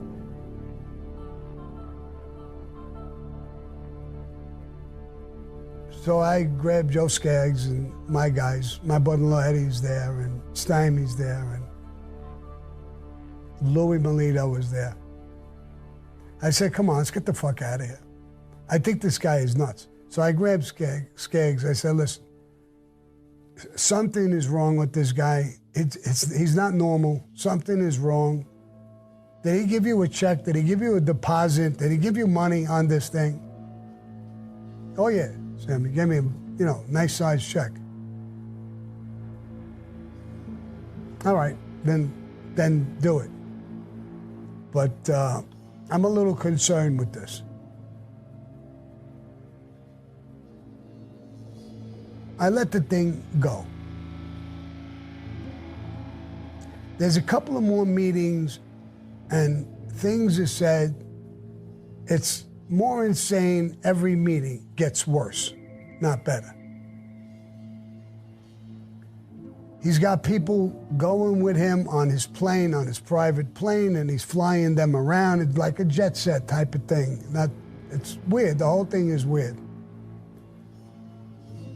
I'm starting to worry about it. So I have a talk with my crew, and I told them, listen, come Wednesday when this place is going to open, there's going to be a few guys, Michael and Huck and a few guys, 300 people. If they're anything like him, I don't know if they can control all these people. We don't know who they are. You know what we should do? Maybe we should all go. Every one of us go. And we'll get a couple of more guys, neighborhood guys, tough guys, hire them for the night. Let's get about 20 of us in there to back up in case Michael Labatt has a problem or something. Let's all go. And that's what we do. That night comes, there's about 20 of us. One or two guys are armed. I feel I could take on an army. 300 people don't come. 100 people come, if that. and all kinds of weird shit going on. Guy is dancing on the dance floor, takes his pants down, and everybody's cheering, clapping. They're family members of his, supposedly. We're sitting at different tables. I said, this is fucking nuts. I knew this fucking thing was gonna be crazy. I said, look how crazy this is. He did get on the dance floor, somebody shaved his head. The things he was supposed to raffle and bring outside the club, the motorcycle, the car, nothing was there. So when I talked to Louis Melito and them, this is a fucking scam, bro. This whole thing is a scam. I'll bet you that Joe Skaggs didn't cash that check. I'll bet you that check is gonna bounce. Something's radically fucking wrong. They bring in Chinese food. There's no utensils. No forks, no spoons, nothing. 100 fucking people eating with their hands. I never seen anything like this in my life. I think I want to leave. I said, I think I've seen enough, bro. I want to get the fuck out of here. I never seen anything like this. This is a circus, bro. I feel like a clown that we're sitting here and this is a joke. One or two little fucking fights break out amongst them. The bouncers strain it out in 2 seconds. No big deal. We just sit back. Not a big deal. Nobody interfered. Nothing happening. It's a complete circus. I don't even know what words I could use. I don't know if it's 1 o'clock, 1:30, 2 o'clock in the morning. I said, listen, bro, I've seen enough, had enough. I got Skaggs is over by the table. I said, I guarantee you that check, you didn't cash it? No. That check is gone, bro. It'll bounce. This whole thing is just fraud. It's a fucking fraud, bro. They made a fool of us. No, Sammy, you'll see, he's a millionaire. I don't give a fuck if he's a millionaire. He's just fucking nuts, too. So anyway, they go to him and they tell him, the night is over. We're gonna close. He tells them no. No, I'll tell you when we're gonna close.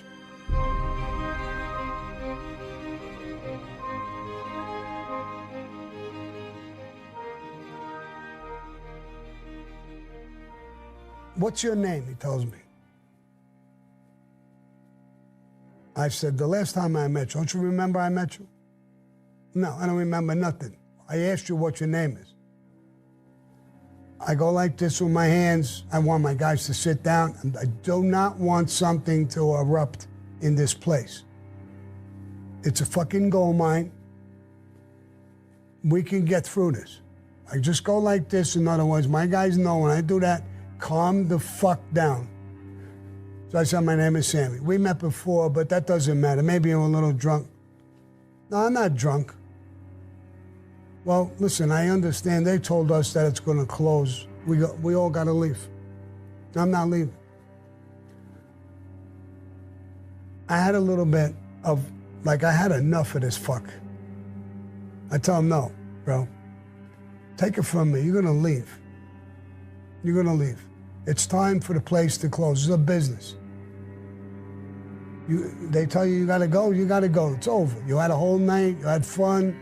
There's shit all over the place. You have people eating with their hands. There's stuff for food all over the fucking place. The place is a mess. Get the fuck out. I got him up to my eyebrows already. I have enough of him. He leaves and walks away from me and walks to where he is. And he goes into a bag. Gets a bag and he gets something out of the bag. A piece of metal. It's not a gun or anything like that. He walks over to me and he says, I'm a hero. And he's got this medal, like a war medal or something.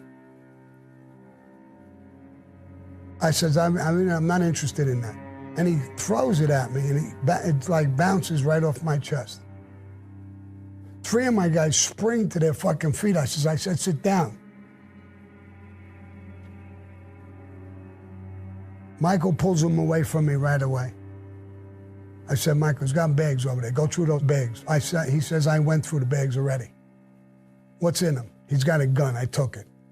It's in my waistband. Good. You got no other weapons in there? No. Okay. I'm going to walk out of here because I think I'm inciting this fucking thing. I'm making it worse. I'm going to walk out. Tell him he left. The place is closed. You have to stop. Skeggs, put the fucking lights on so that the whole thing stops. Stop the music. Stop everything. It's over. I'm going to be right outside. You, Michael, or Huck, if something breaks out, come down and call me right away. I'm going to walk out with 4 guys. I'll be right back in. I leave. We're parked a half a block away. We're watching the place. The place is emptying out. Now, it started when it got to maybe 100 people. Maybe there was 50 left at that point, and they're leaving. I get a signal that they're gone. There's only my people there. Michael comes over. He called you everything under the sun. Good. Good. Remember Luca Braccia in The Godfather?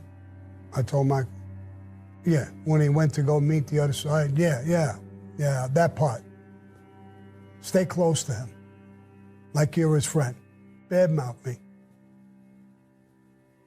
Tell him you don't like me, you hate me, I think who I am. Stay close. Let him open, get in his head. See what he's thinking, what he's saying. I want to know. All right. The night is over.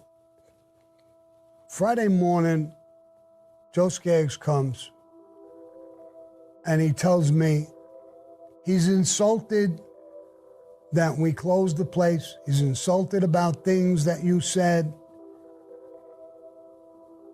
He wants to buy the whole building, the disco, the building, everything. He knows your office is down. He wants you out. He wants to buy you out. Wants to buy me out. Yeah. Tell him it's not for sale. Well, Sammy, let me just tell you what he said. What? He wants to buy me out. Yeah. But he wants to give you $1 million to get out. Wants to give me $1 million. Yeah. Now the building is worth, back then, maybe $250,000, $300,000. The disco could have been worth that much in itself. So you're talking maybe $500,000, $600,000 if you got somebody who wanted to buy the whole thing. He's at $1 million. More than the building is worth, more than the club is worth. And that $1 million, my greed bells started to ring. They went off. Tell him I'm not interested in the money. If the number was a hell of a lot more, I might be interested. And I don't want to talk to him. You guys talk with him. You talk with him, Skaggs. There's a dialogue going on. Goes up to, I think, $1,350,000, $1,500,000, whatever it was. I said, okay, you'd have to go to lawyers and bring lawyers in and whatever. This is not. He agrees. By Monday, late afternoon, early night, we agree to a number. And we agree to a meeting is going to happen for him to buy this whole thing. And they're telling me that they're showing me articles that he's legitimately wealthy. He has this shipping company. He has all this bullshit he's got. And he does own a fucking plane. Now, Friday comes and goes. Saturday, I have made guys from 3 different clubs on really the other side of Brooklyn come looking for me.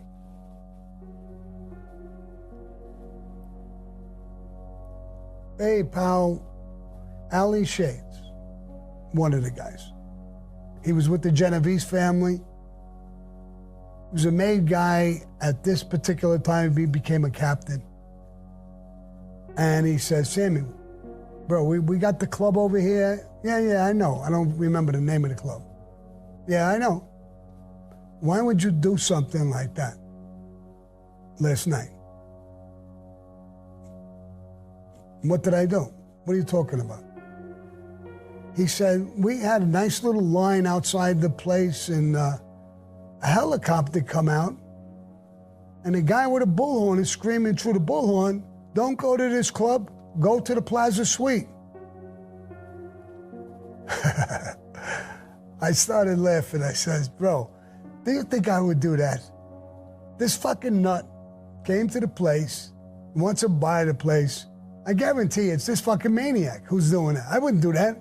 You think I would fly around with a fucking helicopter telling people where to go to a club to dance? Come on, bro. This is how it starts, and it gets fucking crazy. 3 different clubs were controlled by mob people are coming to me now. I gotta go see him. I go see him. Frank, you went around with a helicopter. Yeah, this is the best club. This is what you gotta do. You gotta advertise. You gotta do this. So you can't do that. They're my friends. You can't do that. This isn't Czechoslovakia. This is Brooklyn, New York. You can't do that. You can't do it.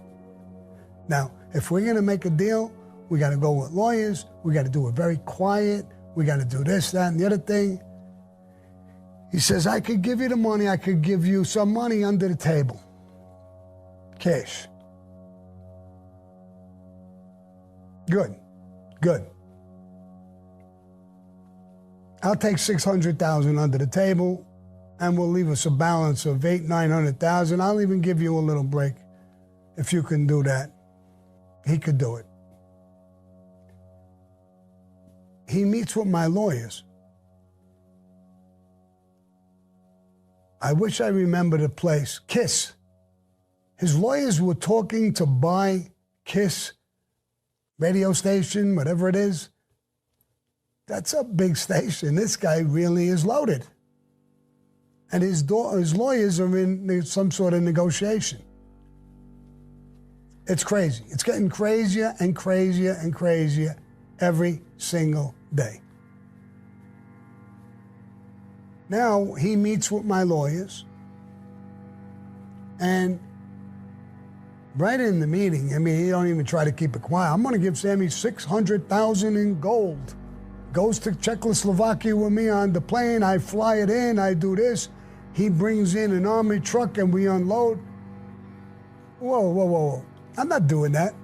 What do you think, this is a James Bond movie? I'm not doing that, bro. First of all, I'm not going to Czechoslovakia with you. That's number one. Or I'm not getting on your plane. And I'm not coming in with no army truck to pick the fucking gold up. He makes an appointment down in Manhattan in a bank, a foreign bank.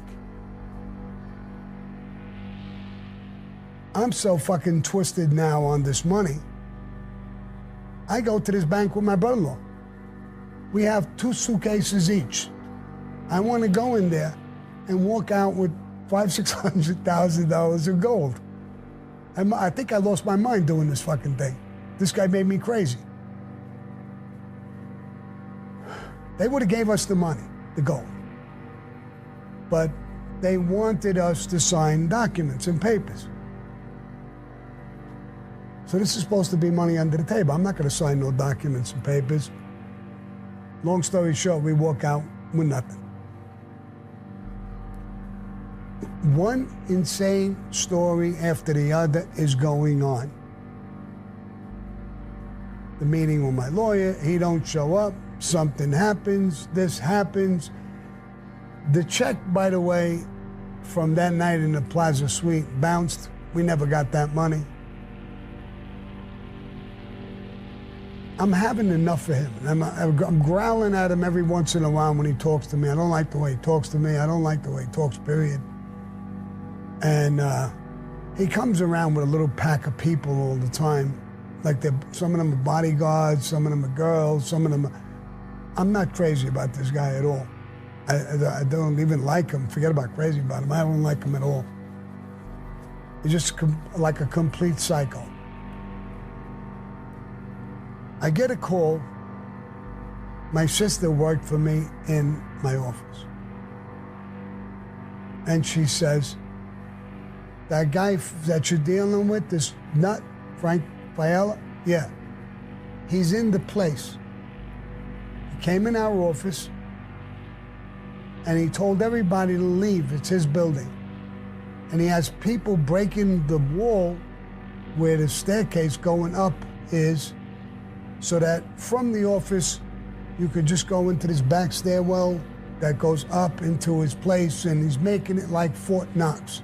And he's took over your office. He's sitting in your office.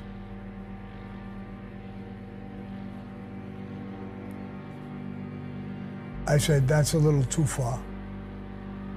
I said, Eddie, let's go back to the office. There's a problem. I tell my sister, tell all the girls and everybody to go home. Just go home. Get out of there. Get out of here. Don't listen to what he says. You're fired. Just get up and leave. Don't argue with him. Leave. I'm afraid he'll liable to hurt one of them or do something. So I go there. I walk in there. The girls are gone. He comes to the door. He opens the door for me to come in. And he says, come with me to my office. And he's walking to the back. That's my office. He makes the turn into my office, and me and my brother Eddie are following right behind him. He gets behind my desk. He opens the drawer, and he pulls out an Uzi machine gun.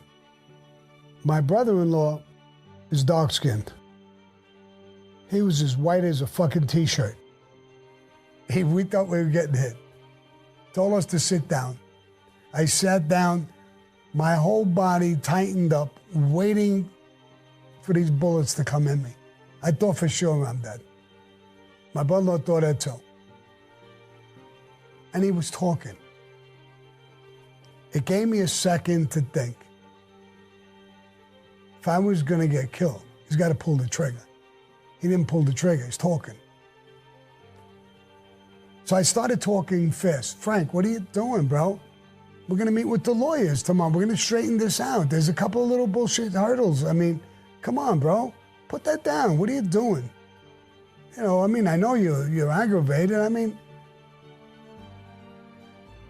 you sure? You people, us greaseballs, us this, us that, he's calling me. All right. You know, we sometimes we're a little aggressive. I know, we made a mistake. I apologize, but put that down. Come on, bro. We're going to talk with the lawyers tomorrow. Everything is going to be cool. Mark my words. We got this. You're fixing the place. That's good. I love the way you're going to go right up into the place from here. That's great. That's a great idea. He tells us to leave. Me and Eddie get up and we're walking through the hall. I'm still tight as a drum. I'm thinking maybe he'll shoot me from the back, but he don't shoot. I open up the door. As I'm opening the door to go out, I says to Eddie, get all my guys, tell them to meet me in docks. Sammy, would you shut the fuck up? I'm not asking for your advice. Tell everybody to meet me now. What are you gonna do? I'm gonna kill him. I'm gonna kill him tonight. Now, I'm not asking you for advice. Keep your fucking mouth shut and go make some calls. And I go. I don't have time to go to Paul Castellano or do anything, or even to Tato. I don't want to involve nothing in this. I get my whole crew, and then some. I tell Michael the Bat, when I'm going to kill him, you stand near the door. You're the bouncer at the door. You start screaming to everybody, oh my God, they have guns, so go upstairs. Make everybody run. Grab the door and hold it closed. Huck, you do this. Louie, Stymie, get around to the side of the building. When he comes out the office and walks around the corner, and it's coming towards the door for the Plaza Suite, me and Eddie will be standing right there. The signal will be when I say, Frank, how you doing, buddy? You two guys run out and start shooting. We'll all have guns. You, Nicky Cowboy, you pull up with a car as soon as this is done. The shooters will jump in the car, you take off with them. Another guy, he pulls up. Everybody dump their guns in there.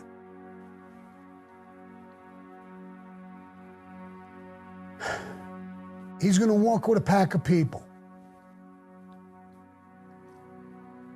Whoever makes a move, after the shooters move towards us or towards them, kill them. I don't give a fuck who they are, kill them.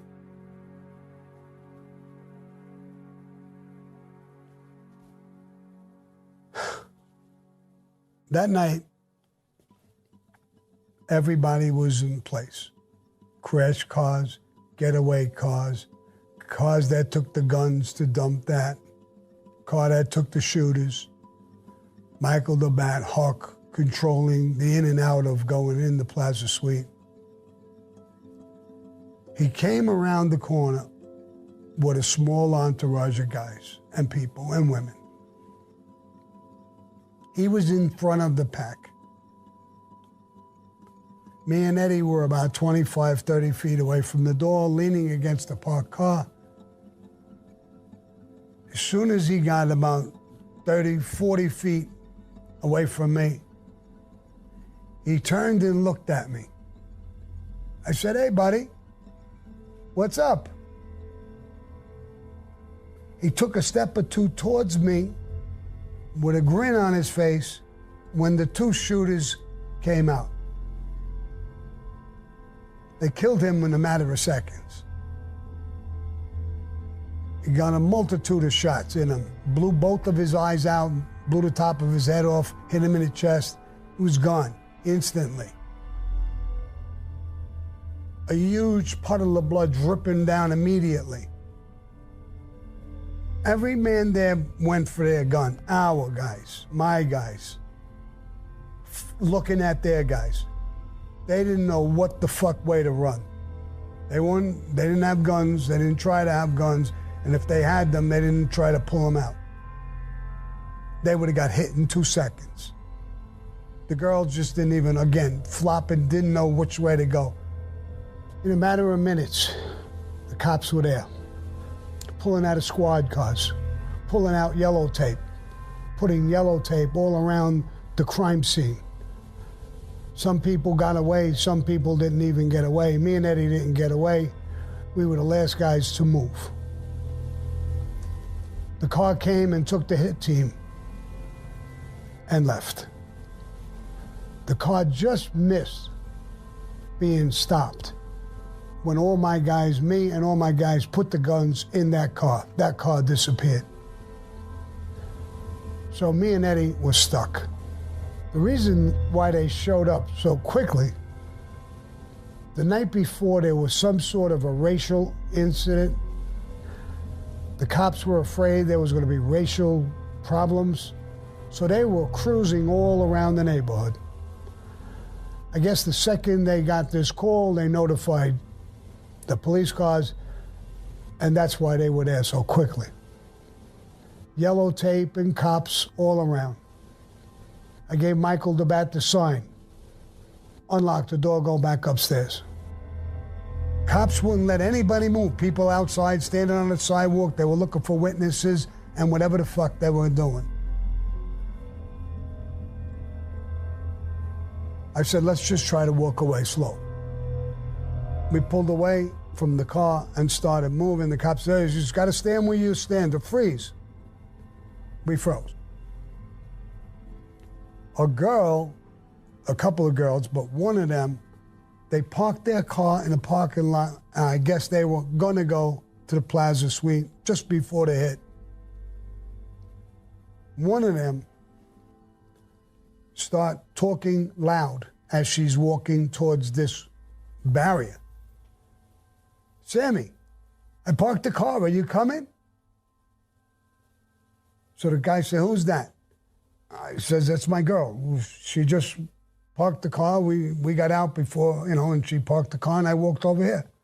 Did you see anything? He didn't have a clue who the fuck I was. I said, no, I didn't see none. She came right through the barrier. Come on. I said, oh my God, something happened here. What the hell is going on? Did you see anything? No, we just pulled in. That was there already. Oh my God. She carried on like an actress. The cop says, okay, go ahead. You and her and my brother, you just could leave. I put my arm around her. I kissed her like it was my girl.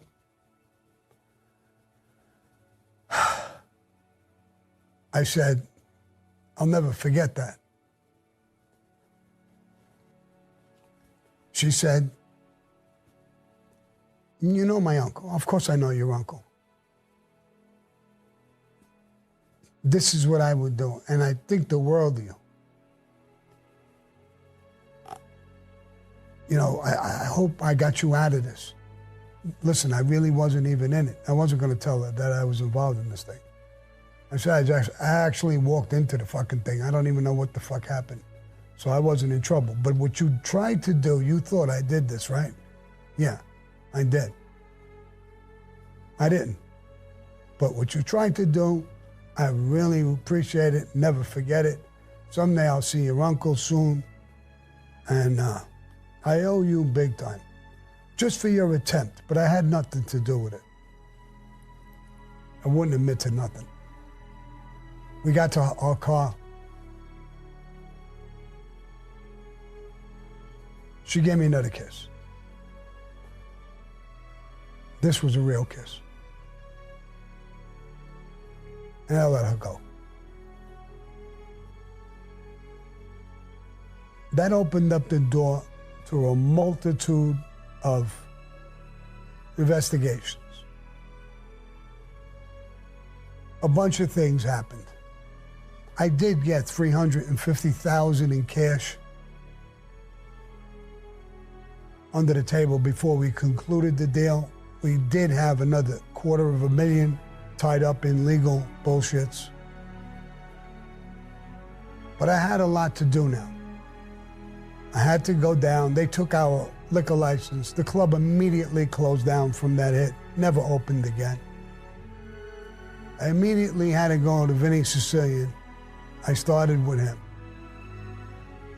I said, bro, a multitude of things happened. I heard about all these things, Sammy.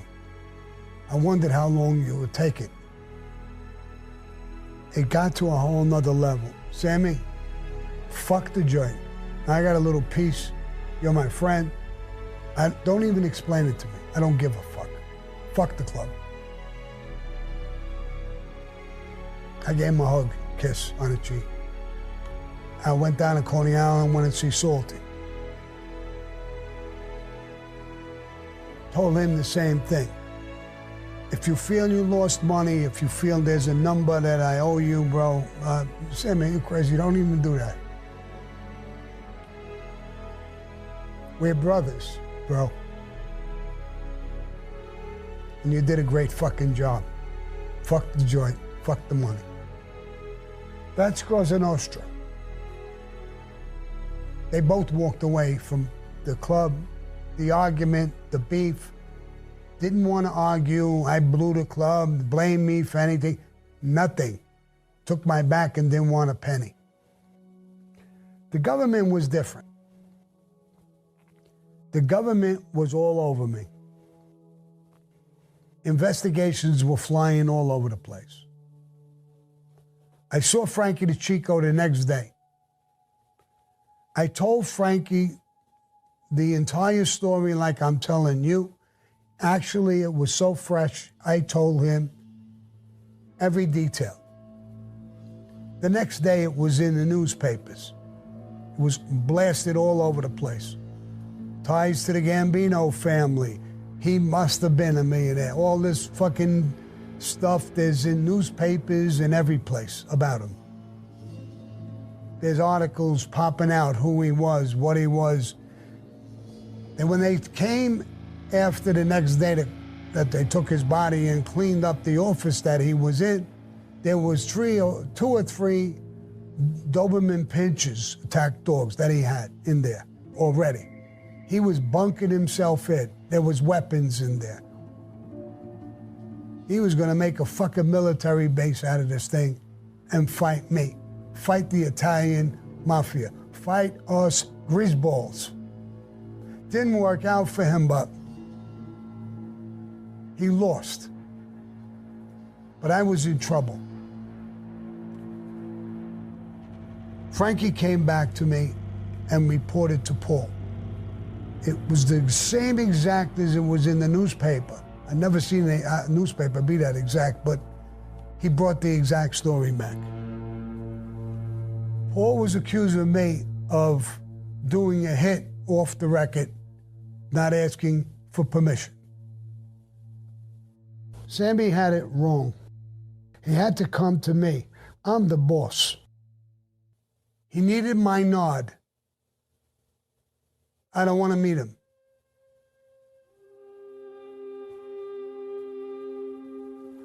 When Frankie tells me the story, he said, Sammy, if he gives me your ticket, or he gives it to anybody in my knowledge, all I'm going to say is, don't meet me. Don't meet me means there's a hit on me. I would know that.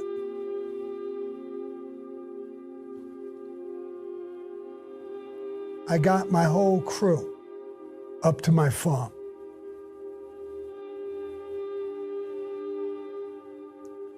I congratulated them on their loyalty and what they did.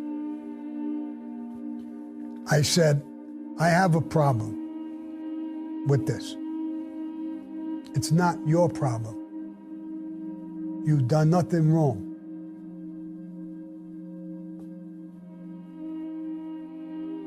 Anybody who don't want to be here and stay with my problem, and I don't blame you, leave. Leave now. We'll always be friends. Matter of fact, you guys who leave, if anything happens, take care of my wife and my kids. Don't try to get even. Don't try and do anything. So I want some of you to leave. It's not cowardice. I want you to leave. Those are the guys who leave. You're responsible for my wife and kids. The guys who were going to stay, I told them, go home, load up. Don't come here with pistols, the heavy stuff, shotguns, Uzis.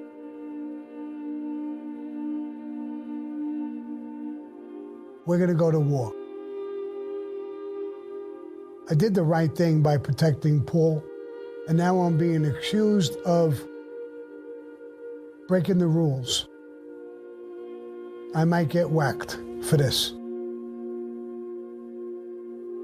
I can't accept that.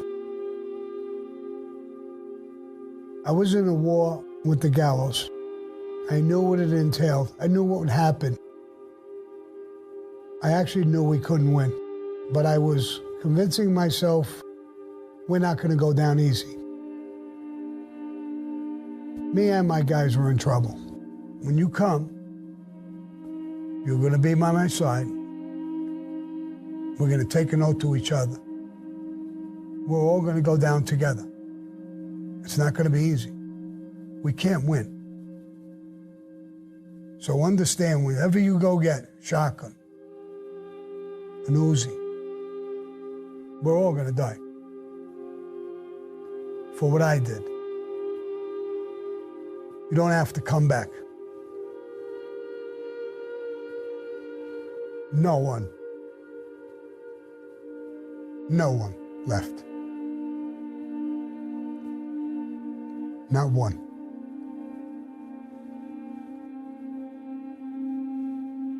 My whole crew, 10, 12, 15 strong,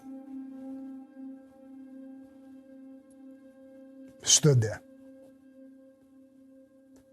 I said, I need some of you to leave, not be part of this.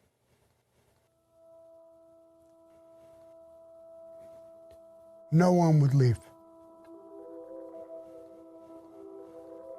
I stayed 19 fucking days before Paul Castellano was willing to meet me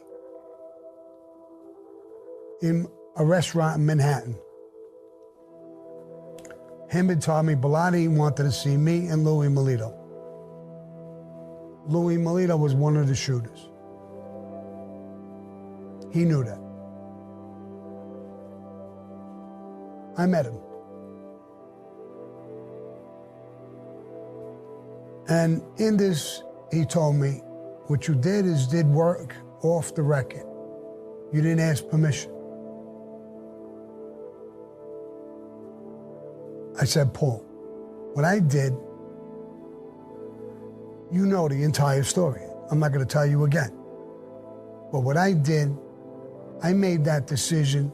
I knew you would give me permission for everything he did.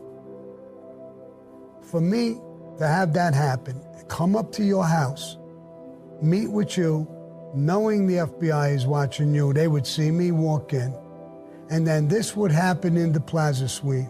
I was afraid that if they put two and two together, they would link it to you.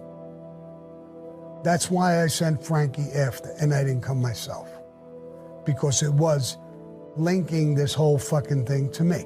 I tried to avoid putting you in trouble, involved in this thing, that there was a direct meeting before and a direct meeting after. He says, you're not the only tough guy. Tommy Bilotti's a tough guy. He's got a gun. I said, he don't need a gun. You want me dead, Paul? For what I did.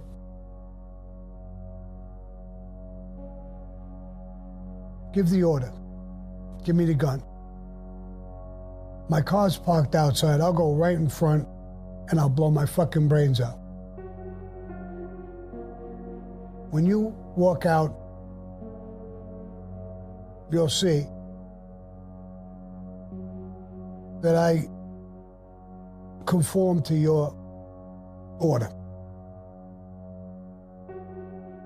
One of the reasons I did that, I was thinking, if I go to war, I can't win. Me and my crew will die. They did nothing wrong. They followed my orders to the T. They risked their lives. I thought back with a guy named Johnny Keys. The night he died, he taught me Cosa Nostra in a whole different way, a different light. He taught me how to die like a man.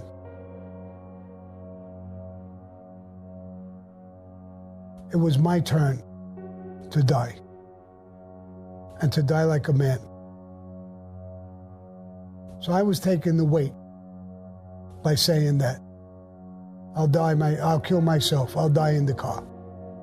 I knew at that point my crew wouldn't be touched. They would be satisfied. If that's what it took, that's exactly what the fuck I would have done. You could never, ever do this again. You always have to ask me my permission. Louis has his hand on my wrist now. We're out of it. We're gonna make it.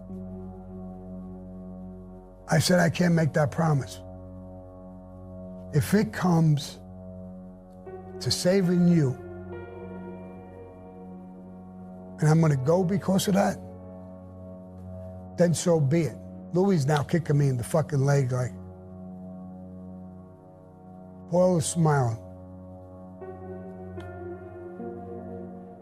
You do have fucking balls. You do have balls. Even Tommy Bilotti is not smiling but smirking and nodding his head, as if to say what I just said is right. That's Cosa Nostra. I'm supposed to protect you. You're the boss of the family. You can't tell me not to protect you. That would be a cowardice fucking move. And I'm not a coward. I may not be the toughest guy in the fucking world, but I'm not a coward.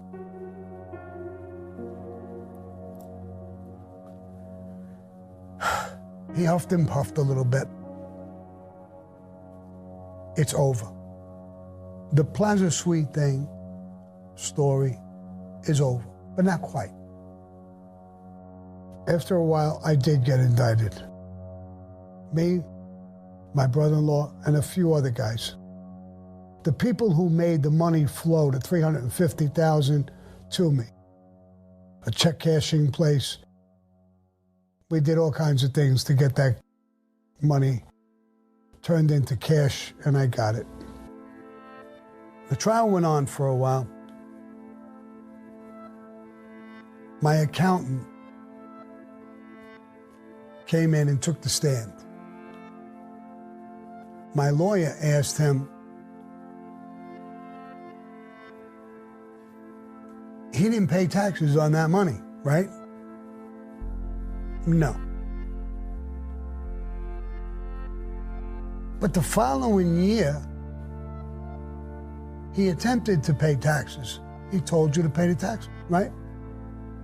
Yes. There was a crack in the case. At the end of the trial, my lawyer, Jerry Shargell, very famous lawyer, asked the jurors, Mr. Gravano's got an 8th grade education.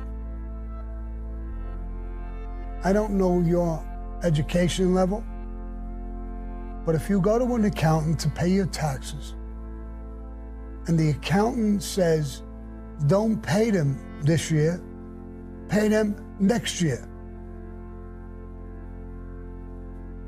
would you not listen to him? Or would you just pay him whenever you feel like it?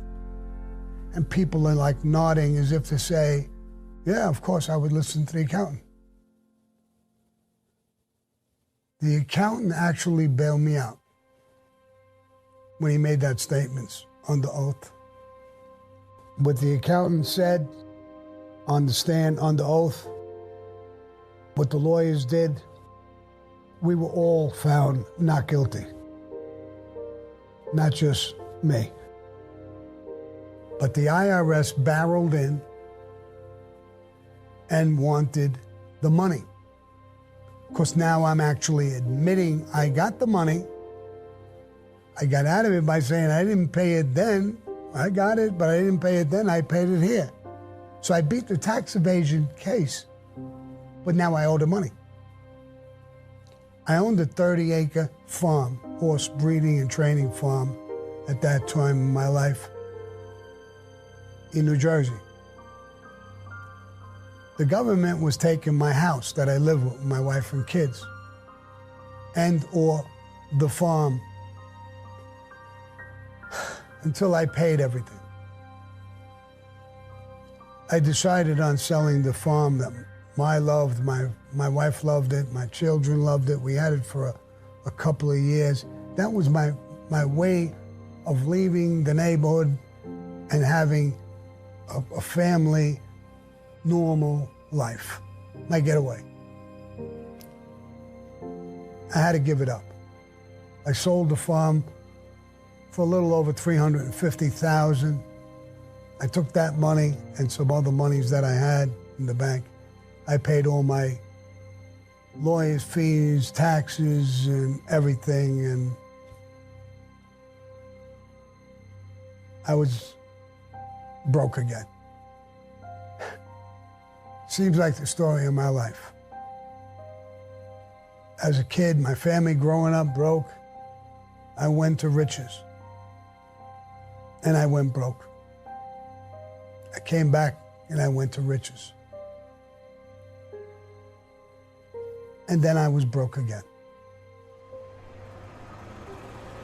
New York, 1985.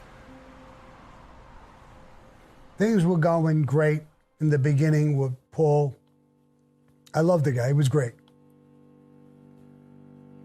And I was earning very well under him, and everything was going good. And everybody basically thought he was the best thing since sliced bread. But Paul did a lot of things that started deteriorating and cracking that wall of love, or whatever you want, or loyalty, whatever you want to call it. He's becoming more greedy for money. When he got arrested, the newspaper showed that he made gross $52 million a year. That's just from one company. And he had a multitude of different companies, and, you know. So Paul was different than Carlo Gambino. Paul was more business-wise, more greedy, in a way. And the underlings, even the different families, resented some of these things. Then there was tapes with John Gotti and Angelo Ruggiero, and that set off big problems. So Paul's problems were growing by the day. The most loyal people to him, he would do something to them. He owed me $40,000, never paid me. The mafia was falling apart, in our opinion, me and Frankie, especially our family. We all knew what went on, the tapes, all this stuff. We all know what happened. I saw DB one time. He was a made guy in the family, eventually became a captain. DB said, Angelo Ruggiero wants to see you. Could you take a ride out to Queens? And he gave me the time. I said, yeah, I'll go there. I got in the car and I drove out there. I saw Angelo on the corner. I pulled over, I parked the car, I got out. I walked to him, hey, Ange, how's everything going? I already knew about his problems. How's everything going? Okay, Sammy, he says, I need to ask you for a tremendous favor. Whatever I could do for you, bro. What? What do you want me to do? I need you to help me. We're going to kill the boss. You're going to what? We're going to kill the boss. Who? Who's going to do it? You? Me, John Gotti. I don't see John Gotti. I just see you. Where's John Gotti? Well, you know, Sammy, he's doing something in, I don't know nothing, bro. You're asking me to kill a fucking boss, and I gotta know, you don't even have an answer from where the fuck he is. In other words, is he asking me to kill the boss too? Of course, we're together. Then why ain't he here? What is this, just some bullshit message? Could you pick me up a container of milk? You're talking to me about killing the boss. Listen, Angelo, I don't want to talk about it. Here's what I'm going to do.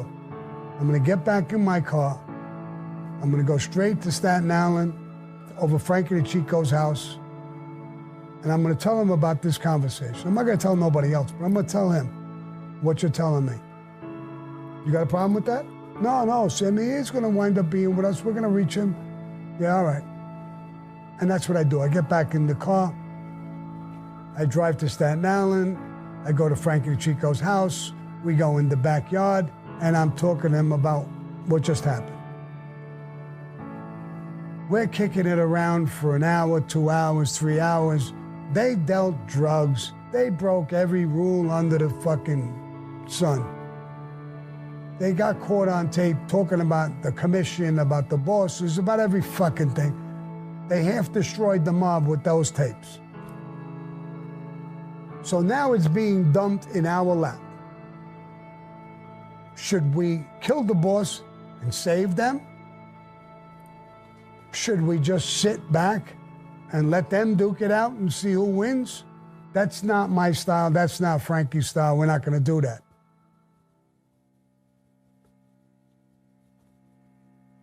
Frankie says, it's gotten to the point with Paul, I think, Sammy, we should kill Paul, save John and his whole fucking crew,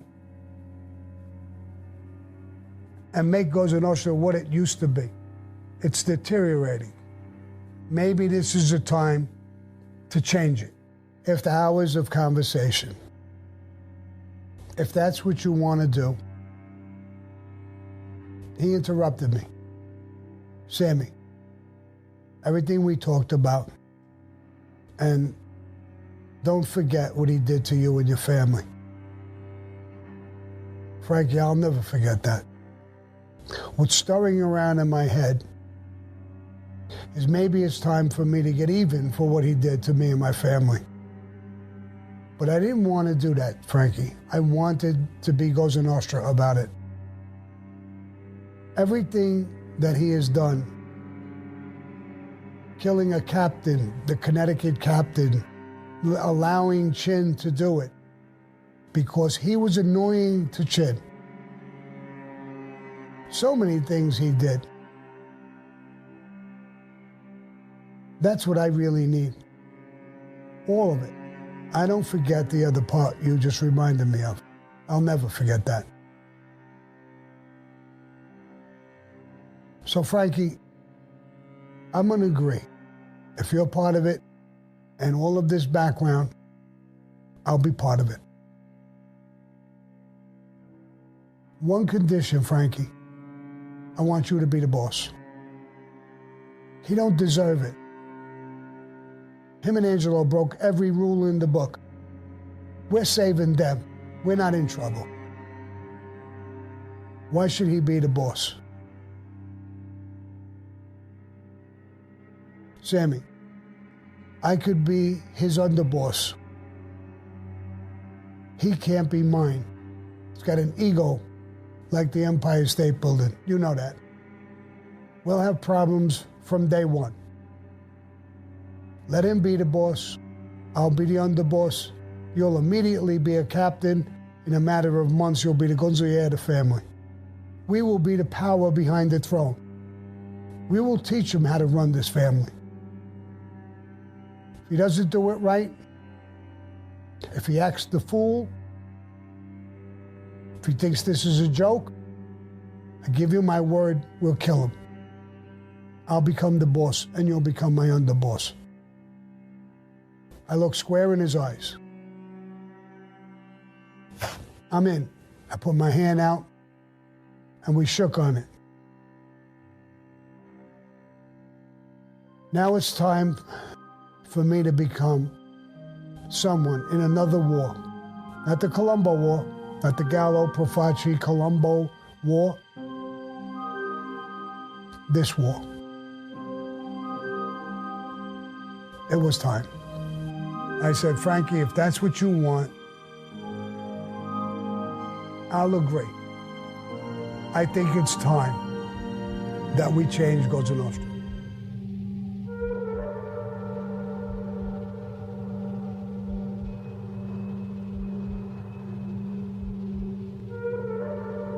Truth Audio.